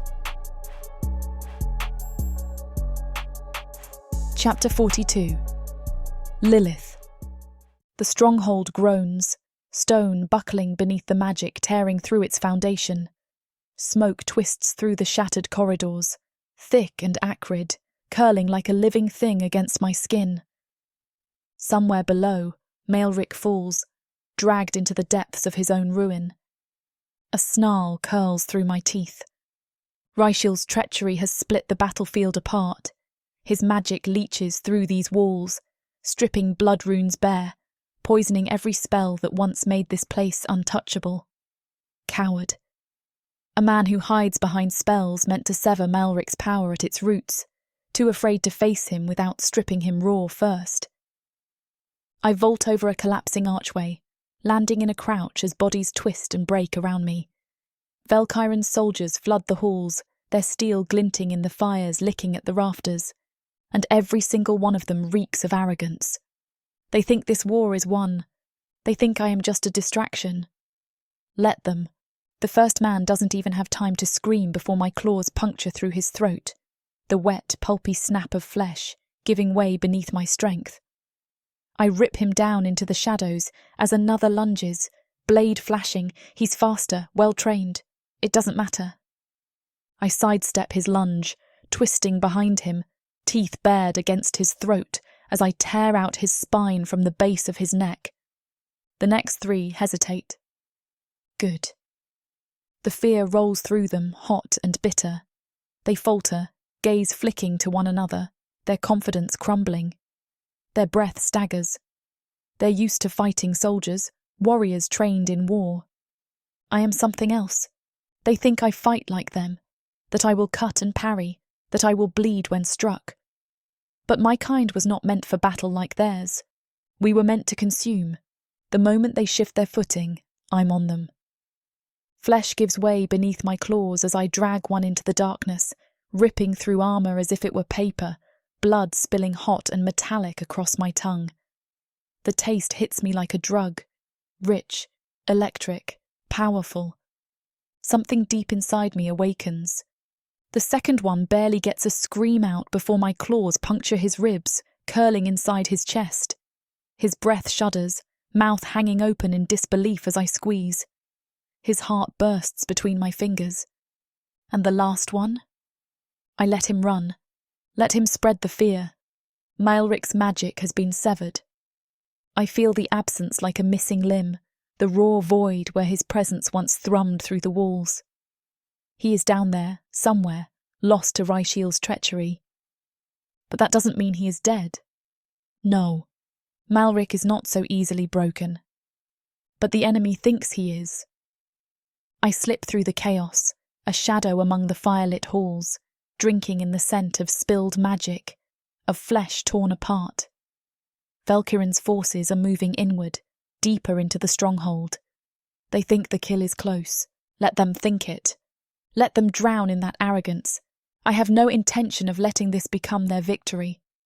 I slink through the ruins, finding the remnants of House Drajarel's forces still standing. Their numbers have dwindled, but their eyes sharpen as I emerge from the wreckage. "Where is he?"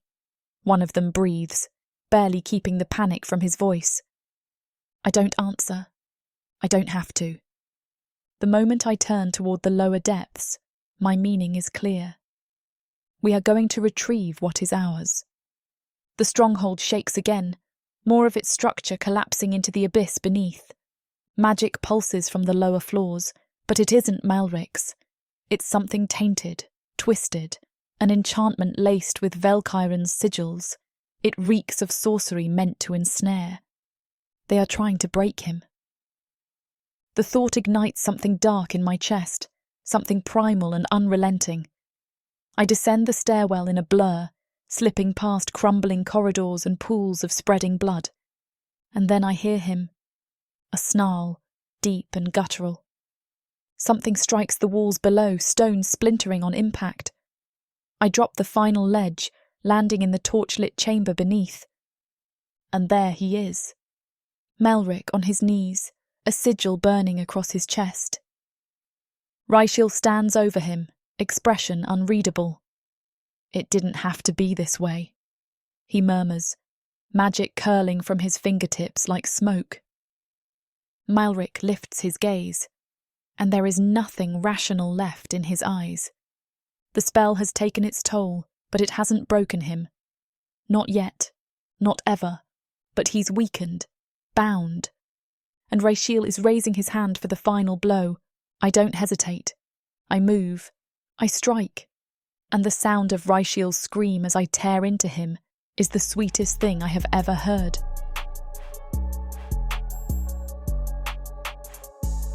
Chapter 43. Malrich. The taste of blood is thick on my tongue, not my own. Something sharp, feral, pulls me back from the edge of pain, dragging me from the abyss where Raishiel's magic had threatened to sever me. My body is still burning, the sigils across my chest searing into my flesh, meant to shackle me, to break me.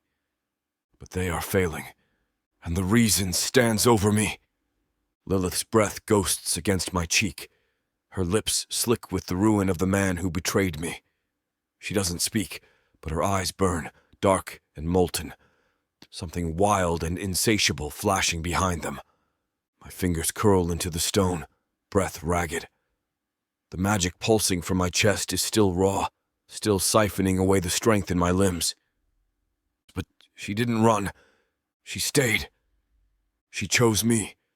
And Raishiel's gasping body lies at her feet, half torn, his once trusted face frozen in disbelief. His own magic has turned against him. It lingers in the air like an open wound, corrupted, fractured by the violence Lilith tore into him. She broke him before he could break me.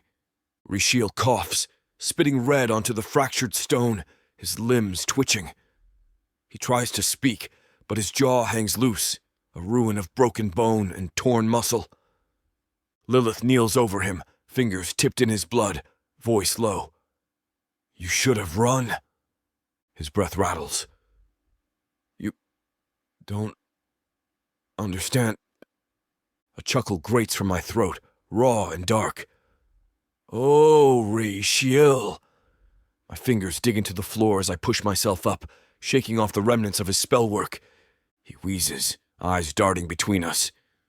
"Valkyrin," The name alone makes my jaw clench. You fed him our secrets, I murmur, dragging a hand over my face, the soreness clinging to my bones. You sold me out for what? A chance at a lesser throne? He swallows hard, and I see the answer before he speaks it. Fear, not of me. Not of what I'll do to him, but of what he's already done. Something shudders through the ruins above. The sound is distant but distinct. The clash of steel, the collapse of stone. The fight hasn't ended. Rashiel's lips curl into something broken, a humorless smirk twisted beneath the ruin of his mouth. It's already too late. A low snarl curls through my teeth. Lilith moves first, fast, precise. She doesn't wait to argue, doesn't hesitate. Her claws rip into his throat, silencing whatever pitiful last words he thought he could drag from his lungs. His body slumps against the stone, dead. The betrayal ends here. But the war? The war is just beginning. House Valkyrian will never stop unless they're destroyed down to bone dust. He will not repeat Phelan's mistake by letting House Valkyrian go. He'll ground his enemies to dust. I rise to my feet, breath ragged, chest still burning from the sigils that had attempted to leash me. The magic is fading now, the remnants of Rashiel's treachery unraveling as his life bleeds out onto the chamber floor. Lilith turns to me, eyes burning with something more than just the thrill of the kill. She's drenched in the chaos of this moment. Clothes torn, body laced with blood that isn't her own. There's something untamed in her expression, something that makes the space between us feel dangerous. She doesn't look at me like a savior. She looks at me like I belong to her. My pulse pounds. This is a dangerous moment. She isn't just a weapon I've sharpened. She is becoming something else. She steps closer, her fingers trailing up my chest, nails scraping against the raw skin where the sigils had burned into me. They try to take you from me, she murmurs. There's no hesitation in her voice. No doubt, just possession. And I let her have it. For all my control, all my schemes, all my damned arrogance, the truth is simple. She is mine, and I am hers. From the depths of the darkness of Prothika, Or clawing up from the realms of fantasy. come the most fearsome beasts you have ever seen. These monsters are done watching from the shadows. Now, as they step into the light, something unexpected grips them. Something even they can't fight off. Love, Vampires. demons, Dark elves. gods. Minotaurs. Creatures of light and dark. They will protect their mates. Do whatever needs to be done. Morally grey heroes who will burn the world to protect the women who love them. 10 audiobooks. Fall into over 60 hours of fantasy romance. 20 ebooks. Over 1 million words of these brutes who will protect their women. Even if they might destroy themselves in the process. Get the immersive Prothika Fantasy Romance Bundle. For 80% off, right now, dive into Prothika at a once-in-a-lifetime discount. The first bundle to offer both ebooks and audiobooks on worldsofprothika.com. Prothika's magic is eternal, and this romantasy bundle will make it endless. Chapter 44. Lilith. The war chamber is chaos. Maps and reports strewn across the long obsidian table, the scent of scorched vellum lingering in the stale, blood-stained air. The room hums with the implications of 100 decisions left to make, the battle raging just outside these stone walls. And yet none of it matters. Not when he's here. Not when Malrich's hands are already on me, his touch blistering against my skin, branding me even through the layers of silk and armour still between us. I shouldn't want this. Not now. Not when his kingdom is on fire, when the shadows of betrayal are still fresh against the walls, when the scent of his blood and my own still lingers between us like a promise neither of us are ready to name. But I do. His grip is unrelenting as he backs me into the heavy wooden table, scattering war plans and inkpots with a single sweep of his arm. The war rages beyond this chamber, but inside, it is only us. The storm, The ruin, the dark hunger that binds us together in ways I can't untangle anymore. "You're distracting me," he breathes, voice gravelled from exhaustion and rage, from the sheer ferocity of what he is. I smirk, breathless. "You started it." His laughter is sharp, humourless, before his fingers knot into my hair, forcing my head back. A whisper of pain, a shudder of something darker curling in my stomach. His lips crash against mine, and it's not soft. There is no tenderness, no hesitation, only claiming, a desperate, brutal clash of lips and teeth, the taste of blood and power surging between us. Outside, the war drums thunder. Inside, I am burning. His hands tear through the barriers between us, fabric shredded as if it were paper, his touch leaving a trail of fire in its wake. My back meets the cold, unyielding table, the world tipping on its axis as he presses me down against it, fingers trailing the bruises he left on my skin from the last time. "You'll be the death of me," he mutters, mouth dragging down my throat, teeth grazing the pulse that he controls. "And you mine," I whisper, nails digging into the sharp planes of his back, pulling him closer, deeper, harder. A shudder racks through him, and I revel in it. In the way this warlord, this ruthless, wicked man who commands legions, falters beneath my hands. As much as Samara and I want to finish what these two characters have started, it looks like this chapter is about to get too hot for this platform to handle. Unfortunately, we have to pause here because their guidelines won't allow us to reveal the spiciest details. To keep bringing you these free audiobooks, we have to follow their rules. But don't worry. You can experience the full, unabridged version over at worldsofprotheka.com, where the boundaries of passion and fantasy collide. Use code YouTube30 for 30% off any of our unabridged audiobooks set in the rich and immersive worlds of Protheka. Protheka's magic is eternal. With these scenes, it will be unforgettable. "My Lilith," he says again, the word a promise and a threat. And as much as I want to deny it, as much as I want to cling to the illusion of my own independence, I know it's true. I am his, and he is mine.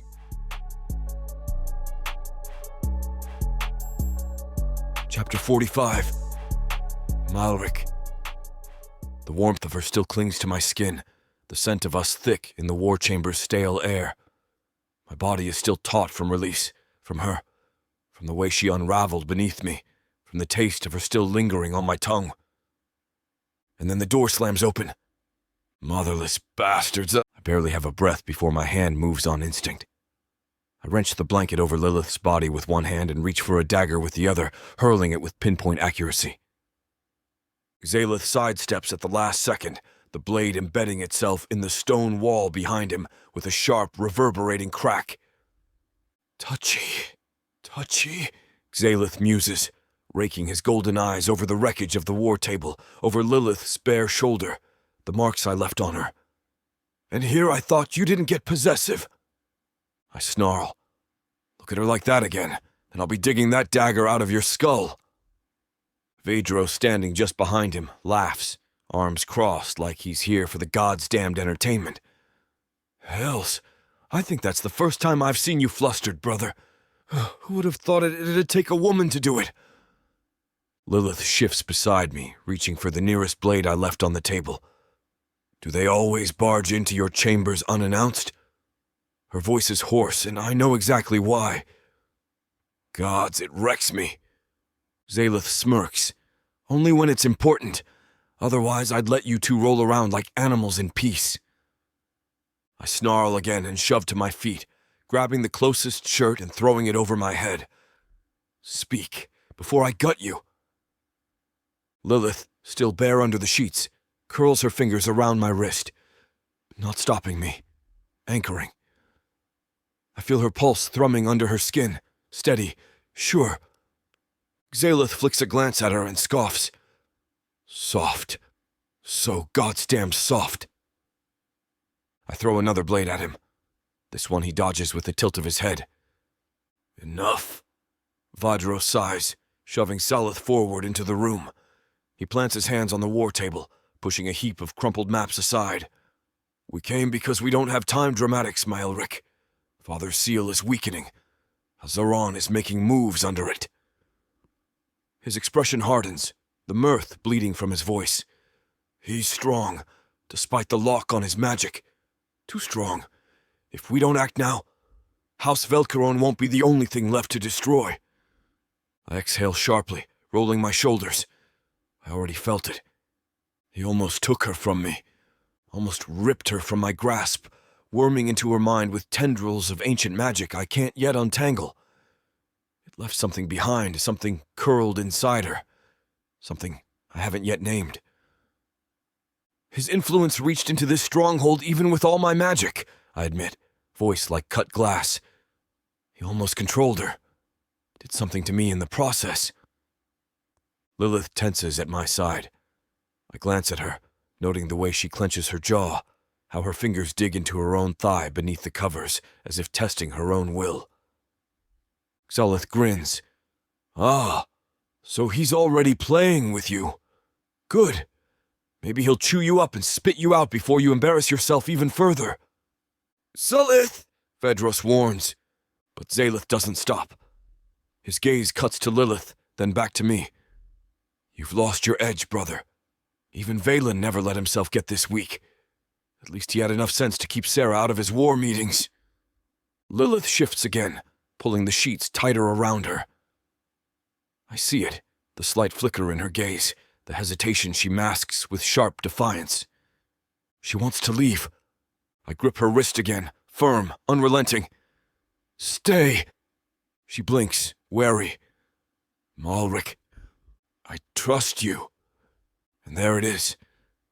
The shock in her pupils, the way her fingers tighten ever so slightly around me, like she wasn't expecting that, like she doesn't quite believe it. Xalith clicks his tongue. Tragic. I almost feel bad for you. I release her, stepping closer to him, my rage simmering just below the surface. One day, I say, slow and measured, you're going to find yourself at the mercy of some woman, and she'll make you cower. She'll make you beg, Xalith. I narrow my eyes. And you'll be worse than me. A dark chuckle slides from his throat. I doubt that. I smirk. Wait for it. Before we can actually throw each other across the chamber, Vedros shoves between us. Enough, he hisses. This petty crap is wasting our time. We need a plan, or else we're all damned. A slow breath. I rake a hand through my hair, pacing once before planting my hands on the table. House Velcaron is still a problem. We cut the head off the snake and ensure the war ends before it begins. We can only deal with them as we don't have a direct solution for Hazaron. The seal can only be strengthened by Sarah. Xalith hums. Yes, that little human siren. Powerful. So how do we kill them? Vedros cracks his knuckles, the air thrumming with the meaning what he's about to say. Frontal assault. Silence. Then Xalith grins. I roll my neck, already feeling the bloodshed that will come from this. Lilith, silent all this time, leans back against the war table, her eyes locked onto mine. There's a question there, unspoken. Will you let me fight? I won't answer her. Not yet. Instead, I look back at my brothers and smirk. Then let's tear them apart! Chapter 46. Lilith. The battlefield is a smoking ruin. The sky is thick with the scent of burnt flesh and steel, the kind of violence that seeps into the ground, into the bones of the dead, refusing to fade. The enemy retreats, but it's not a surrender. It's a regrouping, a recalibration. But Malrich, Xalith, and Vedros don't wait. They won't wait. They charge forward before the enemy can fortify their lines, before House Velcaron has the chance to breathe. It's in their movements, the way they cut through the wreckage without hesitation, carving a path toward destruction. Melrich keeps me close, not because he wants to, but because he has to. He doesn't trust anyone. Not the soldiers at his back, not the commanders under his rule, not even his own brothers. I should be grateful for it, but I can't be. He's injured. He doesn't say it, doesn't show it, but I feel it. His steps are just slightly heavier, his grip a fraction tighter, as if steadying himself. Magic lingers in his blood, Hazaren's twisted influence still curling inside him, turning his own body against him. He's weaker than he should be, and he knows it, which is why, when he pulls me into the shadowed remains of a broken fortress wall, I don't let him push me aside. "Drink," I order, grabbing his wrist before he can move past me. His eyes snap to mine, sharp as broken glass.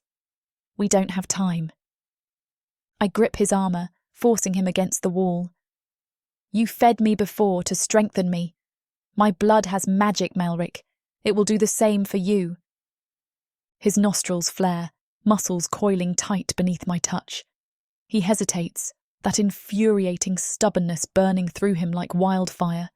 He'd rather bleed out than show weakness. He'd rather fight on sheer rage alone. I won't let him. I tilt my head, baring my neck to him, exposing the fragile pulse beneath. "Drink." His breath shudders, fingers twitching where they dig into my waist. "Take it," I say again, voice softer this time. "You need it. You need me." His jaw clenches, his hands tremble. Then his control snaps. He grips my nape, his mouth grazing my skin, and the second his lips part, fire erupts through me. His teeth sink in, sharp, piercing. A shock of pain. Then heat, searing, dark, devouring. I gasp, my fingers digging into his chest plate, bracing against him as he drinks deep. His tongue flicks against my skin, mouth sealing over the wound, pulling magic straight from my veins. The connection is intoxicating.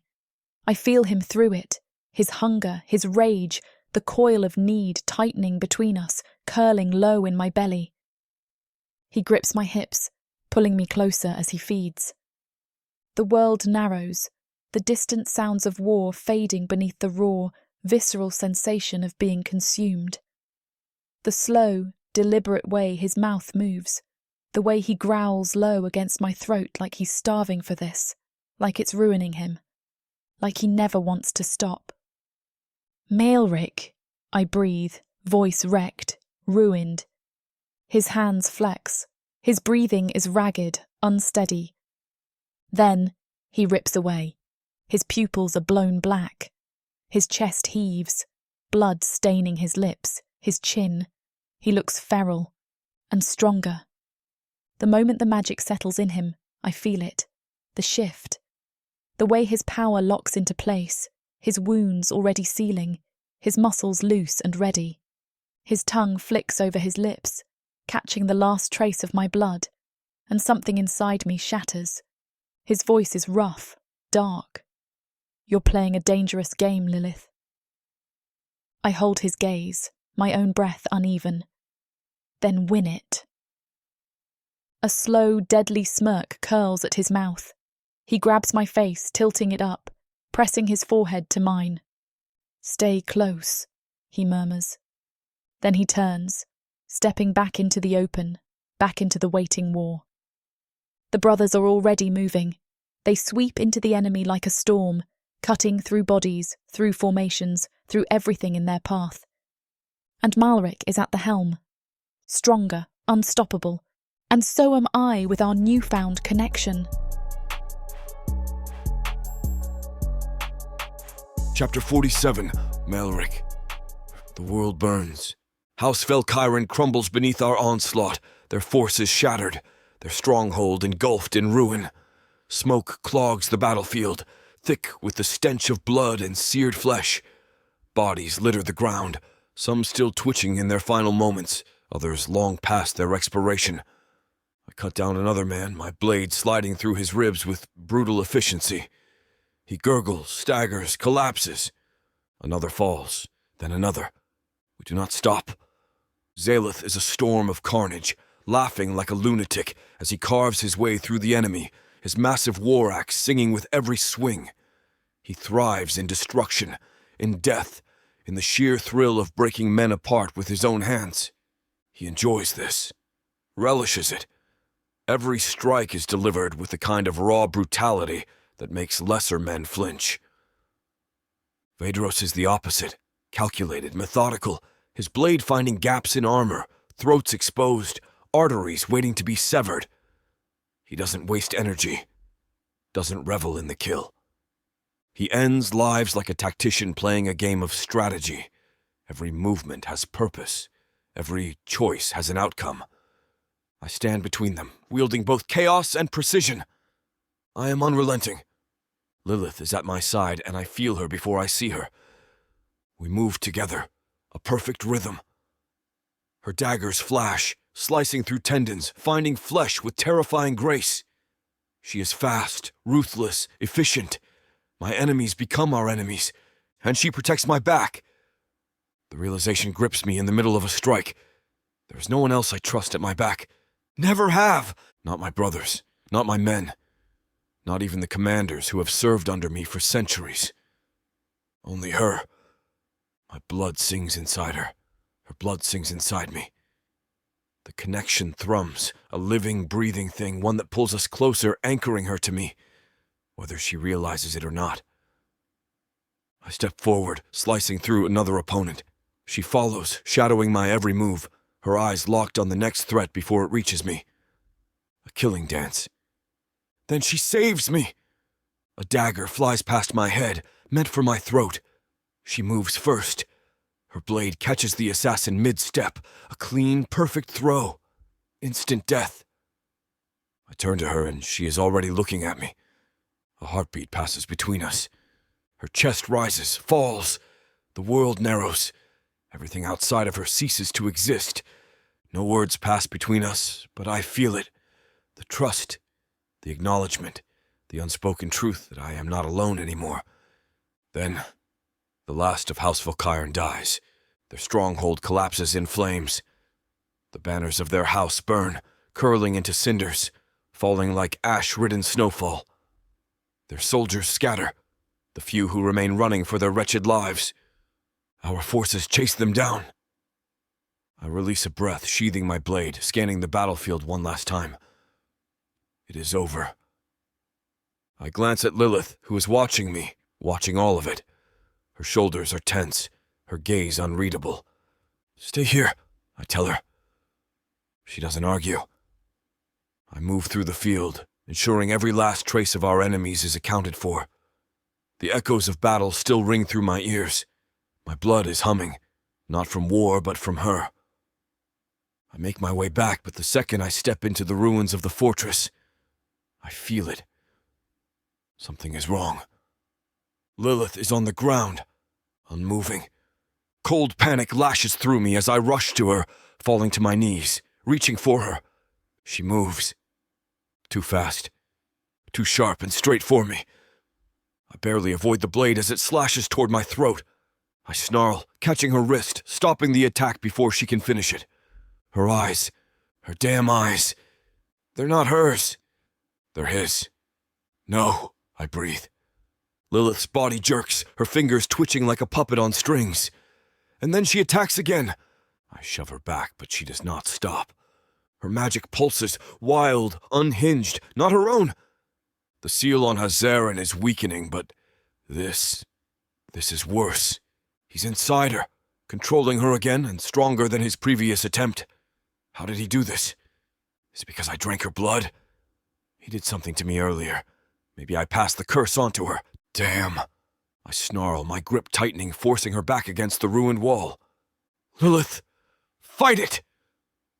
She trembles, her body at war with itself. But her blade still rises, still aims for my heart. I don't know if she can stop herself. Chapter 48. Lilith. I am drowning in my own body. Hazaren's magic coils through me like poisoned smoke, slipping into my veins, into my marrow, into my thoughts. It chokes out my control, strips me bare from the inside, shoving my will aside as if it were nothing more than an inconvenience. I fight. I claw. but I cannot stop my own hands as they rise against him. Melrich. His name barely forms in my mind before Hazaran twists deeper. My limbs jerk, possessed by a force stronger than me, an ancient weight pressing against my soul, crushing, smothering. I try to hold on to myself, but the harder I grip, the faster I slip. My mouth moves, but the voice that spills from it isn't mine. Kill me, boy. Hazaran speaks through my lips, dark amusement curling through my stolen breath. I can taste the venom in his words, the cruel pleasure in the way Melrich doesn't move. He's watching me, waiting. His eyes burn with something unreadable, something dangerous. I lunge. My dagger aims for his throat, fast, sharp, perfect, too perfect. Hazaran is a master of control, a puppeteer who has danced through the centuries, bending flesh to his will. I am nothing compared to him. I twist my wrist just before impact. The blade sinks into his side instead of his heart, slicing deep enough to wound, but not to kill. A mistake. A failure. Hazaran seethes inside me, slamming against my mind like a storm. My body stiffens as his rage crackles through me. He knows I fought back. No, please let go. You're weak, he snarls inside my skull, his voice wrapping around my bones. You could have ended him, and yet you falter, always faltering. I gasp, my body convulsing, but I am nothing more than a spectator now, forced to stand in my own mind as Hazaran uses my voice again, this time in a whisper meant just for Malrich. She hesitated. He breathes, taunting. You see it, don't you? The doubt, the weakness. She will never be one of you. His fingers, my fingers, tighten around the dagger still lodged in Malrich's side, twisting the blade deeper, drawing more blood. Malrich doesn't flinch. He doesn't even break eye contact. Fight it, fight it, fight it. Hazaran laughs. Inside me, outside me, everywhere. Your precious little pet, he murmurs, tilting my head with a mockery of affection. You think she belongs to you? That she can be trusted? The words sink their fangs into me. She isn't like you. She never will be. A shudder racks through me. She will always be an outsider. The dagger trembles in my grip. My breath stutters. Hazaran sees it. He presses closer. You think this is real? That he cares? No. You're temporary. A distraction. A pretty little toy that amuses him for now. No. Malrich doesn't love. I try to shut him out, but he does not stop. Malrich doesn't mate. The words snake into my gut, sharp as the knife I hold. Malrich doesn't care. I whimper. And I hate it. Hazaran tightens his grip over me, sinking his claws in deeper, his voice twisting around my weakest, most vulnerable places. You are nothing to him. I shatter. My mind fractures. The walls I had built, the defiance I had clung to, the fragile trust I had dared to believe in, all of it collapses. Hazaran feeds on it. He wraps his magic around the breaking pieces of me, drowning me in his will. And I am losing. I scream. It never leaves my lips. Malrich reaches for me. I recoil. Hazaran forces my body forward, blade raised once more, aiming for his heart. A second strike, a final blow, the kill I should have made. And then Lilith arrives like a whirlwind, already moving, already striking. Malrich spins at the last second, deflecting his brother's blade before it can drive through my chest. My breath hitches. Lilith glares at him, furious. Move aside. Malrich doesn't. She's not in control. Lilith doesn't hesitate. Then end her. The words hit me harder than the magic still strangling me. My hands shake. My chest heaves. Blood drips from my fingertips. His blood. Malrich's blood. My blood. Lilith sees it. There's no going back. he tells Malrich, his blade still raised.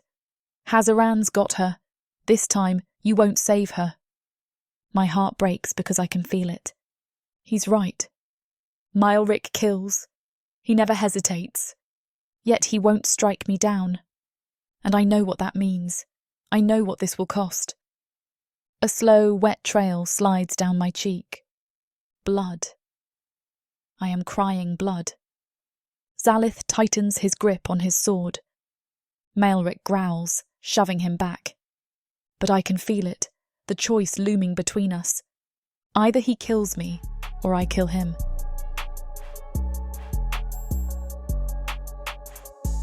Chapter 49. Melrich. Lilith is gone. Not in body, not in breath, but in spirit. Her eyes gleam in the half-light, still hers, still familiar, but there's something inside them that does not belong. Something monstrous, something that should have been buried. Hazaran. His magic pulses from her skin in sickening waves, twisting her movements into something wrong, something unnatural. Her lips curl into a smirk that isn't hers, her posture loose, taunting, effortless. And she strikes. I dodge, but she's faster. The dagger barely misses my throat, scraping the side of my jaw. She comes again, too precise, too ruthless. I grab for the iron chains at my hip, moving faster than thought, looping them around her wrist, trying to hold her still. The chains shatter. My grip burns. Magic hums through her skin, raw, ancient, far beyond what it was before. Hazaran laughs through her lips, mocking. Your little pet is strong, boy, but not stronger than me. Zalith moves to strike her from behind. I react without thinking. My blade meets his mid-swing, blocking his strike. He snarls, She's already lost! If you hesitate, she's going to gut you! She's still in there. No, she isn't. We collide in a brutal clash of steel. He's faster, his swing savage, but I block each one. He's trying to get past me. To kill her. I won't let him. Lilith, Hazaran, sees our struggle and takes advantage. My chest tightens. I whirl to intercept. Too late. Pain. Magic. I stagger as something in my blood twists, curling around my bones, crawling into my veins. It ignites beneath my skin, as if something is being ripped out of me. I collapse to one knee, my breath strangled. Zalith's eyes widen as he lunges to catch me. A shadow moves behind him. Vedros, I shout. Vedros emerges from the ruins, moving like death incarnate. His blade is already out, dark and gleaming. But the second he moves to strike, Hazaran stops him. Magic, his magic, hurls Vedros back. His body slams into a crumbling stone pillar with a sickening crack.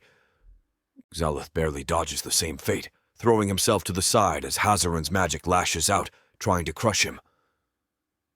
Foolish children, Hazaran hisses through Lilith's lips. Did you think your pitiful seals could hold me forever? His magic burns brighter, pulsing through her hands. His grip on my magic tightens, crushing it. He laughs, and I feel it in my bones. Your blood is so much more than I expected. Lilith's, Hazaran's, hand moves, slow, deliberate. A blade sinks deep into my stomach. I choke, a growl slipping from my lips. Not fatal, not yet. But Hazaran doesn't want quick death. He wants to bleed me dry. His grip twists the blade, more pain, more blood. He raises the dagger again, ready for another strike, and stops. His hand shakes. His breath catches. Lilith's body convulses. Her lips part, but the words that spill out are not Hazaran's. Sarah! Valen! Her voice twists, warps into a screech of fury. He's fighting something stronger. The seal. Damn them! He roars through Lilith's mouth, her body shaking violently. They have no right! His magic pulses, trying to overpower it. I push myself up, my vision blurred with pain. Lilith's eyes shift. For one moment I see her, just her. She looks at me. Not with rage, not with madness, but with clarity, with something real. Malrich. Her voice shakes. Hazaran wrestles back control. She fights. Tears slide down her cheeks, red, bloody. "I've never dared to own anything in all my life," she whispers, voice breaking. "Never dreamed. Never loved." Her hands tremble around the dagger still embedded in my stomach. "But I did with you." Lilith. A violent shudder racks through her body. Her gaze darkens. Hazaran roars back to life. Her arm snaps upward. The blade glows, aimed for my heart. I cannot move fast enough. I cannot stop it. Then she moves first. The dagger plunges into her own chest. The world stops. I see her lips part, but no sound comes. Her breath stutters. Her blood, spills fast. A strangled scream. Mine. Hazaran's magic erupts around her, writhing, screeching. Then silence. She crumples to the ground, her body hitting the ruined stone with a dull, lifeless sound. Hazaran's presence vanishes. I move to catch her, but I am too late. Too late. No! I drop to my knees. Blood spills between my fingers as I pull her into my arms. No. No. No. Her breath is shallow. Her eyes half-lidded.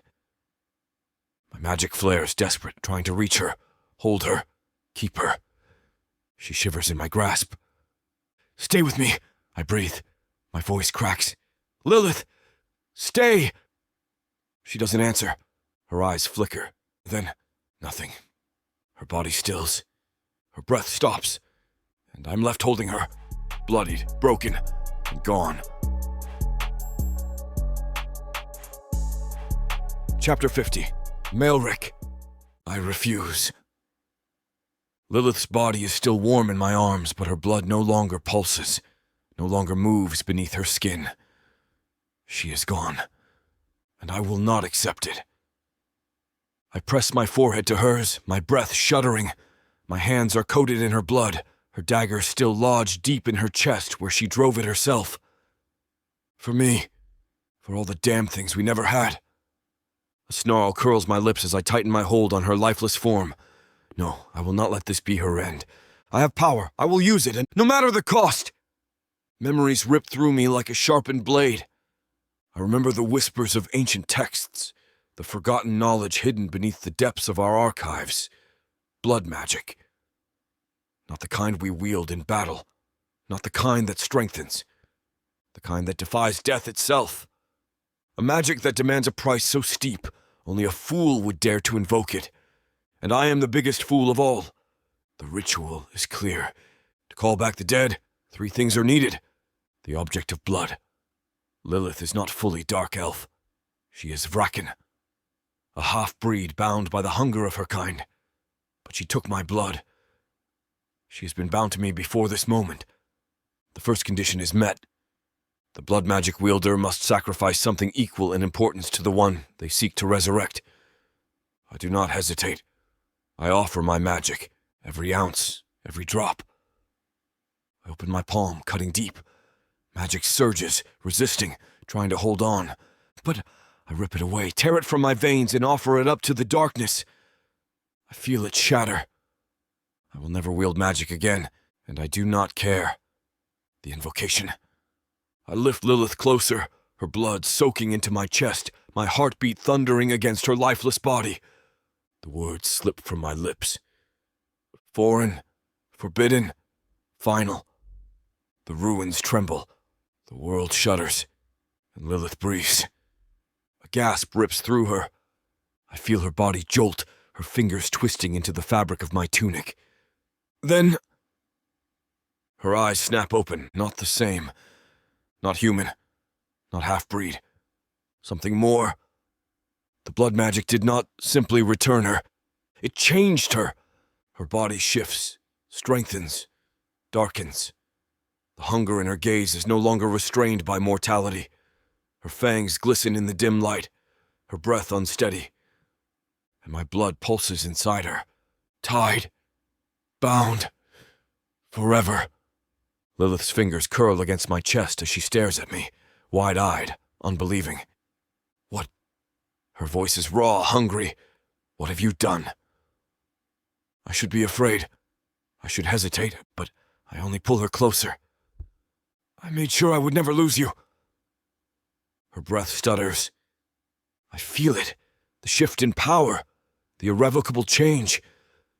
I feel her inside me, deeper than before, tied in a way that neither of us will ever sever. I am bound to her, and she is my master. My magic is gone, but I am hers completely.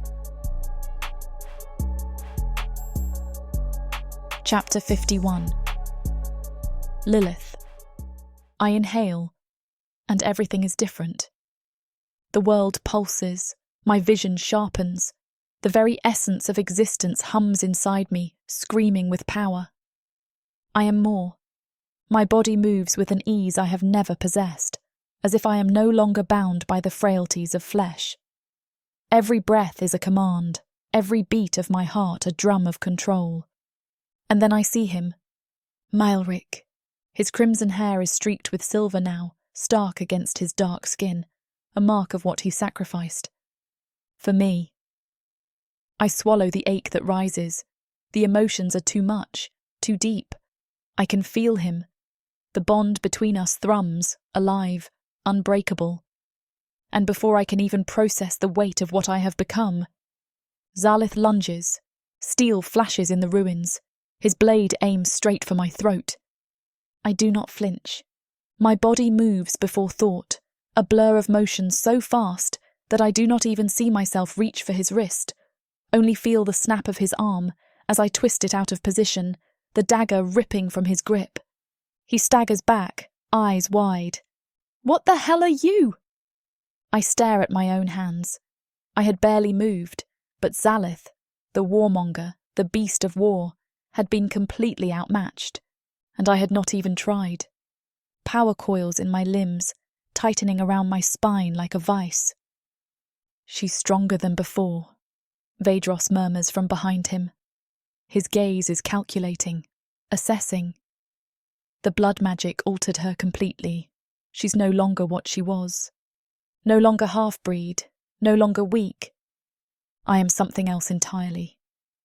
I glance at Malrich again, and my stomach twists at the silver that streaks his hair, his loss. Lilith notices my gaze, his lips curling in disdain. "He's a fool," he spits. "You've ruined him." The words are meant to hurt. They don't. Malrich does not regret. His eyes meet mine. There is no hesitation, no second-guessing, only certainty. Only me.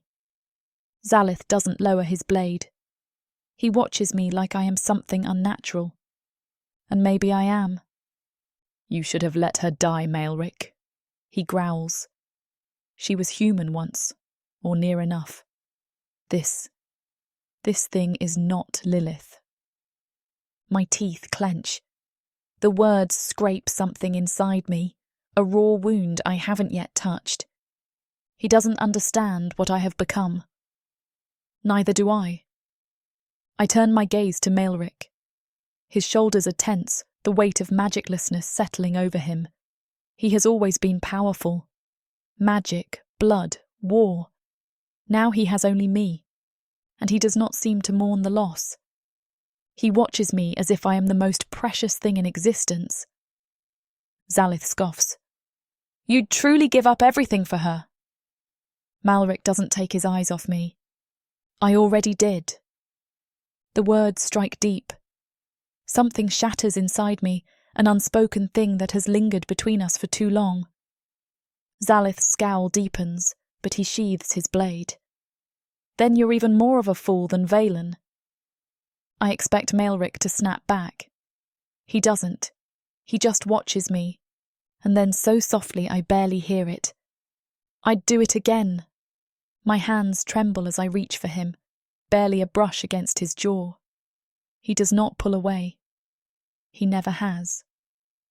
I would have never let you do this," I whisper. "You gave up everything." His expression doesn't waver. "I chose you." His voice is low, rough with conviction. A shudder rolls down my spine.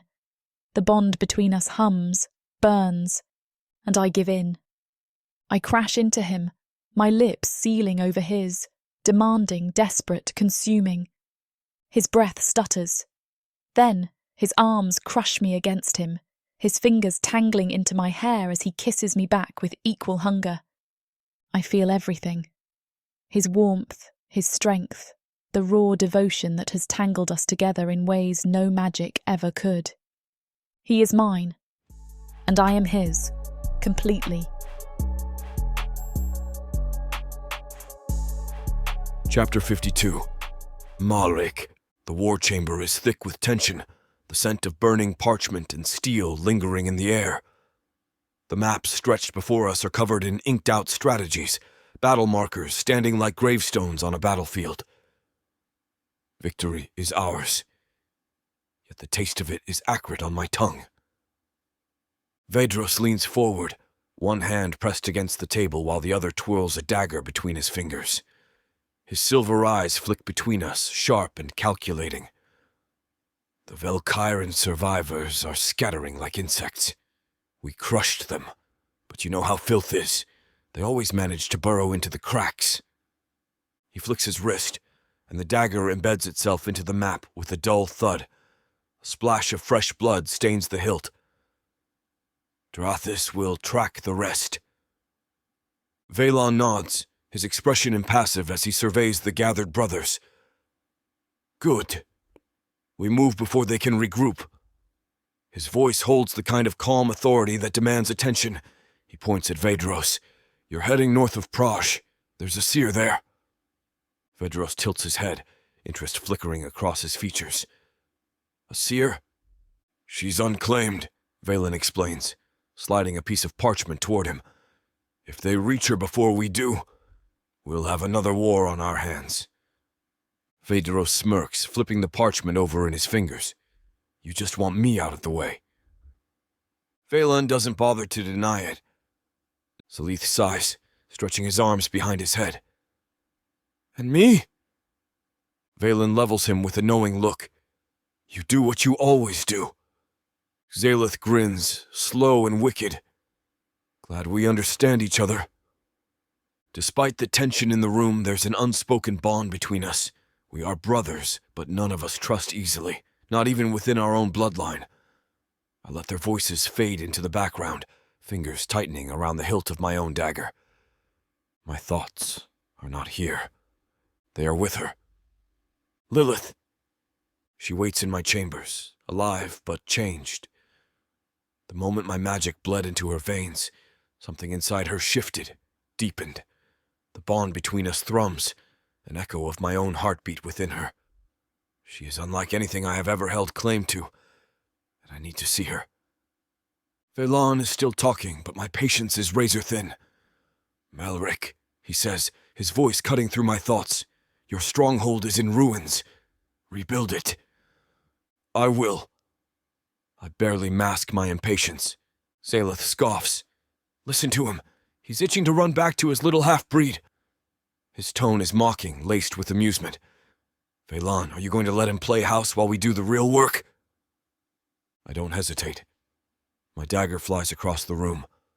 Zalith doesn't flinch. He merely tilts his head, just enough for the blade to slice a thin line across his cheek before embedding itself in the stone wall behind him. A single drop of blood slides down his sharp jawline. Silence. Then, laughter. Zalith swipes his thumb through the blood, eyes alight with wicked amusement. You're worse than Velon, he muses. At least he never brought Sarah into these meetings. I don't answer. I don't care. The second Velon dismisses us, I'm gone. Zalith's voice chases after me as I stride out the door. He's more of a fool than Velon ever was. But his words mean nothing. Nothing matters except her. The door swings open and she's on me. Lilith crashes into me, fingers fisting in my tunic, mouth claiming mine with feral intensity. There's no hesitation, no restraint. She kisses me like she's been waiting an eternity, like she's still hungry for the power that lingers between us. I slammed the door shut with one hand, the other tangling in her dark hair, yanking her head back just enough to bare her throat to me. Her pulse beats fast against her skin.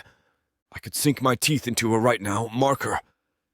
She smiles against my mouth, biting down on my lower lip before dragging me deeper into her fire. "You're desperate," she murmurs, breathless, nails scraping down my back. A growl rumbles in my chest. "You have no idea." I back her against the wall, hands roaming the curves of her new body. She is different now, stronger, more. It's in her moves, the way her grip tightens on me like she never wants to let go. Her lips ghost over my jawline. "You should be in that war chamber, scheming with your brothers."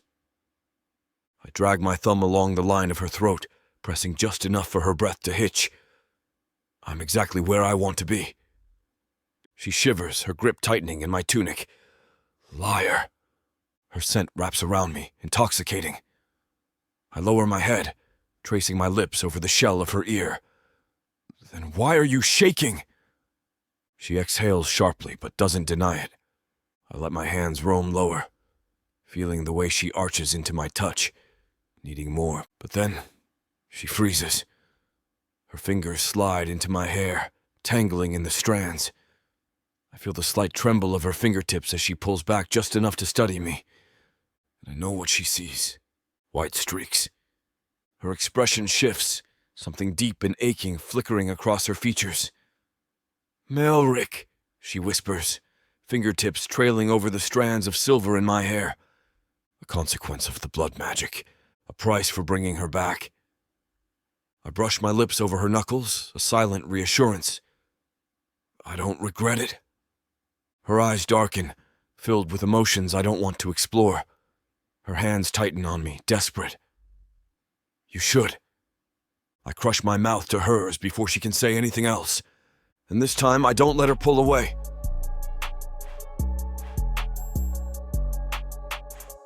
Chapter 53. Lilith. 2 weeks. 14 days since I opened my eyes, no longer half fracken, no longer tethered to the same frailties I once had. 2 weeks since he gave up his magic to pull me from the abyss.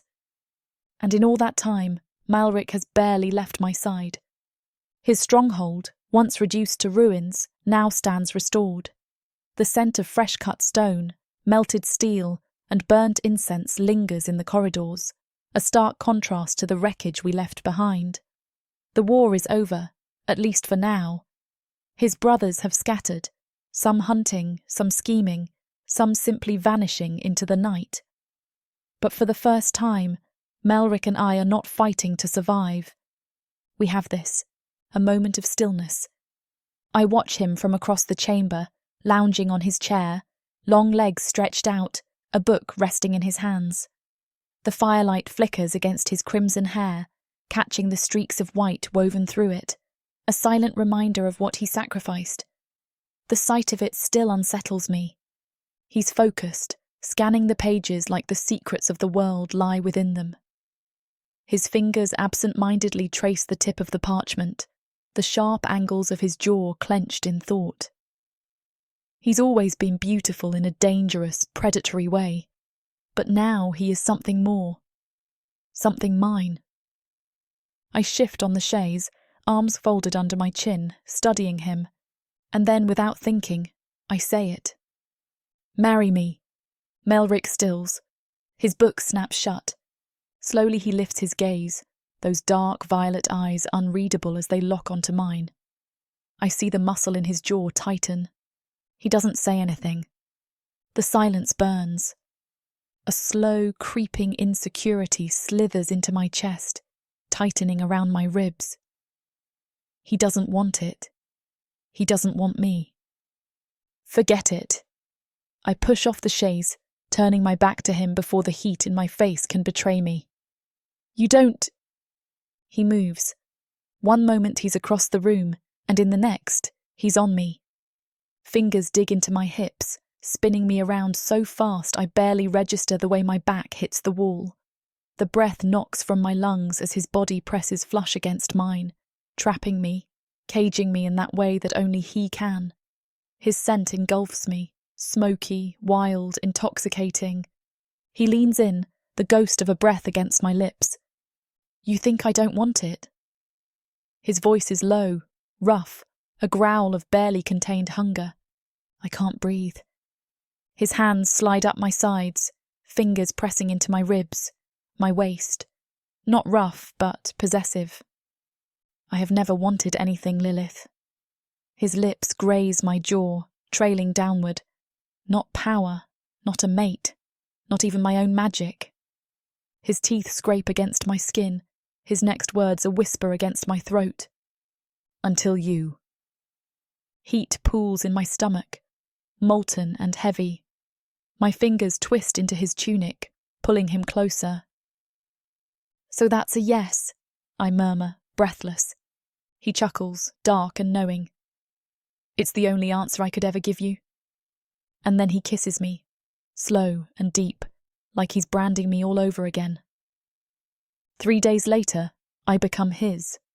The ritual is nothing like a human wedding.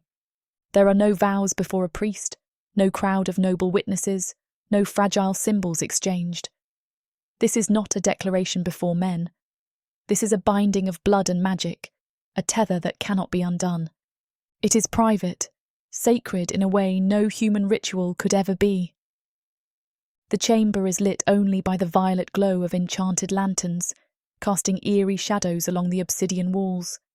The air hums with the scent of spiced incense, thick and heavy. At the centre of the room, Malrich stands before me, shirtless, his war-torn body illuminated by the soft light. The silver dagger in his hand gleams, its curved blade waiting. My own dagger mirrors his. The ritual is simple, a single cut, a mingling of blood, a vow spoken without words. I watch as he lifts his blade, dragging the tip across his palm. Dark blood wells, thick and rich. I do the same, our gazes locked. He extends his hand. I place mine over his. A spark erupts between us, not magic, but something stronger, something that coils around my soul and tightens like an iron chain.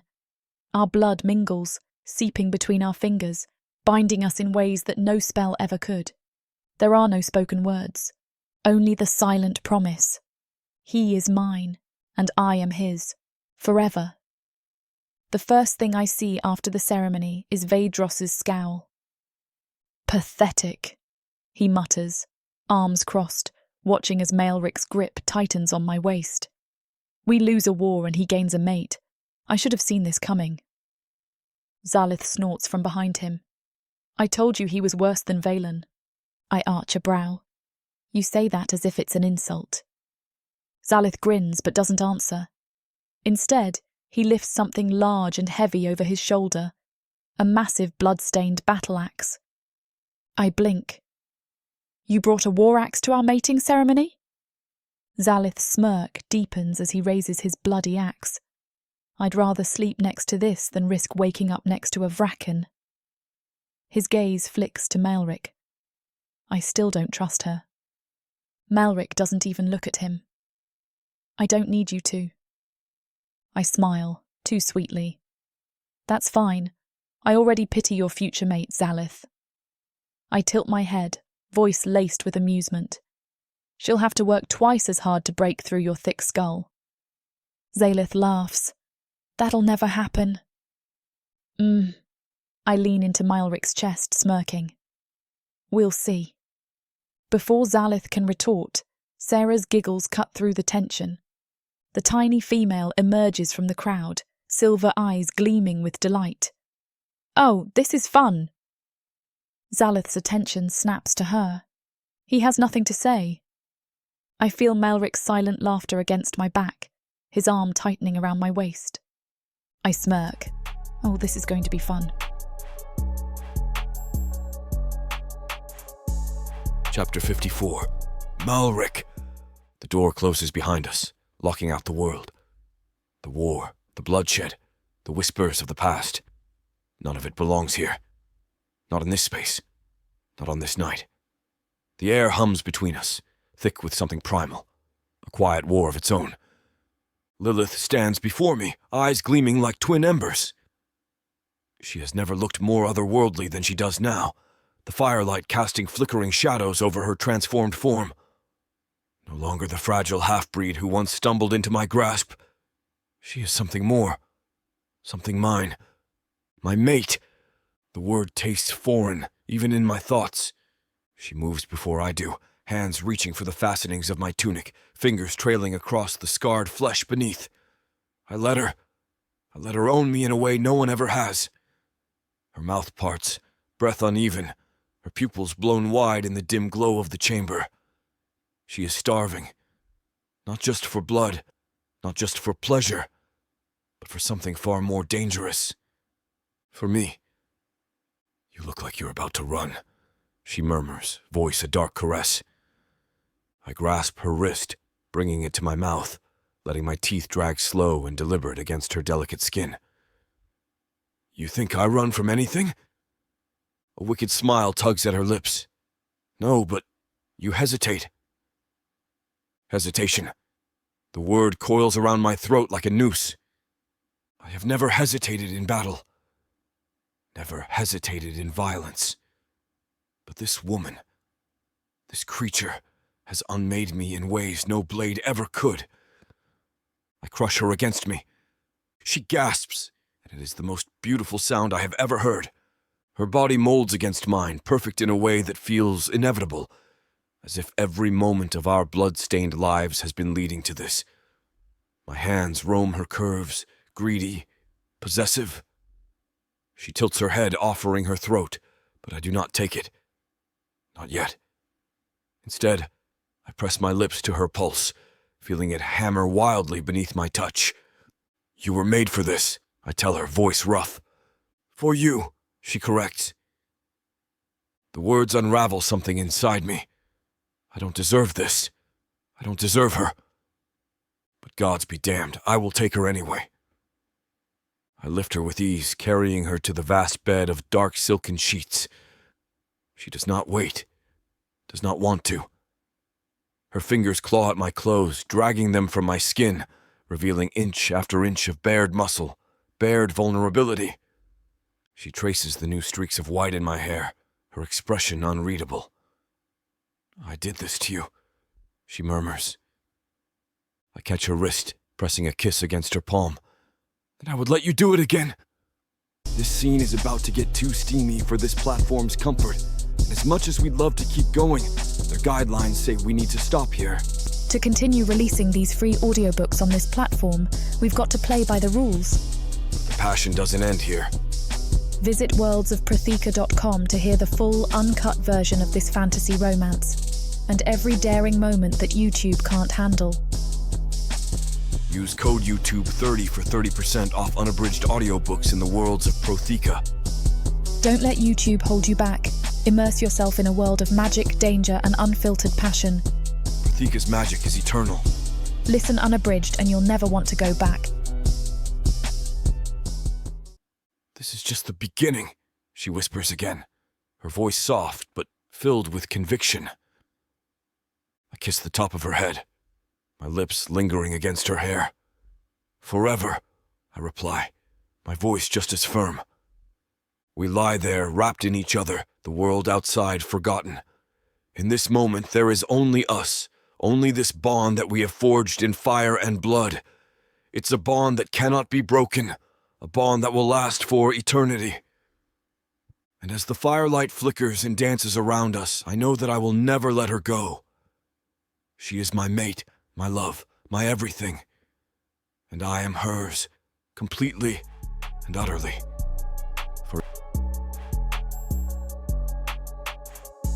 Chapter 55. Lilith. A promise in the quiet. A month has passed. A month since the war. A month since I died. A month since Malrich sacrificed everything to bring me back. A month since I became his. Since he became mine. The world beyond these walls has not changed. There are still battles to fight, alliances to mend, wounds to heal. But today, none of it matters. Today, there is only us. I wake to fingers tracing my spine. slow, deliberate, worshipping.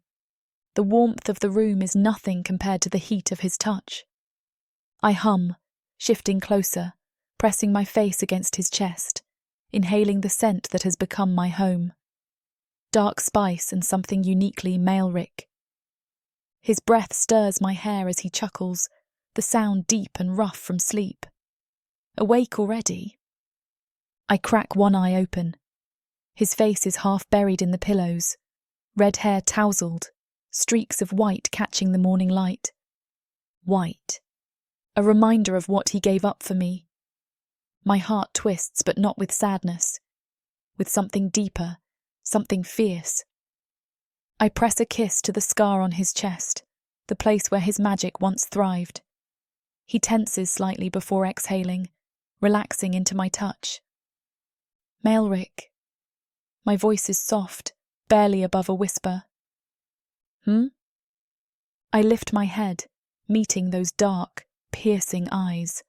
Eyes that once held nothing but violence and rage. Now they hold me. I love you, I murmur, running my fingers through his hair, lingering over the strands of white. I will always love you. He doesn't answer. He doesn't need to. Instead, he rolls us over, pinning me beneath him, his weight pressing into me exactly the way I like. His mouth finds mine, slow, deep, claiming. And in that kiss, I feel everything. Melrich's stronghold has been rebuilt, stronger than before. The damage from the attack is gone, the walls standing tall, the banners of House Dragerel unwavering against the sky. I stand on the balcony, watching the world stretch before me, the endless horizon, the promise of peace. Arms circle my waist from behind. A chin rests on my shoulder. You're thinking too much, Malrich murmurs, his lips brushing against my skin. I smirk. And you're distracting me. Good. He nips at my jaw, just enough to make me shiver. You should be focusing on more important things. Like what? His hands tighten around my waist. Like how I plan to keep you in bed for the rest of the day. I laugh, tilting my head back against his shoulder. You're insatiable. And you're mine. My heart stumbles. I turn in his arms, looking up at him. He watches me with that dark, unrelenting gaze, the one that undoes me every time. Say it again, I whisper. He cups my face, fingers gentle, reverent. You're mine, Lilith. A month and it still feels unreal, but his touch is real, his voice is real, he is real. I lean into him, pressing a kiss to the edge of his lips. And you're mine, Malrich. The world outside is quiet. The fire crackles in the hearth, casting shadows along the stone walls of our chambers. The room is warm, safe, ours. Malrich sits at the corner of the bed, sharpening a dagger, the rhythmic sound filling the silence between us. I watch him, stretched out on my side, chin resting on my palm. His hands are steady, precise, even without magic. He looks content. I let my gaze wander over him, the sharp cut of his jaw, the glow of firelight against his skin, the silver band around his wrist, the mark of our mating. Are you going to stare all night? He asks without looking up. Maybe. He smirks, setting the dagger aside. And what exactly are you thinking, Vraken? Vraken. Once it would have been an insult. Now it is something else entirely. I push myself up, moving toward him slowly, deliberately. His eyes darken as I slide into his lap, straddling him. That we should spend the night celebrating, I murmur, fingers playing with the edges of his tunic. His hands come to rest on my thighs, squeezing just enough to make me shudder. You're dangerous. His voice is low, reverent. So are you. His lips brush against mine. And yet, you still chose me. I pull back slightly, meeting his gaze. I will always choose you. His breath hitches, His fingers tighten. And when he kisses me, it is not a kiss meant to lead to something else. It is a promise of forever.